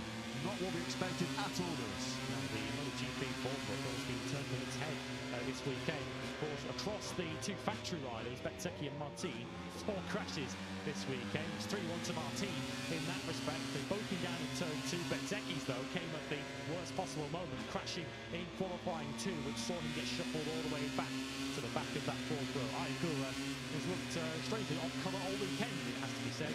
18th place on the grid for him, by far his lowest of the season. Yeah, his lowest, qualifying in 9 since he was also 18th on the grid in Australia at Phillip Island last year. Just for a quick glimpse there of factory Honda rider Joan Mir, keeping his pretty impressive qualifying one going in 2026. The 2020 MotoGP World Champion, qualified top 10 in 4 of our opening 6 Grand Prix. Should have footnoted that Acosta's brilliant pole as well this morning. He blasted through the speed charts at 363.6 kilometers an hour, which is a new speed record for this Circuit de Barcelona. That is the 7th fastest top speed recorded in MotoGP history. There's a tailwind here today and a bit of slipstream. We might actually be getting close to the all-time top speed record of 366.1 kilometers an hour, which is also held by a KTM. Brad Binder and Paul Espargaro share that honour of being the fastest rider in Grand Prix history down the long start finish straight in Mugello, of course, where we head next in a couple of weeks. 13th place for Pecco Bagnaia, which is, I guess if you glass half full, 8 places higher than he qualified here a year ago on the Seoul factory Ducati. Paid the price ultimately for being in such a heavyweight qualifying 1 because he was by no means slow in qualifying 1 earlier on today, but unfortunately, we had the likes of Frankie Morbidelli and Jorge Martin joining in that session, and Ed Bastianini, another rider who will be looking back on that Q1 session earlier on today with a major dose of regret. Bagnaia, surely his best hope in this sprint this afternoon. Of course, he's arriving here on the run of 3 consecutive silvers. Surely any hope of points is the best he can look forward to. He goes alone this weekend for the factory Ducati team. Just to remind if you are joining us for the first time this weekend, sadly Marc Marquez sidelined from this Catalan Grand Prix as he recovers from double surgery to repair a puncture on his right foot after the sprint 7 days ago in Le Mans, and that more corrective surgery which seemed to be a serious right shoulder problem as far as Mark is concerned. A loose screw was removed also as part of that double procedure. A little bit more housekeeping while we're on that subject. We welcome Augusto Fernandez, Yamaha Factory Racing wildcard. He starts 21st on the grid, top rank rounds Gatlioglu, and a bit of a nightmare, the only rider starting behind Augusto Fernandez. And we welcome back on what's been already a very positive Saturday here in Barcelona for the Red Bull KTM Tech 3 team. Maverick Vinales back in action for the first time. It's Friday over at the Austin Grand Prix in Texas. And if you were with us during the lunch break, our colleague Fran Wild hosted a press conference where it was confirmed, despite a lot of rumours of late, certainly the last 2 or 3 weeks or so, about a potential move to Honda. A new Tech 3 KTM CEO Gunther Steiner confirming kind of what we all suspected, Lewis. They're going nowhere. They're running KTMs in the Indy 150cc era next year.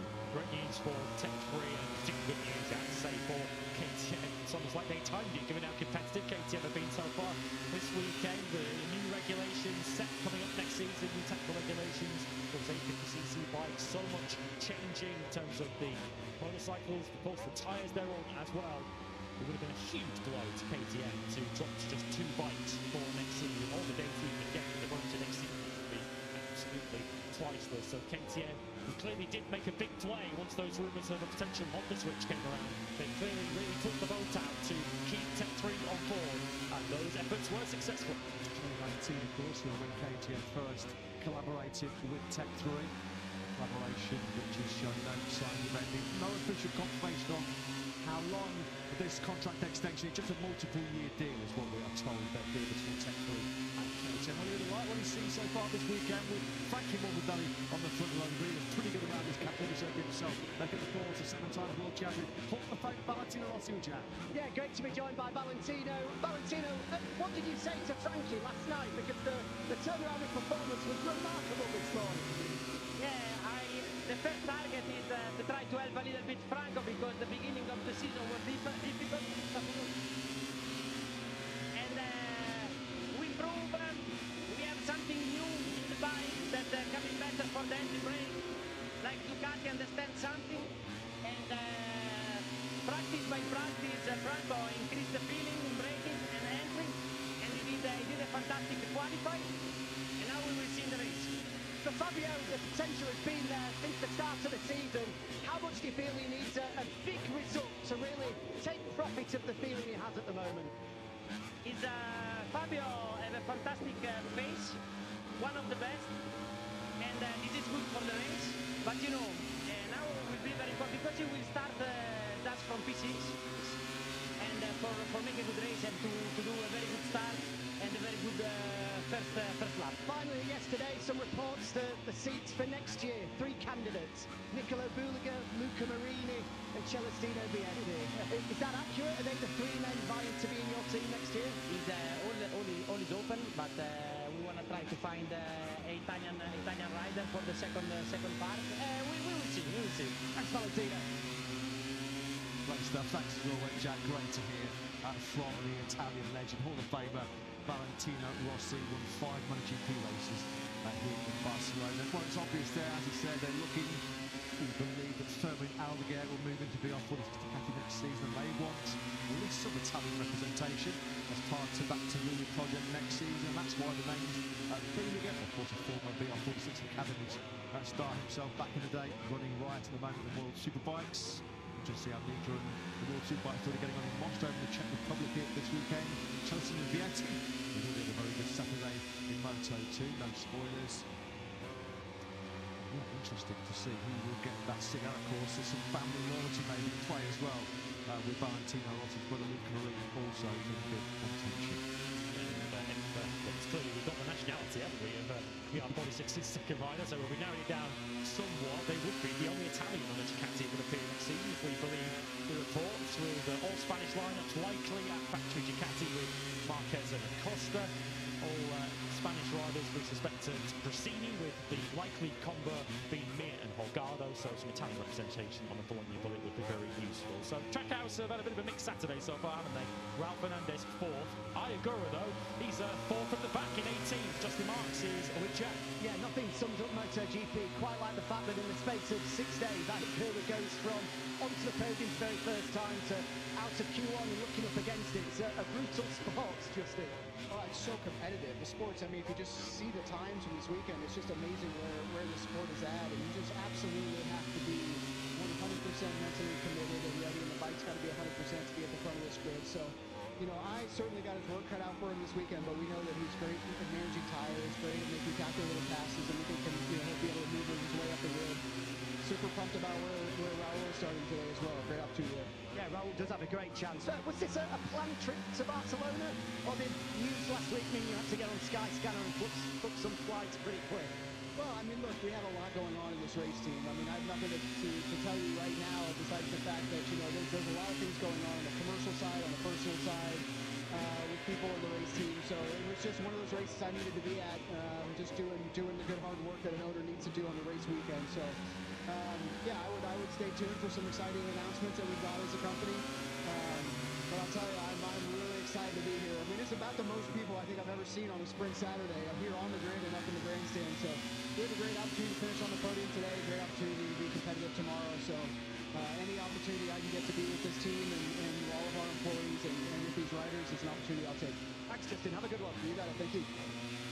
Jack Catalunya with the interview to Justin Marks, Trackhouse boss. It sounds like Justin Marks is doing a fair amount of interviewing himself here in Barcelona this weekend. They are looking for a new team manager, it seems. Davide Brivio moving into a new commercial and marketing role over at HRC. And he knew that Will Cleason and Francesco Guidotti have been mentioned as possible Trackhouse team manager candidates. Yeah, I agree with some of them work it out. 18th place on the grid, as we saw Gunther Steiner there, and we'll chat with Ducati CEO Claudio Domenicali. Steiner was pretty tight-lipped, which is unlike Gunther Steiner when he was asked about whether he seriously considered maybe the Honda option or other manufacturers as a possible destination for Tech 3 next season. Just continuity, stability is so important. That's why they decided to re-up with KTM. And as Lewis mentioned, not a bad day to do it with Pedro Acosta absolutely flying to that pole position. We've got pace over the shorter distance of 12 laps in this sprint. The big question mark will be what is always a race where those Michelin tyres get some of their biggest abuse of the whole Grand Prix calendar. Low grip, with all the heat generation that you get through turns 3 and 14, and Barcelona. Massive wheels. You've got to get your traction control and your right hand dialed in for the full 24 laps. That's, I guess, one of the question marks over Acosta and KTM tomorrow. Have they made enough advances in extending the rear tyre life to get to go the full distance and win that elusive first Grand Prix tomorrow afternoon? Follow Ralph Fernandez through that very congested grid that Justin Marks just described to us. So you think he could potentially lead through this first corner? We know how fast and Aprilia starts. Jorge Martin gave the best demonstration of it at the start of the sprint a week ago. And Ralph Fernandez is the leading Aprilia rider in 4th place, and it is one of the longest runs down to the first corner of any Grand Prix circuit on the calendar. That downhill plunge into the first corner when you're braking and scrubbing on the best part of 250 kilometres an hour. Yeah, it's been a tough weekend to say the least so far in the factory Aprilia camp with 4 crashes for Jorge Martin and Marco Bezzecchi. Can they rescue though in this afternoon's sprint? Let's get some thoughts of Paolo Bonora, who's with Jack. Yeah, absolutely right, Mike. It's not been an easy weekend, Paolo, so far. 3 crashes for Jorge, 1 for Marco with a very, very big moment in qualifying. So up against it here. What's possible? What's the target? What have you told both boys? Yeah, for sure the target is to score the most of points that you can.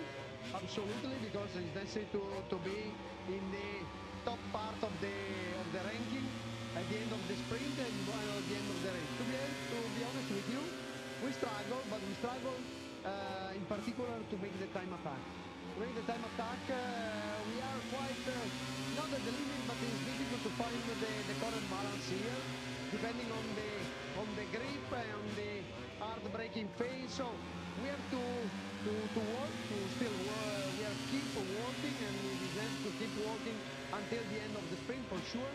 But regarding the race pace, we are quite confident. So the key will be to be part of the game in the initial laps and to manage the real time for sure. Good luck. Thanks. Brilliant. Always find some debate there when there's points at stake. Can they do it in this sprint? Thanks very much, Jack. Thanks to Calabanora. Calling sprints in 2026 has been quite a tough task.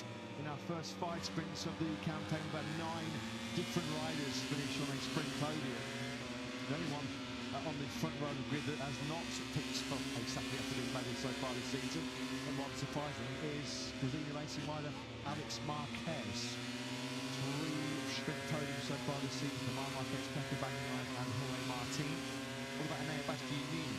He's one of those 9 that's on a Saturday afternoon podium, but and a sprint, but he has got work through as well. I get the feeling, as far as Enea's concerned, 14th place in the grid really doesn't reflect accurately his pace and his potential. I think there's a lot more to come from Enea. It's going to be all about the start and how much he has to use those times in any part of the race, but he has got a lot more than 14th on the grid. Yeah, potentially his big opportunity will come tomorrow over double the distance in the Grand Prix itself. Notoriously so good, keeping his tyres in good shape towards the end of the race. We've had plenty of drama, excitement, unpredictability in sprints already in 2026. Leading sprints proving to be a bit of a poison chalice here in Barcelona over the years. Last year, of course, Alex Marquez was on course to take the gold medal when he dropped it at turn 10. And going back a couple of years before that, of course, because it became a sprint with 3 riders. Ralph Fernandez, Brad Binder and Pecco Bagnaia on the last lap all gave away a gold medal. How long can Zarco hang in there, the most experienced rider on the MotoGP grid? The number 5 starts in P5 ahead of this 12-lap sprint. Only the 4th time since round 1 in the start of 2025 that Zarco's qualified the Altia Honda inside the top 6. Well, Alex Marquez from the front row of the grid in this very Grand Prix last September, but he fluffed his lines in the spring. Can he get some revenge on Catalunya this time around? Let's go to the thoughts of the boss, the Catalunya City with Jack. Yeah, once again, Alex looks really quick here at the Catalunya circuit, but is it fair to say maybe just hasn't found the same rhythm that he had 12 months ago at this current moment? Okay. I think that we have the speed missing a bit of feeling, but we will try to adjust today during the sprint, looking for tomorrow. But now for sure, focus on the sprint. We will try to manage from the turn 1 the leading of the sprint and until the end, because the other riders like Pedro has a lot of pace, but we'll see. Will last year be at all in the back of his mind? Yeah, of course, it's an extra motivation. Thanks, Michaela. Have a good one. He will use it as an extra motivation. 30-year-old Alex Marquez, 85 points worse off after 5 Grand Prix of Alex compared to last year when he came to round 6, which wasn't Barcelona last year, actually leading the MotoGP World Championship. He's only 8th at the moment in the rankings going into the sprint coming up. We just saw that nice super slow motion replay of Pedro Acosta going through his clutch release routine, just stretching out those fingers on that left hand. Is he going to make the dream launch? We know the KTM traditionally is always the best starting motorcycle in Grand Prix racing, but I think they've been overtaken by the Aprilias, who are pretty sharp to say the least off the line these days. Yeah, there's no question that Jorge Martin and Marco Bezzecchi are going to need every little bit of that fast starting Aprilia on the run down to turn 1 to get themselves up into the points positions. Feels like perhaps a bridge too far for them to win this sprint, but of course Martin has already won a sprint in the last week or so from the 3rd row of the grid. Of course, with them both starting as deep as they are, 3rd and 4th row respectively, Martin and Bezzecchi, the World Championship lead could quite easily change hands here this afternoon. Second in the sprint last year, only his 3rd sprint podium in 66 sprints so far. Fabio will fire away on a factory Yamaha from 7th place on the grid. He's got Brad Binder and Jorge Martin for company on the 3rd row. Positive signs for Brad Binder, the 30-year-old South African. It's his best starting position in the MotoGP race for 20 Grand Prix, 6 years in the top 10 in Aragon, almost a year ago. Directed into Q2 for the first time since Thailand, so this has been a pretty positive weekend for Brad Binder. And to get his claws into his teammate Acosta as the shark finding a way from the front of the grid. Continue to cover KTM. Actually hear from Brad and Pedro's boss. It's Aki Ayo speaking to Jack. Yeah, because KTM have got a massive opportunity here. We'll touch on Pedro secondly, Aki, but just firstly, great qualifying by Brad. We know how good he is off the line. It feels like he's got a real opportunity here. Of course, as I said before, already since yesterday, seems that it's somehow giving, let's say, the conditions here for us. And of course, we need to be happy. We have made progress since, as I've said many times, since second half of last year. Of course, sometimes in this close competition, everything go up and down, but I hope the condition stays positive for us. Of course, now the asphalt temperature is maybe the highest of the weekend so far, so let's see how everyone reacts and how it's for all of us. Pedro from Poland looked brilliant all weekend. What were your final words to him? Yeah, Pedro, okay, of course, it's also what he likes, but so solid work so far, so we just hope solid race as well. Good luck. Thanks a lot. Thanks, Jack. Thanks to Red Bull KTM factory boss Aki Ayo. Only won 3 sprints, the Austrian factory, 2 of them going the way of Brad Binder. Right at the start of the sprint era, turn after Rio Honda when he came through 15th on the grid. He was a victor at the Spanish Grand Prix sprint, also in 2023 at Red. Acosta's only sprint success and KTM's only 3rd sprint success came at round 1 in Thailand, and Pedro Acosta felt like that was a bit of a gift. It wasn't really a properly hard-fought sprint win, although he was winning Marc Marquez close. But it was fair to say, the last time Pedro Acosta won a sprint, it came in somewhat controversial circumstances. Yes, they want to eliminate any kind of debate or conversation about this one. Feel he can get the start right and potentially use Frankie Morbidelli as something of a shield to the group behind, not to write up Frankie's hopes of fighting a sprint victory too much, but Pedro Acosta surely must see that as a real opportunity, particularly with the top 2 riders in the World Championship on the 3rd and 4th rows of the grid. The likeliest threats to Pedro Acosta surely coming from Alex Marquez on the outside of the front row, potentially Fernandez and Gian Antonio on that 2nd row. Well, last weekend in the Le Mans sprint, Jorge Martin delivered a magic start and then a truly breathtaking run around the outside of Marco Bezzecchi, Marc Marquez and Pecco Bagnaia going into the third chicane. He needs more magic, he needs more brilliance if he's to get himself into early contention in this 12-lap sprint coming our way here shortly in Montmello. Moto3 getting himself ready to go. Excellent job by Moto3 this morning to get himself into Q2 yesterday. Bayern Whisker, Red Paper, Fabio was 10th yesterday. Capitalises on that 3rd row in 7th place. He's got Binder and Martin in the company, as we mentioned. And in the 4th row, we'll be all eyes, aren't we, on World Champion leader Marco Bezzecchi. He'd love to be going home to Mugello in 2 weeks' time with the World Champion leader still. Will that be the case? 140 is clear of this sprint. Front row start once again here in Catalunya from Alex Marquez, who crashed out the lead in the sprint here last year. Frankie Morbidelli front row again for the first time this season. But what about Pedro Acosta? Just KTM's 5th ever pole position in their 176th Grand Prix. Can the Shark get the business done here from Poland, Catalunya?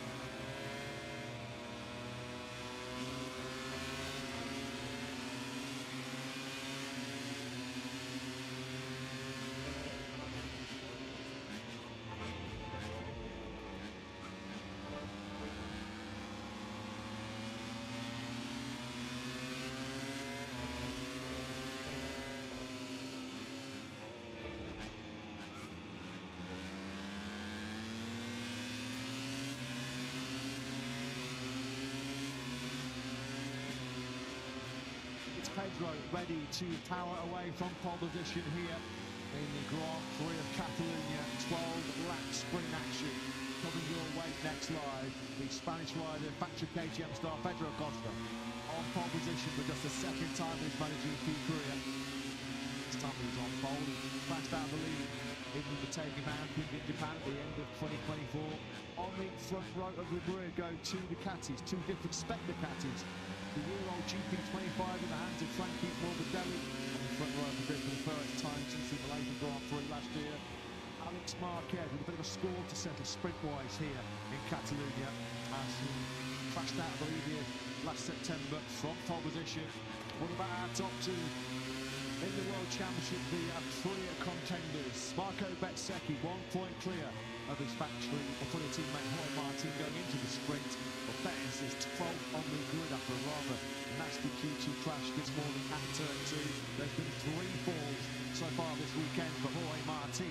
He's got his work cut out to make it back-to-back double victories. Of course, the double winner last weekend in Le Mans. Martin going from the back of the third row in 9th. We'll also be keeping a close eye on Ayagura as well. The third Japanese rider on a MotoGP podium last weekend, the feature Grand Prix in Le Mans. Been 12 years, but Agura is flying down the grid, down in 18th place. Nothing going really so far this weekend for Agura in terms of time attacks. It's the sprint attack though next on the agenda for 22 of the fastest riders in the world. Something they're missing, arguably the fastest of them all, Marc Marquez. Speedy recovery to the reigning world champion. Tom Marquez returns from that recent double surgery.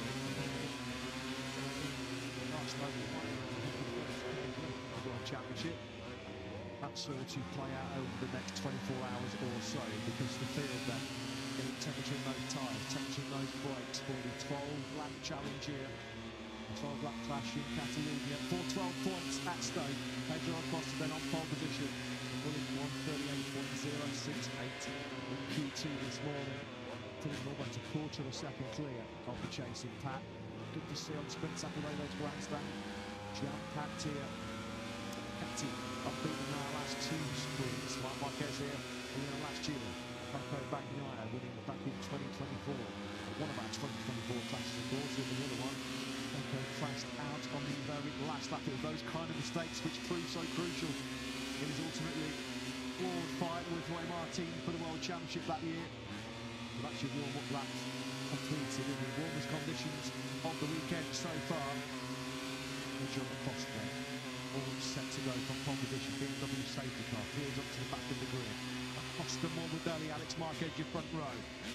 There's the World Champions League going from row 4 in 12th. Green flag has cleared at the back. It's lights out of a racing in the sprint here in Catalunya. Darting to the middle of the circuit goes Pedro Acosta, going on to the defensive on that long run down to the finish line. He's only got ahead of Alex Marquez and Morbidelli's going the wrong way on 21 by. Alex tries to go the long way around into the first corner, but Acosta will have a drop on it. Zarco's up from P5. Drama by the back. It's Drama, who's certainly one of those ones gone. Now it's definitely a KTM as well. Morbidelli's going to the long lap penalty there on the 21 by. What happened there? It was Binder who was the other KTM who went down. Bastiani's come through the first sector of 14. Marco Bezzecchi had a poor start, but that crash throws him up into 9th place. It is Mir and Binder down. What about Zarco? Zarco's been absolutely lightning. First off the line, he's been aggressive. Didn't lead the sprint. Zarco's cut on the inside of Acosta, going through turn 4. Looked like he might have briefly got his front tyre ahead of Acosta. What about this from Zarco? Second on the LCR Honda. Stunning first half to the only lap of the sprint. And Jorge Martin is straight up into 5th place. He was definitely the fastest starter of the 2 factory Aprilis. Was watching them both in the mid-pack.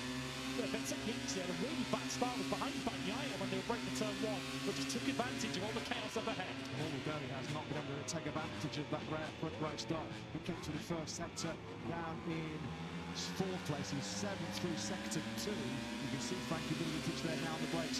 Coming in the turn 10, you've got Fabio Quartararo. You're actually behind him, that's close. Oh, that was tight. That was Diogo Moreira trying for that LCR Honda stop in the 10. Well, Nick Burke initially, but Bastianini has connected with Honda at the first corner. He managed it there with Moreira trying to come through. So Bastianini deep in the pack. Ayagura is another big mover on this first lap. He had to be from 18th on the grid. He is up 5 places. Zarco never had a sprint podium. His it's not a given at this stage early on, but he's going to end this first time and put his first back on the Frenchman in P2. And Costa then is on the dream third track. The Sarko gets gobbled up by the top speed of that factory, the MotoGP 26 in the hands of Alex Marquez. Nothing, defenceless there, wasn't he, Joan Zarco? Alex Marquez nothing to T2. Quartararo also out of picture, defenceless on the Yamaha. He's been passed by both Bezzecchi and Bagnaia down to the first corner. So Quartararo was 8th over the line. He made it to turn 1 in 10. Aguero finished on the first. He picked up 5 places, so good in Herrera. Aguero up to the mobile from 18th into 13th spot. Fernandez swore he was so close to going down there, wasn't he? On the brakes into that turn 4. That's allowed Martin then to snap through the track out of Bully Rider back briefly into 5th. He's trying to get back through on Martin. It's going to be close between the two. Brilliant. And Martin just has to yield there. That's as well. There's a little sprawl between the two Spaniards. Fernandez now sends it on the inside of Digio going through turn 7 and 8. Fernandez has got that P4 back. Somehow.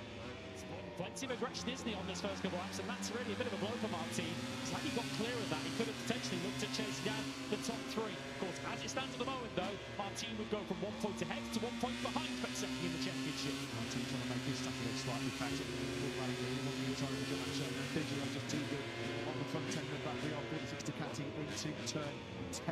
Bezzecchi still up well there in 8th place, so a couple of World Championship points going away with the Italian at the moment. It's been a pretty decent start with Bears, picking up those 4 places, starting from 12 into P8. One side here for Acosta, and it's Alex Marquez who's right behind him. So Acosta hasn't made any sort of early break, and Alex Marquez so good through these right-handers to end the lap, and it's giving him a great run now on Acosta down the main straight. Yeah, it's fastest rider on the circuit right now, and it's Alex putting it side by side with Pedro Acosta. Acosta's got the inside line.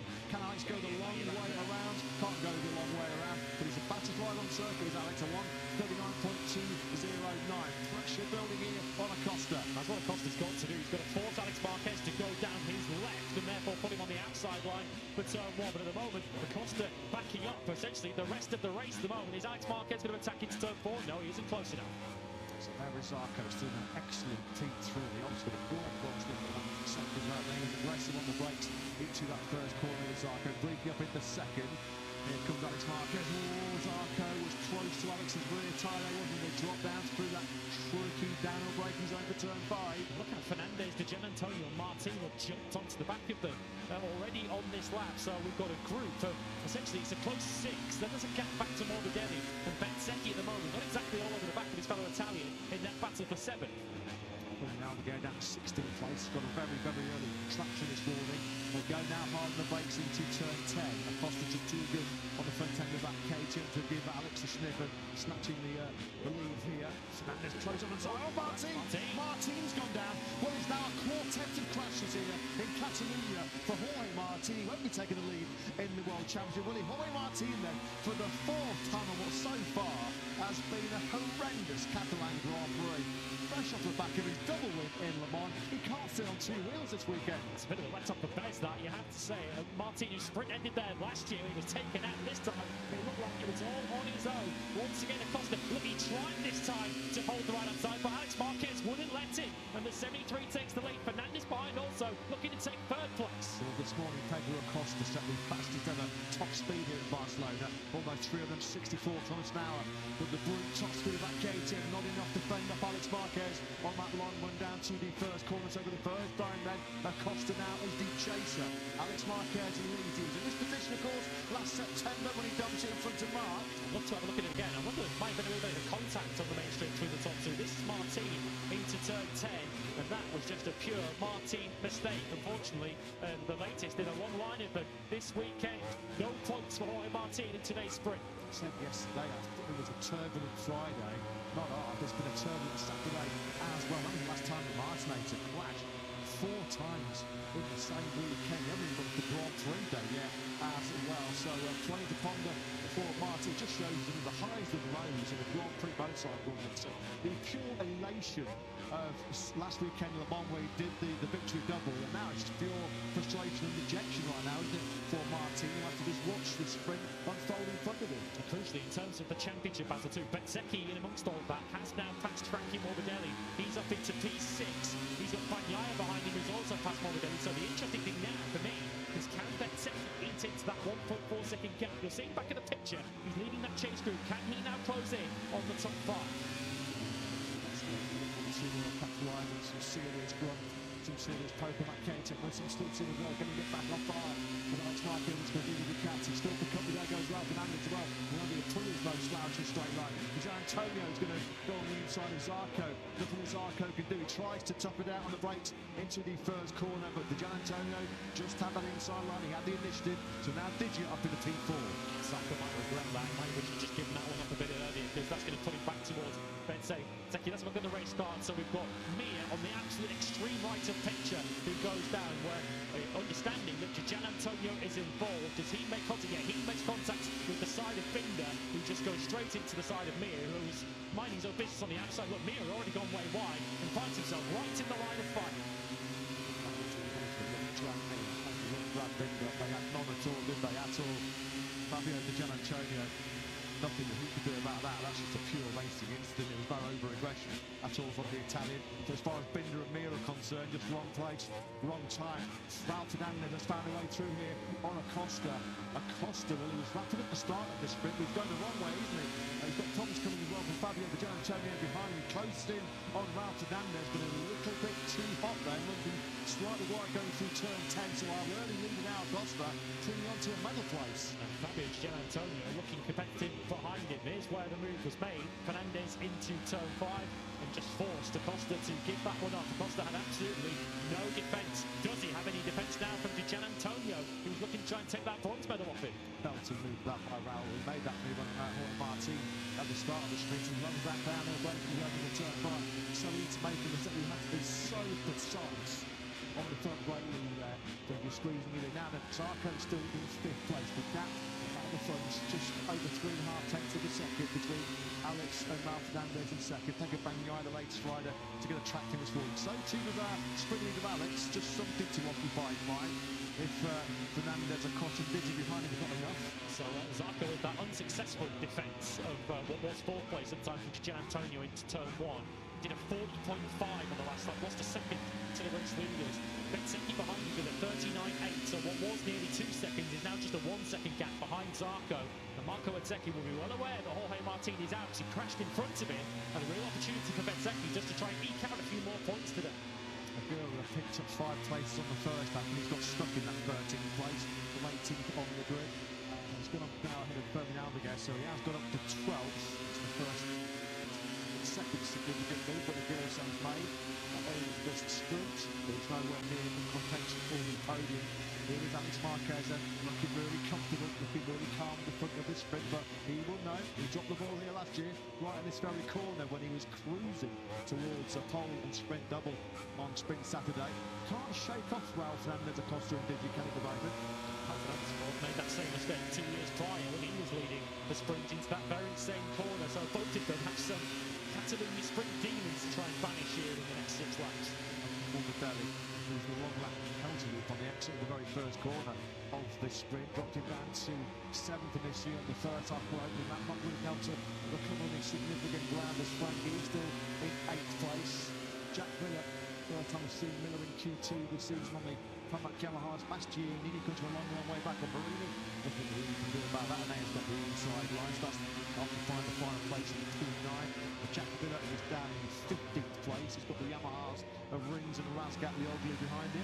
Interestingly, Zeki in clear space hasn't done an awful lot with it now. He's back in the 140s. It was actually Zarco who responded back into the 39. So now what we're seeing, just in the front of the picture there, Zeki's coming under a bit of pressure from Pecco Bagnaia. That's the battle for 6th and 7th. So Zeki, rather looking forwards, he's now starting to find some real guard action. Well, I'm sure it's going to the Ballon Finales. We've got a team next to it. Yeah, Titting, yeah, but I'm just going to say, what's that to Ballon Finales? He is actually titting. So not the return that Top Gun was hoping for. He starts the inquest for this crew chief Jose Manuel Casal. Vinales then is out early retirement in this really new seat time. And he's debuted in the last season. So the last thing that Vinales did was a retirement. Let's go down to Jack and find out what's happened. Yeah, nothing to do with the fitness of Maverick Vinales. He's come in and you can see there's a little bit of fluid on his right boot. I think his foot was just starting to slip off the foot pegs, and as soon as that happened, I'm sure the alarm bells were ringing and he pulled in to make sure that nothing more serious was to happen. So Maverick AOK, just a technical problem, unfortunately. Thanks, Jack. It's a real shame, isn't it, for Maverick Vinales. Back at the front then, it is still Alex Marquez, just starting to build a bit of an advantage here. Are we looking at this sort of crucial phase of the sprint first time in this experience. Alex the leads by over half a second.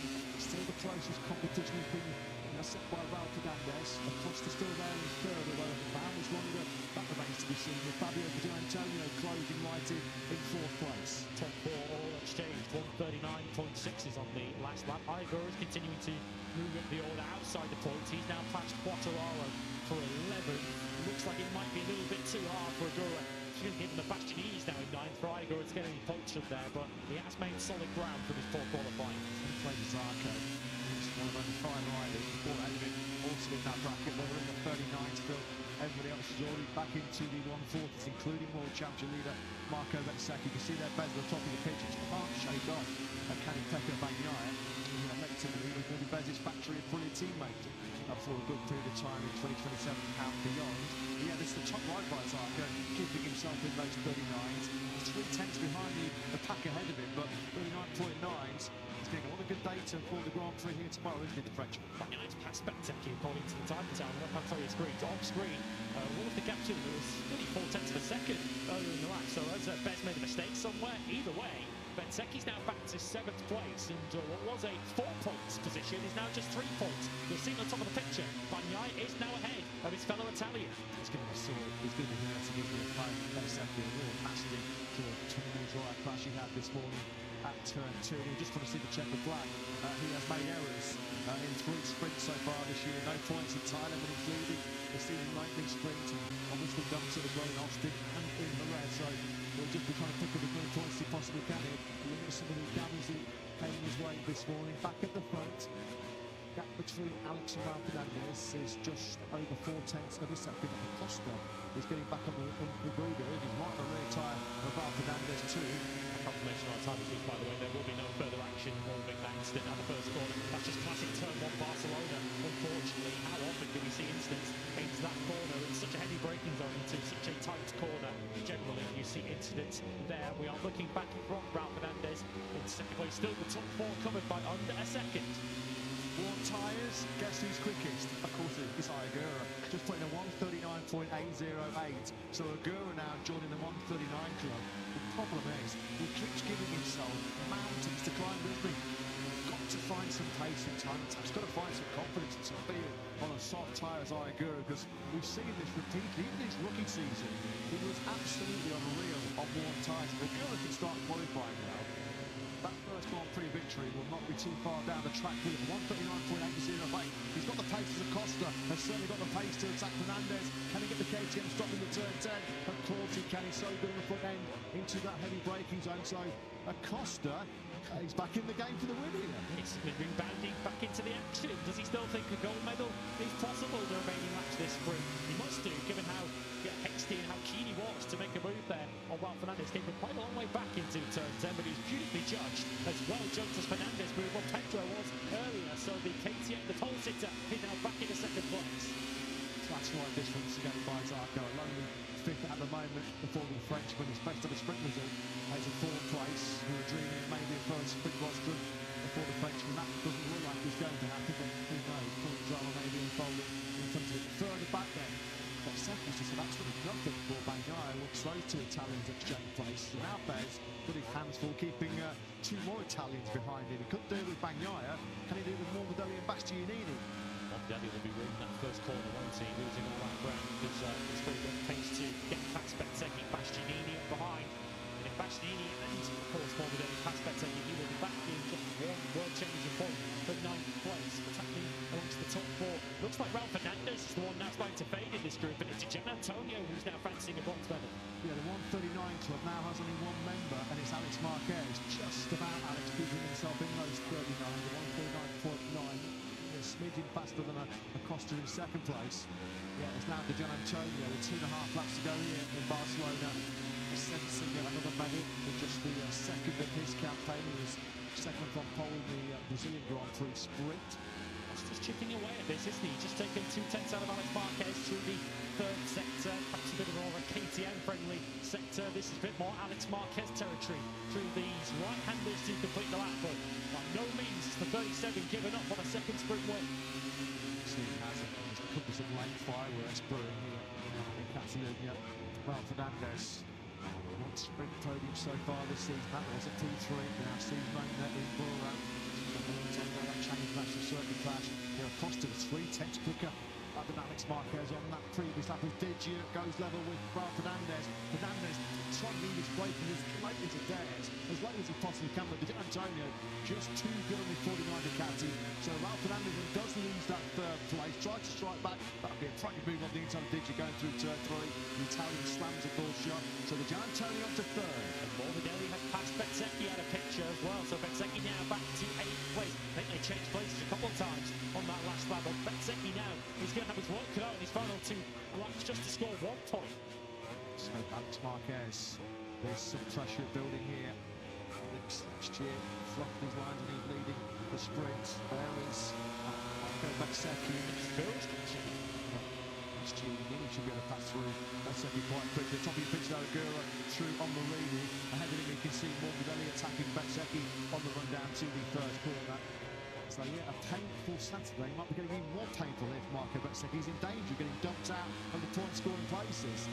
So 2 now, a lap and a half to go then. It's going to take something special from here for Pedro Acosta to get on top of this. Here comes Bastianini then up the inside of Marco Bezzecchi, who's just got absolutely no defence here, under braking. Clearly not got the kind of confidence. Is he no doubt feeling a bit of pain under those levers from that crash helmet? The pain could be increased on the final lap because Aragura might take that final point off it. The front is going to be Alex Marquez versus Pedro Acosta for sprint win number 6 in 2026. The 2 Spaniards about to go toe-to-toe. Is Fabio Di Antonio ready to deliver a late rally as well? Fastest rider out of those top 3 is Digia with a 140 flat. The advantage Alex has over Acosta. We start this last lap just under a quarter of a second. Acosta gobbles up the ground on the KTM on the brakes in the first corner. This one is not over as Agura goes to the inside of Marco Bezzecchi. There is more pain coming away of the world champion leader because at the moment there's no points in this sprint for Bez. Alex Marquez has got to be wary of turn 5 and turn 10 on this final lap because surely Pedro Acosta is prepared to go all in here to claim that gold medal. Alex Marquez has to be wary that the shark is surely going to strike. Alex now has got to sort of blend offence and defence here, hasn't he? Can he find that perfect marriage between the two? Because Acosta less than half a bike length behind him as they exit turn 5. Pedro Acosta's gone toe-to-toe with Marc Marquez in a sprint so far this year. Now it's Acosta versus Alex. Surely the back of his mind here now is get good corner speed through 9 and try and attack Alex on the brakes into 10. He's running out of opportunities here, and maybe this is now or never. And remember who passed Acosta on the final lap in Le Mans. Fabio Di Antonio will be rubbing his hands if Acosta attacks here. It could open the door for him. He's just so good on the brakes. Really good, just parks to the catching. And there comes Acosta trying to find the inside line. Now Alex is going to have to go super defensive in this final sector. A final sector where Alex Marquez normally is head and shoulders over everybody else. Can he bend off Pedro Acosta? Acosta's running out of time here. Could it be a Rossi Lorenzo 2009 job here for Acosta? He might have thought about it. Sure, 1, 2, finish line. Who's going to get this sprint winning victory here? Out of the final corner we go. It's going to be Alex Marquez who holds on by what, a bike length, maybe even less. Alex Marquez does. See to his scores there. Fernandez crashed on the final lap. He's dropping this. No, in fact, he has come up slightly. His transponder hadn't registered. He's now bounced back up into 4th place. So you could pretty needy at Trackhouse, and that does. Bezzecchi somehow on that last lap did get back past Bastianini. So Bezzecchi does double his championship lead from 1 to 2 points. But by half a tenth and a bike length or so, it is Alex Marquez who banishes the demons of a year ago. This time, he is the sprint winner in Barcelona. Pedro Acosta gave his all. He gave his all. I think that's the closest sprint finish ever. I think that's the closest sprint finish we've had in the new era. This is sprint number 67. 0.041 of a second between Alex Marquez and Pedro Acosta. Half the bike length was it maximum as they crossed the line. Alex Marquez produced a brilliant last lap. Acosta was faster on that last lap by exactly 0.2 of a second. Once again, the last 2 laps of that sprint, the quickest of the top 3 was Fabio Di Antonio. We were sort of getting flashbacks to Rossi Lorenzo, Catalunya 2009 there, weren't we? Acosta with a bit of a head shake. He knows how close that was. Maybe one more lap, and he might have had Alex Marquez in that sprint. 12 laps there it is, and at the end of those 12 laps, and then trawling 12 laps, it's Alex Marquez then that prevails. Brilliant job that by Alex. All the heartache of crashing out the lead in the sprint here last September. And he's exercised those particular demons. And Costa, what a fight he produced. Pole position to second. Fabio Di Giannantonio, the leading right once again for Ducati, strengthening his position in the standings, although he does lose third, of course, to Di Giannantonio. And Gula fights his way up 10 places, 18th to 8th. Marco Bezzecchi does rescue 1 point to extend his double his world champion effect, hasn't he? But 1 for 2 points over Bezzecchi. With significant move in that graphic, as you can see. Costa then, after his second place, moved up to third in the World Championship. Great last lap that, great battle between Alex and Pedro Acosta. Costa just coming up short. We'll be looking for some payback in the main Grand Prix tomorrow. But Alex was pushed. He was pushed right to the finish line there, wasn't he? Respect between the two of them, thumbs upon him, cool down that. But the home fans have been loving this. Alex Marquez, your Catalan Grand Prix sprint winner. Alex Marquez having a close look, comparing his front tyre to Fabio Di Giannantonio's. He had enough. He just had enough. It's not about how far you win by, it's whether or not you win. And of course, having fluffed his lines when it looked like he had it. He had the gold medal practically around his neck last year, and he fell with a few laps to go. This time, Alex Marquez held up, he stood up to the pressure, and he does take his first sprint win of the season. He becomes our 10th different rider to finish on a sprint podium so far in 2026. It's been tough to call, it's been unpredictable, it's been MotoGP at its best on sprint Saturdays.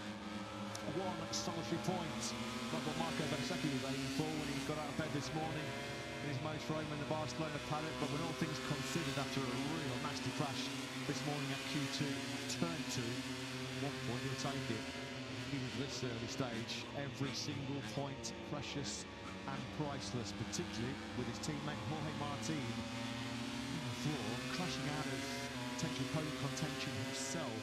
A 4th spill of this Catalan Grand Prix so far for the 28-year-old Spaniard. The difference less than a week makes, as we mentioned, this feels the late drama. Lovely move that by Agura. Trackhouse pair, he made some class moves, didn't they? Down the hill in turn 5, that was Agura finding his way through late on Bastianini. He was taking Bezzecchi at that point as well. Doesn't Nea make a mistake? Bezzecchi's nowhere near him. Yeah, Nea Bastianini makes a mistake himself into turn 7, and Marco Bezzecchi will say, thank you very much, I'll take that World Championship point. Both the prettier riders, and in many ways, might feel like they've got away with one today. Bezzecchi scores 1 point, and Jorge Martin, in the end, despite crashing for the 4th time this weekend, only loses 1. Fernandez, what a fight he produced as well inside that top 3 for much of that sprint, but just coming up short. Let's try and see the glass half full as far as Raul's concerned. He looks pretty frustrated. Yeah, he's cracking and smart. He would not have wanted to have lost so late on in the battle with Fabio Di Giannantonio. It was always going to be a pretty safe 4th place regardless of what happened with Johan Zarco at distant 5th. Still a great sprint that. For Johan Zarco, top ride up by the LCR Honda rider. He was of course on the second in the very early part of that sprint. Alex Marquez though worked his way through, didn't panic, started P3, early on he was P3 behind Acosta and Zarco, and then just worked his way through. Considering that this 35-year-old Frenchman was on his backside on his outlap, his very first lap in FP2 this morning, 5th place on the grid and 5th place in the sprint is some effort by Johan Zarco. Really top job that by the LCR Honda rider. His teammate Diogo Moreira down in 14th place, but he was the fastest rider on the track in those last couple of laps. Fabio Di Giannantonio, that's what's got him that 3rd place. Let's get his thoughts for Jack. Well, Fabio, you've done a great recovery job there, through from the 2nd row of the grid onto yet another sprint podium, but it was obvious you had the pace there for something more. What are the emotions like at the end of it? Yeah, for sure, I'm so happy about my race, about my comeback. I think we've done the job that we had to do. Yeah, I'm a bit pissed because I did a mistake in qualifying and I was starting from 2nd row, so it makes everything a little more difficult. And then I had the pace at the end. I was really fast. I was trying to catch the front group without making mistakes, but we missed some more laps. So I'm happy, but tomorrow we have another chance. Great job, well done. He's happy with his sprint job, so he should be, but tomorrow he has another chance. We'll if he can match that late pace in the Grand Prix tomorrow like he did in the sprint here today, well, he's got a great chance at it of being in the hunt for the podium. Really good job by Fabio Antonio. He's fast, he's confident, he's consistent. Got all the ingredients, all the elements to be a championship contender this year, hasn't he? And it always helps as well when the boss has turned up. Show off a nice shiny bronze medal to Valentino Rossi later on. Given to the offer to captain hit sharp end up Frankie Morbidelli not gone through the long lap penalty loop at the very first corner. That's actually not a bad job by Frankie. He should have come back from that and finish in 7th place. It's been a great weekend so far. He's fastest on Friday, pole position this morning, and second after a great fight in that sprint is Pedro Costa, who's the jack.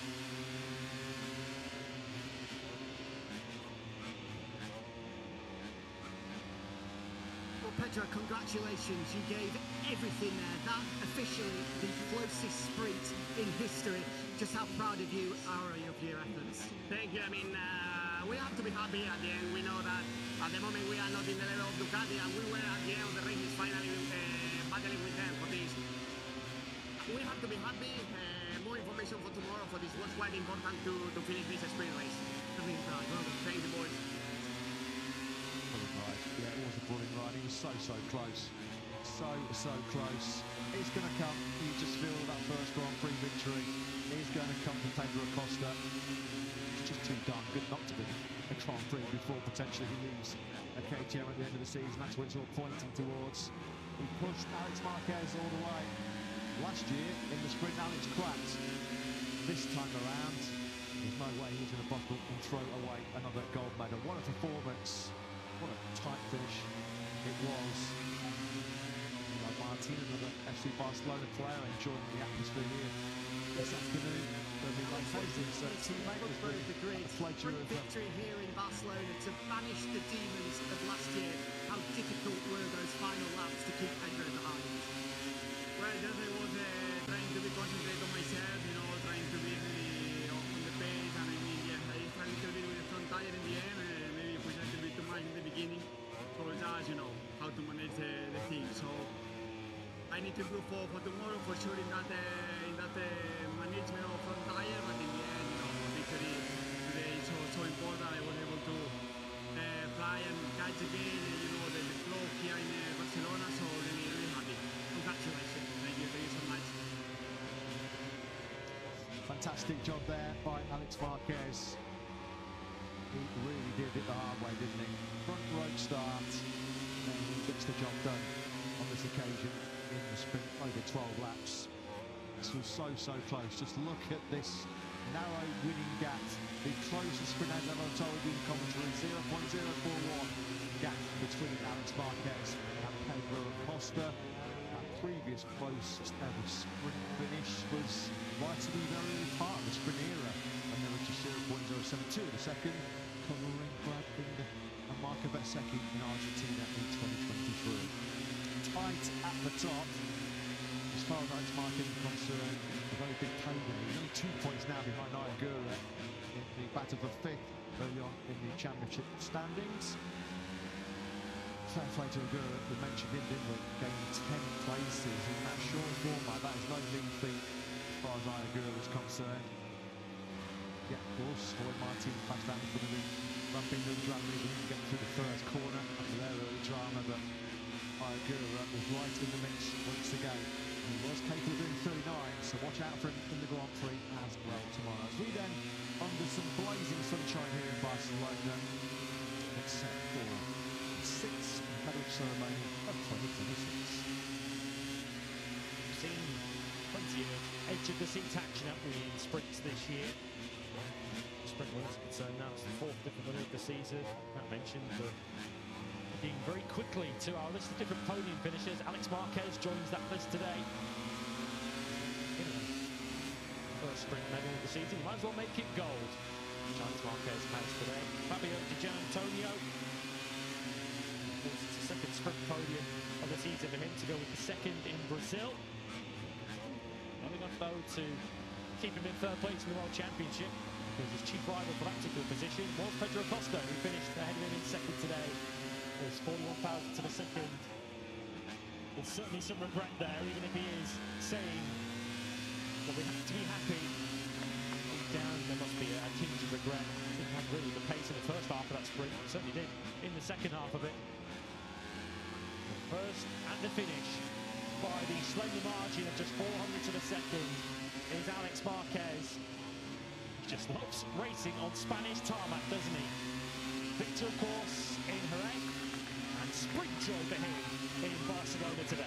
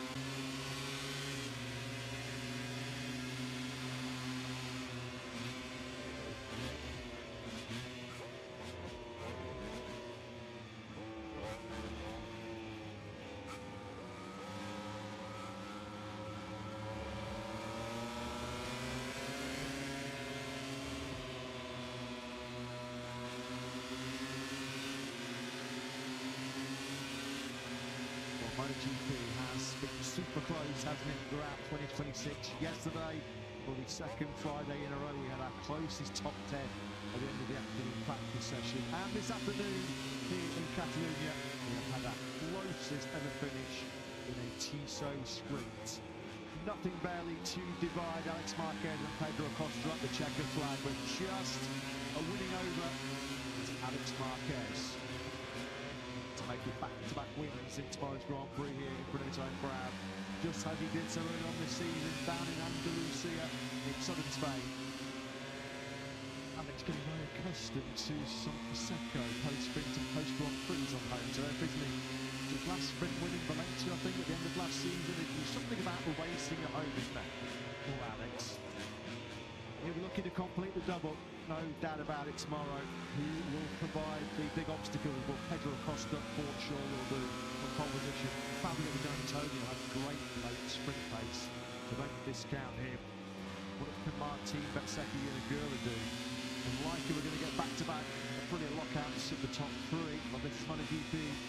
Never say never, but a 4-day for the factory ability. Bez 9 for the DNF on Jorge Martin, but no, stopping Alex Marquez. Alex Marquez wins the closest ever Tissot sprint, 41 thousandths clear of pole sitter Pedro Acosta. Fabio Di Antonio didn't quite get into the action, was hoping for some drama up ahead. He pitches third. Raul Fernandez fourth, despite his transponder glitching in the final lap. John Zarco fifth from Bagnaia and Morbidelli. Aguirre 18th to 8th, and 1 point for Marco Bezzecchi.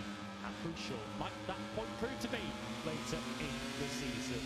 Bastianini, the poor guy on that final lap, his mistake at turn 7 cost him a World Championship point. Jorge Martin crashing out of what was 4th place, of course, in the early stages. Marco Bezzecchi, as a result of that, doubles his World Championship lead from 1 to 2 points. Pedro Acosta regains 3rd place. He started the day 44 points off the World Championship lead, 45 to Acosta. That's now down to 37.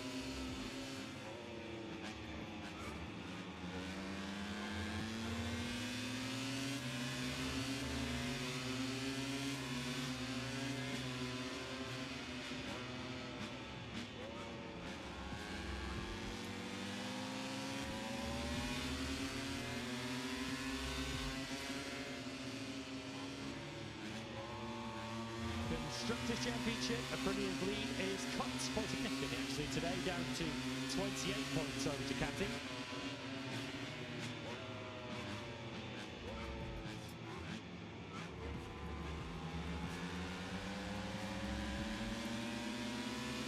In the team standings, just the 1 point today for Aprilia Racing, although their lead over Trackhouse not coming with the immediate threat yet. 119 points the event.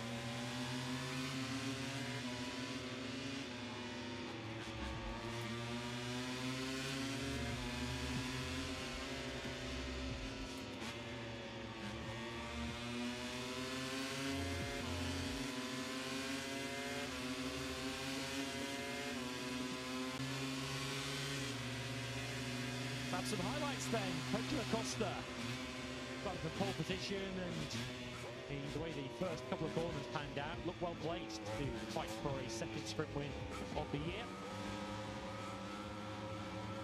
Not often the case though, in the second Barcelona Catalunya, we had turn one drama. Zarco, the leading Honda. Watch the Honda, performance brand new, was already on the outside. Contact between Gian Antonio and Brad Binder, purely a racing incident, which sent Binder straight into Mir from 33 to 36 out of the sprint on lap one.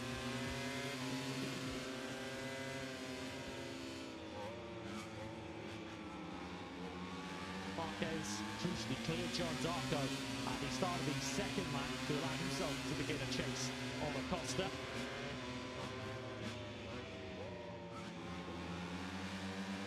A couple of attempts though to ultimately pass the 37. The first attempt saw Pedro forcing the long way around.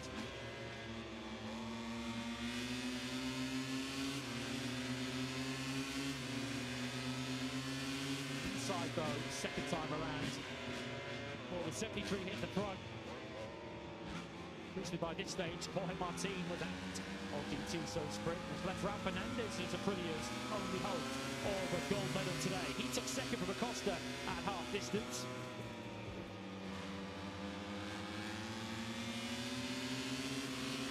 Again though, Acosta was the faster finisher of the two, with Fernandez fading, losing third to Fabio Di Gianantonio.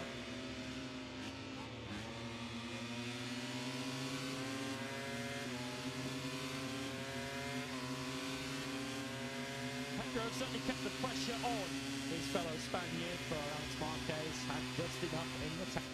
41 thousandths of a second. Barely a vital length split them. The closest sprint finish to date, but it's Alex Marquez who takes gold on Saturday in Barcelona. Dr. Matzecchi leads by 2 points as we go into Grand Prix Sunday tomorrow.